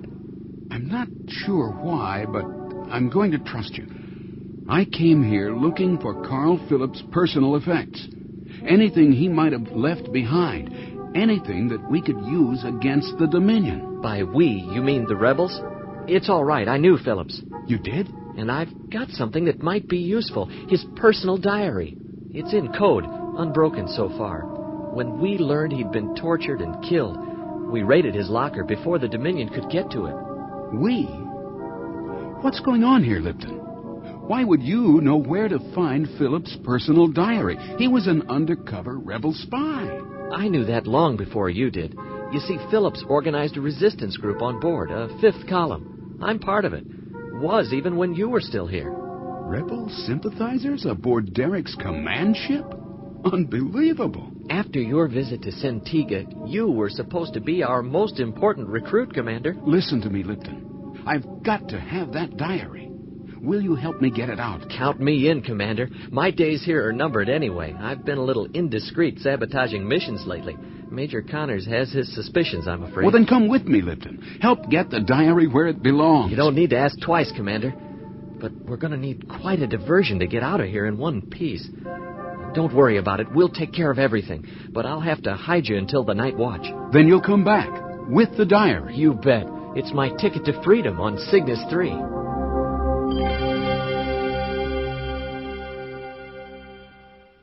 Cygnus III, Mission Control. Lieutenant McCormick reports another unexplained disappearance in space. McCormick, it's obvious you're under stress. When you get back to Cygnus III for debriefing, a reason for all this will be found. With all due respect, General, you weren't here. You didn't see a 36,000-kilo protojet melt into space like so much fog. What's your status now, Lieutenant? We're still in Quadrant 4, sir. We were jumped by 3 Dominion protojets. We've lost Lieutenant Fosterman. They got her on the first pass. And Baker's protojet is badly damaged. But we blew 2 of them to space dust, General, and I had the 3rd one in my sights, ready to take him out, when he just faded away. You're sure it wasn't a move into hyperspace? No way, sir. No boosters, no afterburn, no nothing. And even crazier, my scanner showed no trace of matter, just massive energy readings. All right, Lieutenant. We'll discuss it later. Bring your men back to Cygnus III immediately. We're on our way. McCormick out. Father, is there any news about Steve? Nothing. We've been listening in on the Dominion channel, but so far it's just the usual. I still can't believe that Steve would risk everything on an impossible mission. I'd really be angry if I weren't so worried. I know. However, we can be fairly certain he hasn't been captured. The Dominion wouldn't be able to resist parading a prize like Steve before the entire galaxy, alive or dead.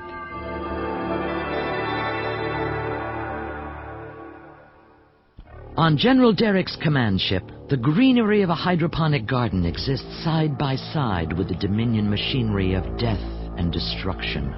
But even this oasis of peace and beauty may grow dangerous. All right, Connors, I'm here. But I won't be for long, so get to the point. I can barely breathe in this heat. Our business won't take long. Let's walk toward the waterfall. I won't be seeing you again, Vishia. No? Has General Derek finally decided to get rid of you? Where are you going? I'm not going anywhere, Vishia. It is you who's being dismissed. Who are you kidding? Not another step, Vishia. Well, my old cellmate, Roshan. Didn't you learn anything on Satar? You were never a match for me. Stop moving. Don't come any closer. Why don't you just shoot me, Roshan? You're not still afraid of me, are you? I told you to stop moving, Vishia. You forced me to kill you too quickly. I've got the upper hand this time. I want to see you sweat. Plead with me to spare you, like you made me do on Satar. Never. You'll just have to keep backing away from me, Roshan, because I'm coming for you. You see, I have nothing to lose. I'm dying already. You didn't know that, did you? Did you? What are you talking about, Vishia? Stay where you are. Roshan, look out! Behind you, the edge of the waterfall! What? No! Vishia!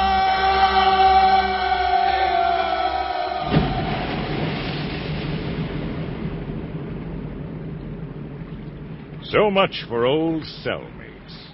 You never were smart enough to take me, Roshan. Now, I believe you and I also have a score to settle, humanoid. Wait! It wasn't me, General Derek. All this was her idea. I was programmed, Vishia. Please! You're attacking the wrong target. It was General. That was long overdue, Major. Oh, no. Pain again. Exploding inside my head. This heat. I've got to get out of this hydroponic cesspool before I pass out.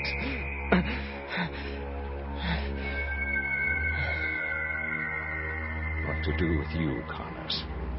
You have an annoying habit of rising from the ashes. Oh, I see the perfect final resting place for father like you. I'll just drag you over here to the compost masher. In you go. Fertilizer. Useful to the end. Brilliant, Vishia. Positively brilliant.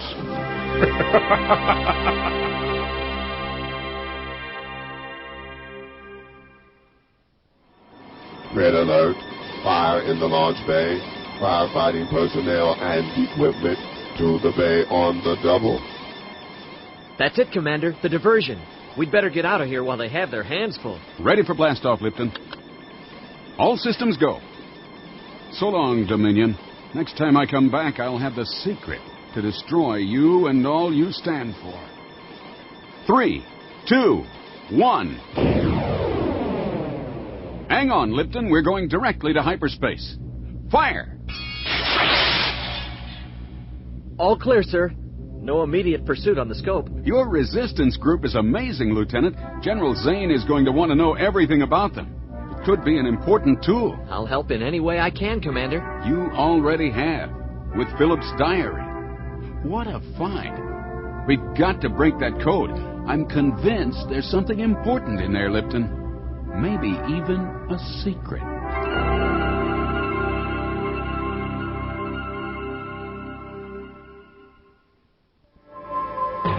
The secret of Dominion. Have you discovered it? And what is Emerald Tree? More clues follow in episode 12, The Emerald Tree.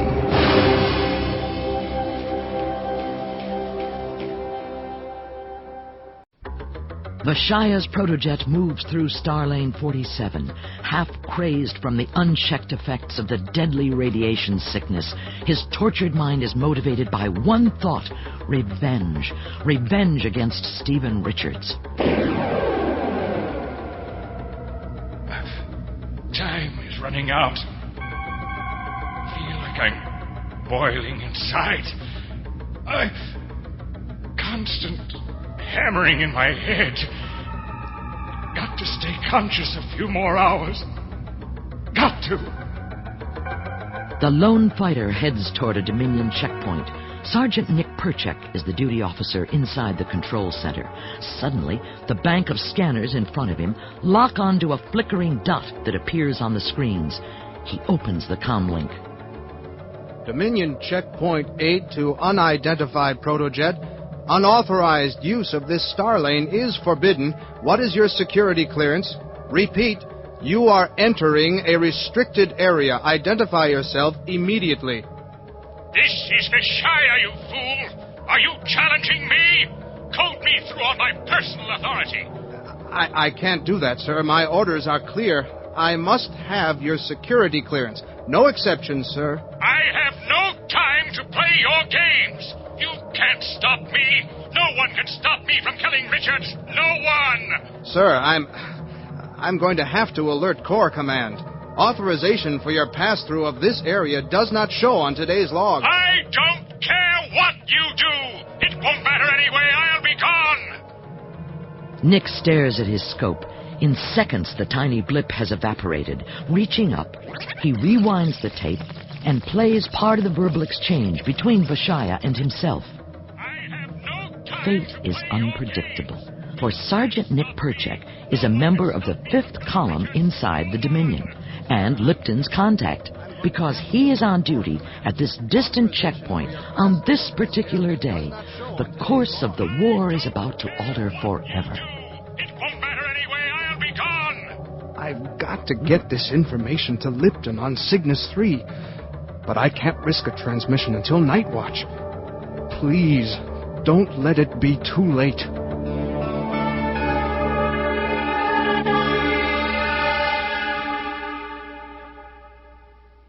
Commander Stephen Richards has been called to Cartone.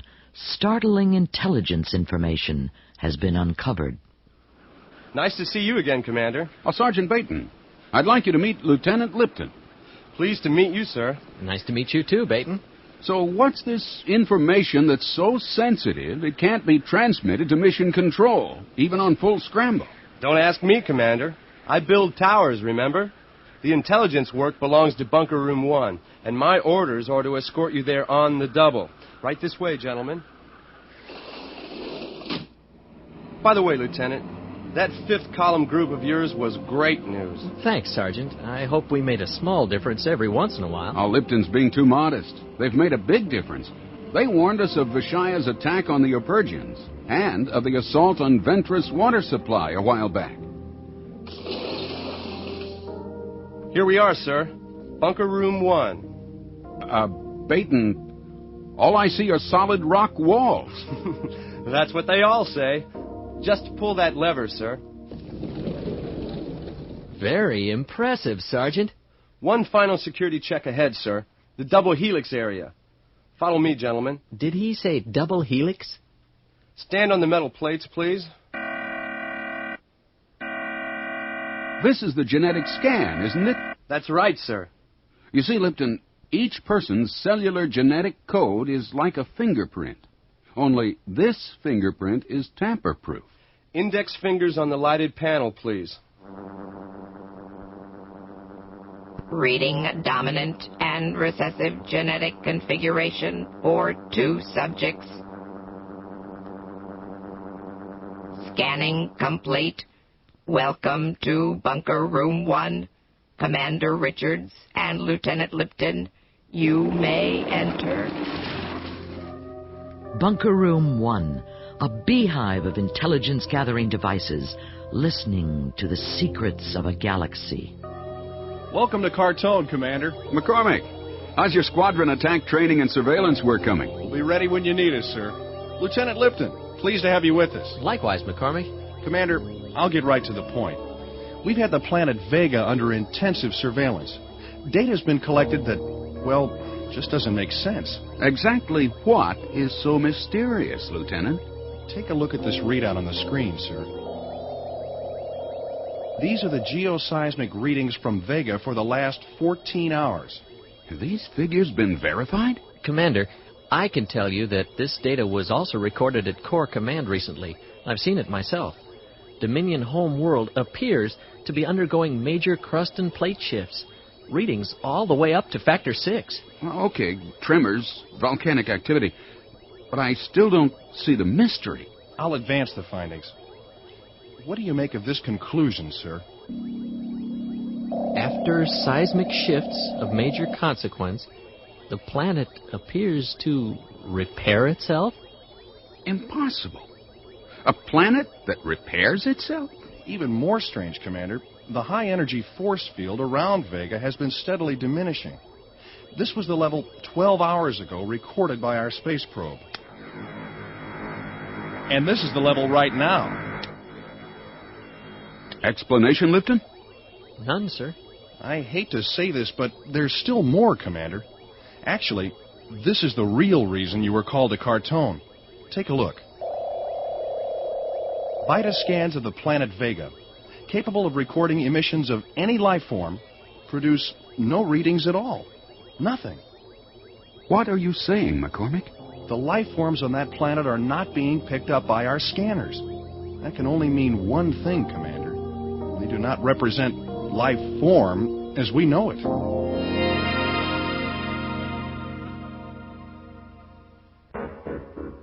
General Derek arrives at home world seeking personal vengeance. Where is everyone, Eagerthor? There was no one at the landing area. Security seems to have disappeared. Your concern is noted, General. But my security measures are none of your business. Why are you here? Ordinarily, I would have made this decision myself. But since you sent Vishia to my sector, I felt I must put my case to you personally. What was that? Pay no attention. That's an order, General. Get to the point, quickly. You have all my reports, Eagerthor.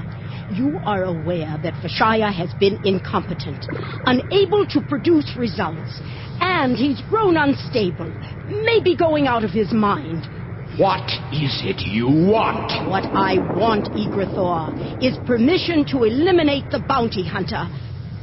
Eagerthor, are you listening to me? Perhaps I should see the Council of the Seven if you are too busy. Unnecessary, General. I speak for the Council and the leader. Are you all right, Eagerthor? You sound different. Tired. Go! Leave me! Take your petty human vengeance any way you choose. I do not have the time. Be gone!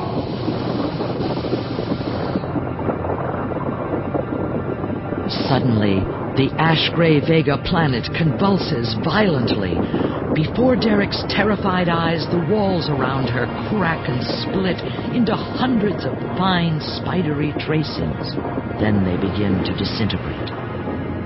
What's happening, Eagerthor? Oh, help me! Somebody help me! The floor under Derek buckles and shifts, tearing a gaping hole in the surface. One moment, the General balances on the edge of an inferno.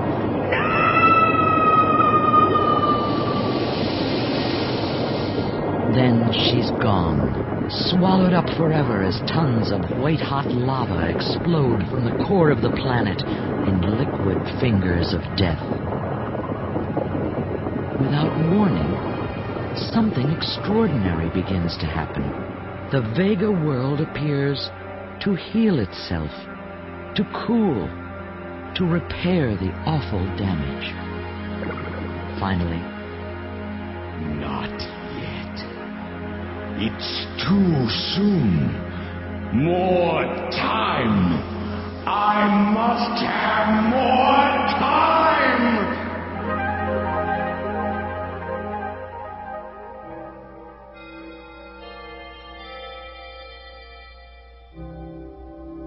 Returning to Cygnus III from Cartone, Commander Richards learns that Philip's diary has finally been decoded. I've given orders that we're not to be disturbed. I need your best thinking. Please speculate freely on the diary's contents. The secret we're looking for could be right in front of us. Beta helped with the decoding process, and he's plugged into the cryptograph, ready to assist. A most fascinating code based on cuneiform, space law, and a famous 21st century chess game. Not now, Beta. Correct me if I'm wrong, but as I see it, Philip's diary is actually two separate documents. That's correct, Commander. Part 1 includes the Dominion military intelligence he'd uncovered. Part 2 is what interests me, General. Philip seems to be searching for Dominion's essential mystery, its origin. And Emerald Tree is mentioned, the same words my parents used in the hologram. True, Steve, but there's no logical thought progression that I can follow. It's almost a code within a code. Not exactly, Christina. The human brain cannot instantly match the relationship of seemingly unrelated data. However, my higher functions have pinpointed some interesting probabilities. And were you going to share those probabilities with us, Beta? Why, certainly, Christina. To begin with, there are 42 references to a Professor Max Schumann. Didn't you know him, Father? Not very well. Odd fellow, if I remember correctly. Always talking about a utopia. 39 references to the QR-23 planet, and 56 references to the Emerald Tree Project. Then there are a number of other references to other... For 5 hours, the diary is probed for meaning. Two items recur: Emerald Tree Project and the name Professor Max Schumann, a former teacher on Centiga. He was a close friend of both Carl Phillips and Richard's parents. When the Dominion attacked the rebel outpost, he escaped. Opposed to war and violence in any form, he and his followers colonized the primitive planet QR-23 on the fringe of the galaxy. General, the connection is clear. Professor Max Schumann is the only person still alive who might know what my parents' Emerald Tree Project was all about. I must go to QR-23 and talk with him. All right, Steve. Permission granted. But do it quickly, or it may be too late.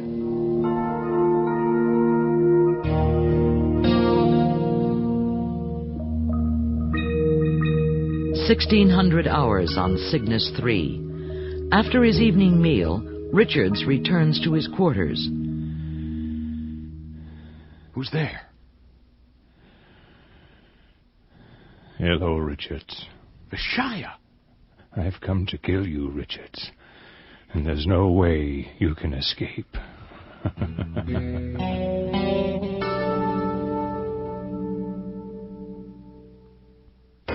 An urgent message for Lieutenant Lipton from inside the Dominion flashes across the vast emptiness of space in ancient Morse code. At Mission Control, the message is received and decoded. Emergency. Vishia on way to Cygnus III to kill Commander Richards. Information received at 1000 hours today, Dominion time. Priority red dispatch. 1000 hours. Communications. Contact General Zane. Tell him I'm on my way to the commander's quarters and request security backup.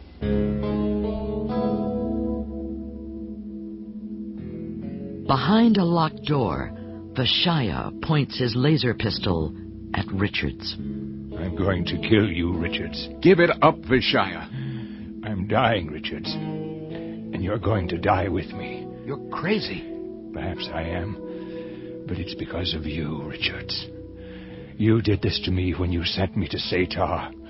And now you're going to pay. You need medical attention, Vishia. You're barely able to stand. I've waited a long time for this moment. Nothing will stop. No. What's happening? My vision clouding over. I can't see. Commander, are you in there? Open the door! Commander Richards, can you hear me? Stand back! I'm going to blast the lock! Commander Richards. It's all right, Lipton. I just need a few minutes to pull myself together. Is Vishia... Yes. He's dead. He had me cold, Lipton. But the shots missed me when he collapsed and died. It was that close. Then it's finally over, sir. Yes. The last chapter in a long and twisted story.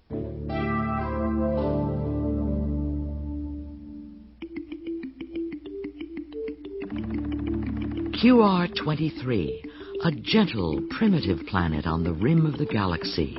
It's a forgotten place of strategic importance to neither side in the Dominion conflict. Locked in a time warp from another age, it turns slowly on its axis in a sea of stars. In a mud and straw hut facing the Sea of Ellipsis, Professor Max Schumann proposes a toast. We'll drink to my good friends, your father, your mother, and Carl Phillips. Delicious. What is it? Made from the wild grapes of the cobra vine. We do not live an entirely deprived existence, Stephen. Professor, you've read Phillips's diary? I have. What do you want to know? What was the Emerald Tree Project? Emerald Tree. A vision of paradise or a nightmare? Can you explain, sir? On Centiga, Phillips, your parents, and I used to dine together once a week. We would sit and talk for hours about our work. Anything new on those propulsion boosters, Robert? We're making progress, Phillips. Slow, but sure. I wish our unofficial project was going as well as the boosters, Carl, dear. Max, where's the food? We're starved. Patience, patience, Patricia. Epicurean delights take time. You're not still fooling around with that energy theory, are you? You two are playing with disaster.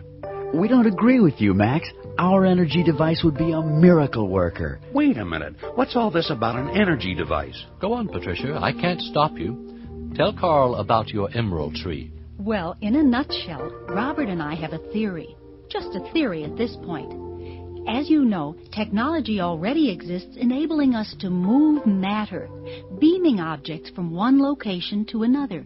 Essentially, matter reverts to energy, then back to the identical form of matter again. With me so far? More or less. What are you getting at? Hypothesis. Why couldn't there be a machine that could reduce matter back to pure energy? Then instead of just reforming it the way it was, transform it, change it, make it reappear in a new or better form. But where does emerald tree fit in? Oh, that's Max's name for our energy theory. I used the example of the ordinary leaves of a tree being transformed into sparkling emeralds. A pretty image, don't you think? Really transformed? Or would the new form be just an illusion? And would the transformation be permanent? Good questions. We haven't gotten that far into the theory as yet. Max, as usual, sees sinister connotations in what we're proposing. It could produce chaos. In the wrong hands, it would completely upset the natural balance. But it could do remarkable good, Max. Anyone or anything damaged or flawed could be repaired, transformed, whole and better than before. But according to whose standards? Forming matter at will from pure energy would give the operator the power of creation. The ethical questions are staggering. No, it's a monstrous evil, and I, for one, am glad the technology doesn't exist. And I wish you two would just let the whole area alone. I don't understand. I'm still confused, Professor. Emerald Tree was just an energy theory? Reforming matter out of pure energy? Then how does the Emerald Tree project lead us to the secret my parents told me about? Like most answers, Stephen, they usually just produce more questions. I've told you all I know about your parents' work. Professor, before they were killed, my parents made the connection between their work on Emerald Tree and the secret that can destroy Dominion. Now, it's clear from his diary that Phillips was looking for the same thing before he died. Come back with me to Cygnus III, Professor, and help the rebels find that connection. I cannot, Stephen. I can't understand your world. It frightens me. Perhaps when destruction and killing ceases, perhaps then there will be a place for someone like me. Farewell, Stephen, and Godspeed.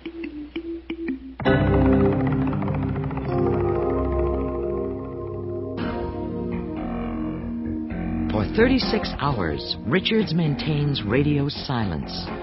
Using hyperspace, he races past the third stellar ridge, through the Aries constellation, and finally reduces speed around the Horn of Taurus.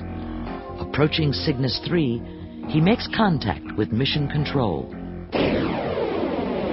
This is Commander Richards on special frequency X-19. Come in, Mission Control. Do you read, Mission Control? This is General Zane. What is your situation, Steve? Well, QR-23 provided some of the answers, General, but not all. However, I'm convinced we're on the right track. Come to Mission Control as soon as you land, Steve. We're in final preparations for the Cartone assault on Vega. We must strike soon. Roger, General. On my way. Richards out.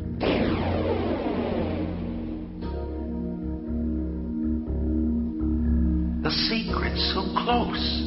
I can sense it. Almost touch it. It's all connected. The Vega findings, our experiences on Luna 1, the diary, and my parents' energy theory. I'm not exactly sure how, but in some way, Dominion is the Emerald Tree.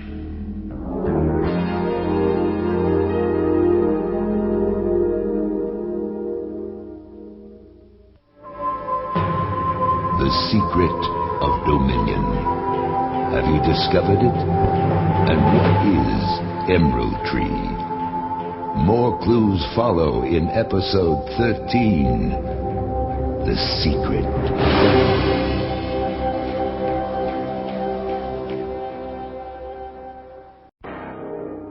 Rebel Mission Control, the 11th hour. Final preparation for the all-out assault on Vega is underway, when suddenly, without warning... Intruder spacecraft entering Sector 4, Grid Area 8, sir. Identity type, Simmons? It's a Dominion command ship. Sound General Quarters, code red. Attention, this is not a drill. Condition code red. All pilots to your fighters. Ground personnel to your support positions. Repeat, this is not a drill. This is General Zane. Come in, Cartone. Cartone, standing by. Launch your fighters, McCormick. Rendezvous with Richards Group. We're under attack. Code red. Understood. Commencing launch sequence. On the dark side of Cartone, a large camouflage nest of boulders silently splits open. The grid struts of a launch tower thrust their way into the Cartone darkness. Final countdown. 3, 2, 1. Launching. The rebel forces fan out, heading for the Dominion command ship. But an unusual twist of fate awaits them. General, the Dominion command ship has stopped. It's lowering all protective shields. Beta, infrared scan the command ship from your vantage point. What's going on? Scanning infrared now, General. All shields withdrawn. Bay Area doors open. Entire ship exposed to our lasers. Steve, we're being hailed over the emergency comm link. I'll patch it through to all squadrons, sir.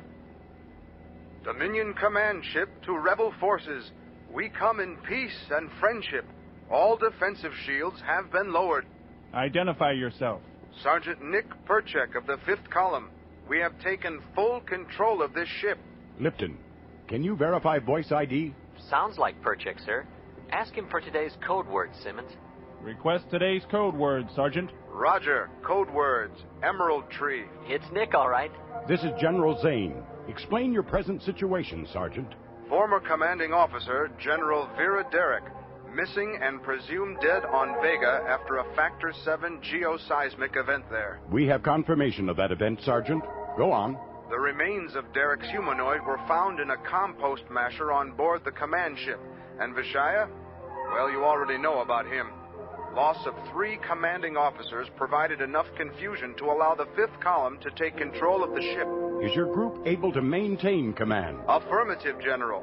And we're offering the full firepower of a Dominion war cruiser for the rebel assault on Vega. Steve, you've heard all this? I copy every beautiful word, General. All attack fighters return to base, but maintain full alert status. Sergeant Perchik. Yes, General. Take your ship into standard orbit around Cygnus III. Beam down as soon as possible for final briefing. Our assault begins in a few hours. Inside the trembling caverns of Dominion homeworld, a farewell takes place. What do you want, Creed? Master, the rebel assault on Vega will begin in a few hours. I humbly petition to remain and assist you, Master. Impossible, Krieg. I cannot afford to sustain your image any longer. You have served me well. One of my best creations. I do not wish to leave, Master. I've grown comfortable in your world of dominion. You are required to give back the energy that gave you life. I need it. Now, Krieg. Now. Do not destroy me, Master. You need me to intervene, to change the odds, to shift power and momentum. I will do your bidding in all things, Master. I feel your strength, Krieg. The rebels will come, and I will be ready with one final move.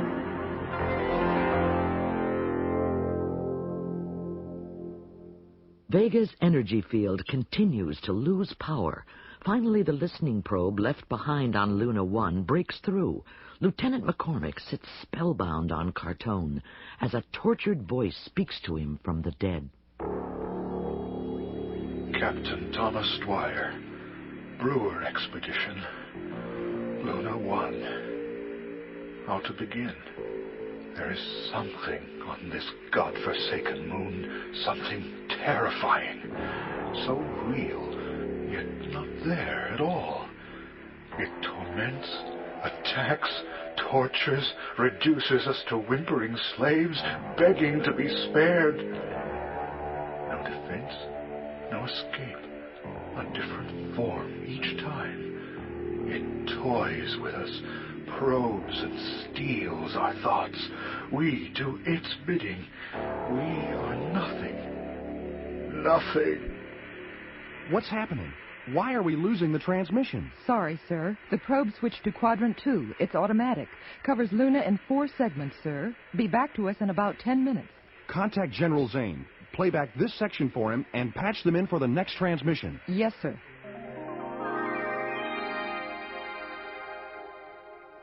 The probe resumes transmitting. There is a captive audience on both Cygnus III and Cartone, straining to catch every word. We know now what it is, but the knowledge comes too late for us. I feel its power, an energy level beyond measuring. The visible forms disappear, but it's still here, holding us, using us, killing our will. Don't come unless you can destroy. 10 more agonizing minutes, then the captain's final words are heard. All dead. I am the last. I had to survive to tell the story.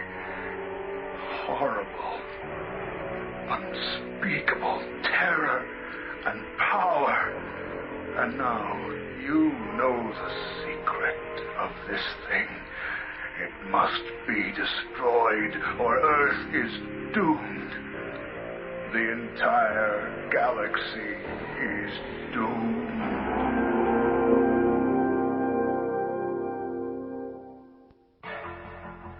The rebel leaders are meeting one last time to try to make the connection between Emerald Tree, the Secret, and the Dominion. For whatever reason, Dominion's power is at a low point. You can see evidence of it all over the galaxy. We took advantage of it when we seized the command ship. We've got to put all these clues together. A new way of looking at the evidence is needed. Duchess? There does seem to be a common thread running through all that's happened, General. The controlled manipulation of a powerful energy source, probably on Vega. And with that energy presence, terrifying illusions usually occur. Illusions? Wait a minute. Appearance and disappearance. Damage, then repair and healing. It's Emerald Tree. You mean the Dominion has a machine, like your parents envisioned? A device capable of transforming pure energy into anything it chooses? Of course. Then it could create warships, whole armies, a show of force devastating enough to conquer and enslave a galaxy. If you were convinced it was real. Max Schumann was right. In the wrong hands, the Emerald Tree power has become a monstrous evil. And the proof is on the Dwyer tapes. It was there all along. Beta, cue up the captain's log to replay only the references to control or manipulation of the expedition members. Queuing up now. Editing. First reference.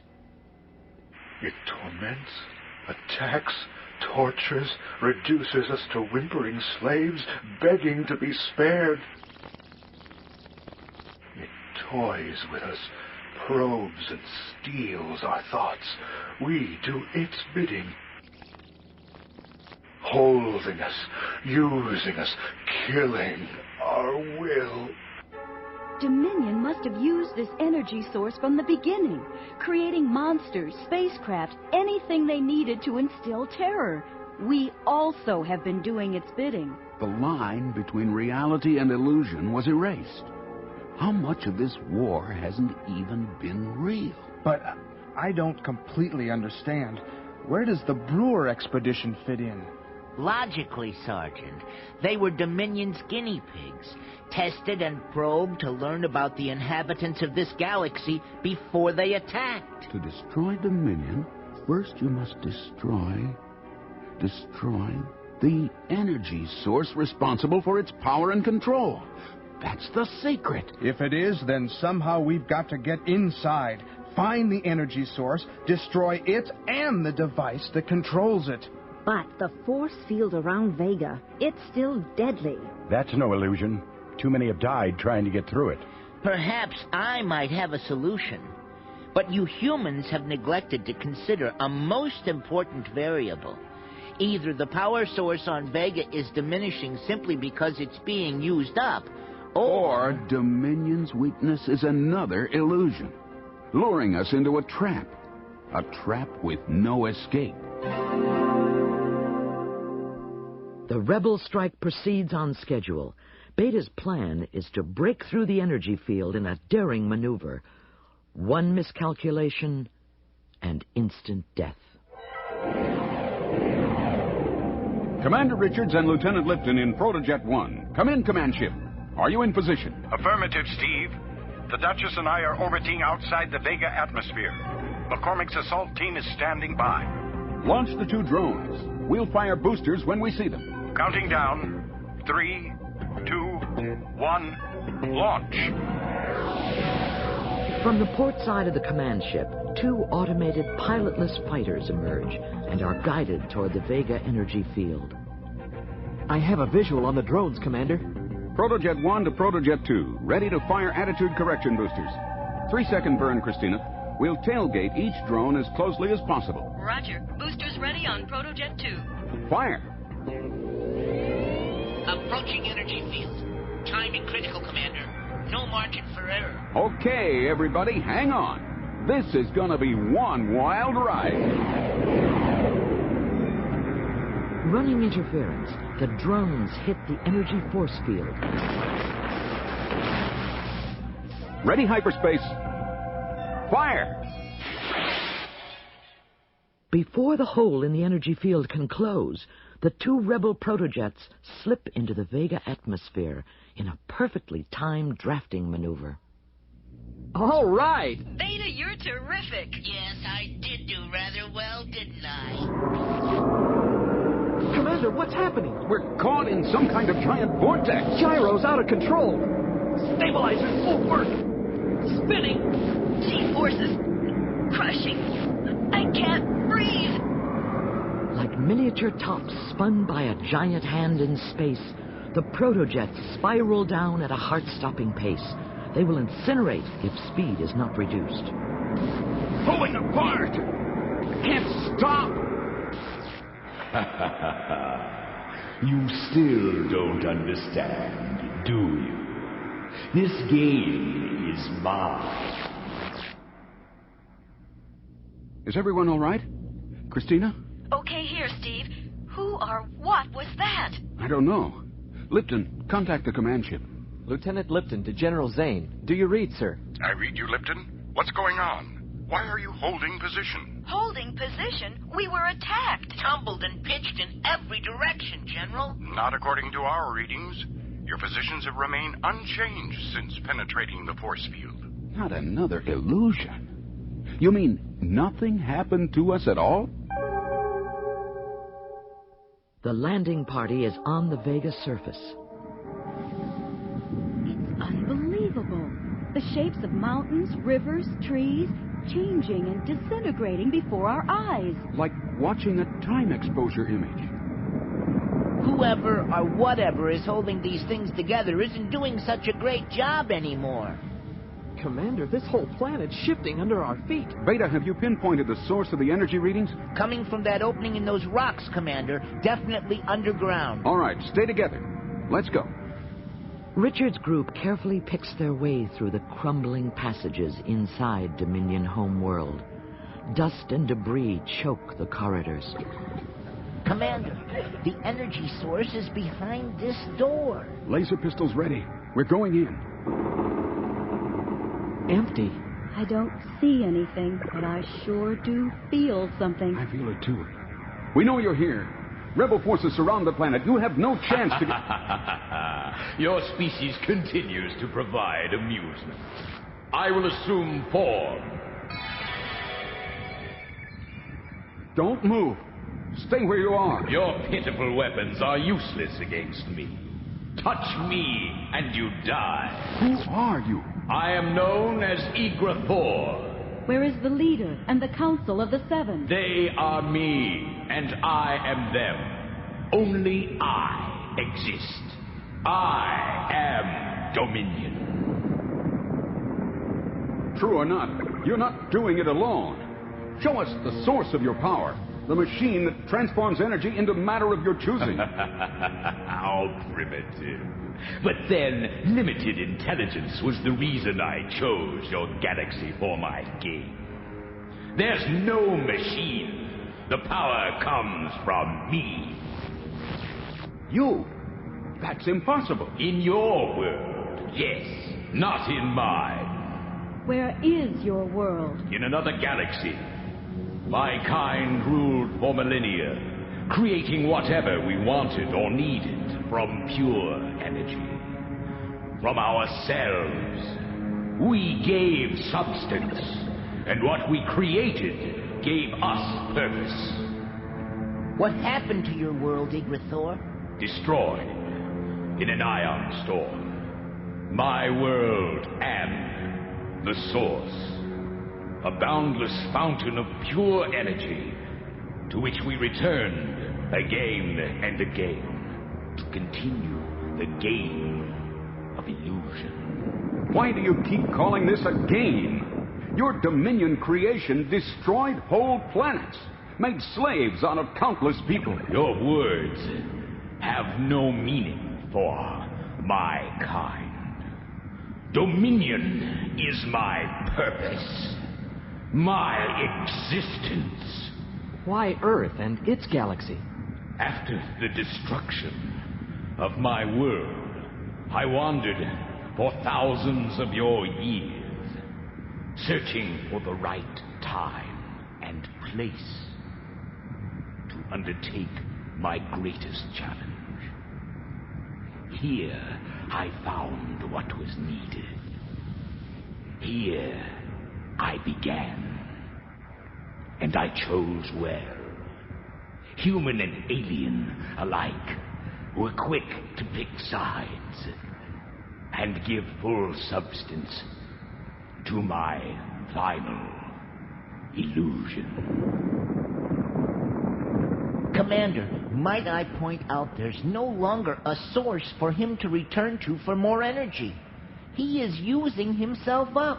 His power is coming to an end. If he is holding this planet together... I understand, Beta. Only moments left. Why didn't you just destroy us? We do not seek the ends of our creations. The game is to sustain and manipulate them until the last possible moment. Then return to the source to begin again. I will never begin again.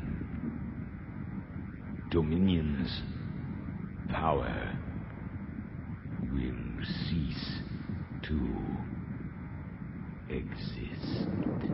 What gave you the right? In my world, there is no right or wrong.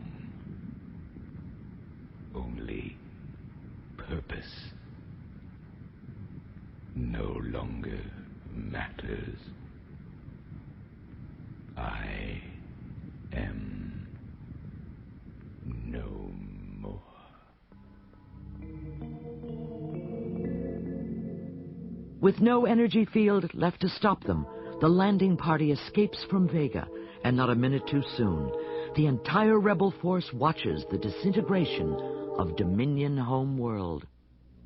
It's starting. Forces unnaturally held in check for years suddenly let go, and Vega explodes. Huge chunks of the planet break free. Hot gases from the interior hit the coldness of space and crystallize into a million splinters of light.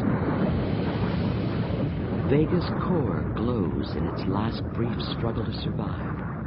Then, nothing. It's over. Dominion's power is finally destroyed. This is not an end, my friends, but a beginning. We've been given a second chance, and we must not waste it. We'll call an immediate ceasefire and convene a council of equals to settle our remaining differences. Perhaps Professor Max Schumann will give us guidance for a better world this time, based on freedom and justice. New from old, order from chaos, peace from destruction. Emerald Tree, the way my parents thought it could be. That's the real secret of Dominion.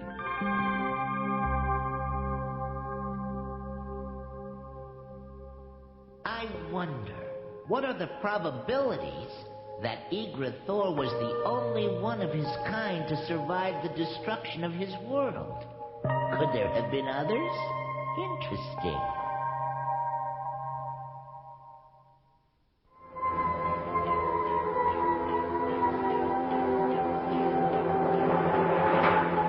Now you know the secret of Dominion.